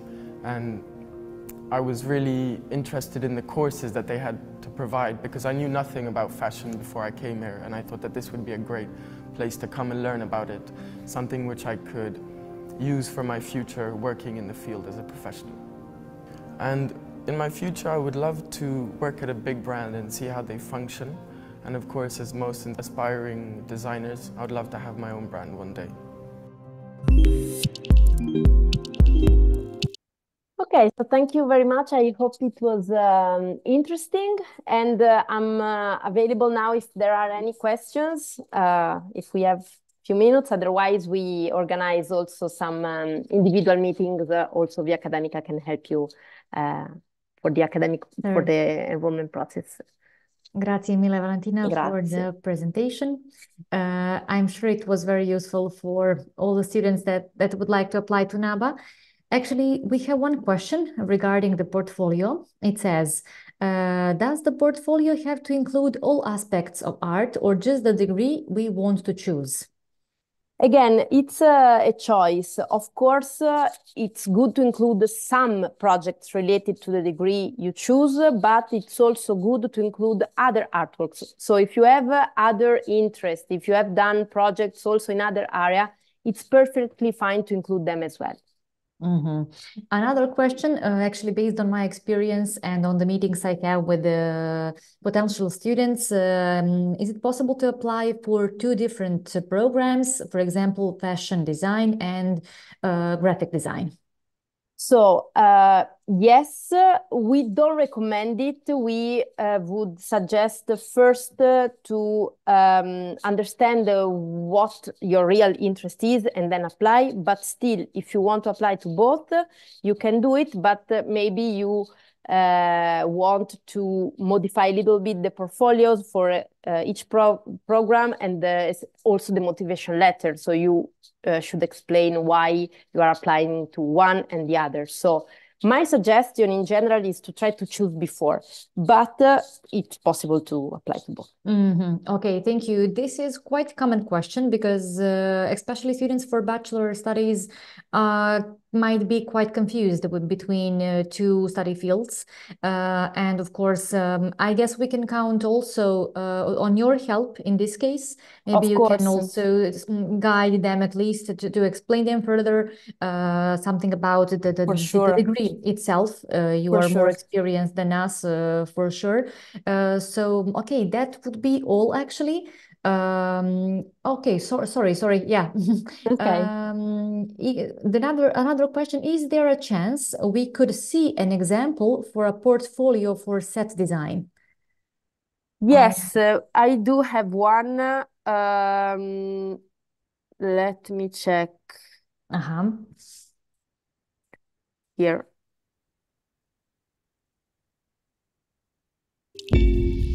Sorry, what is it? Yes, I have one example now.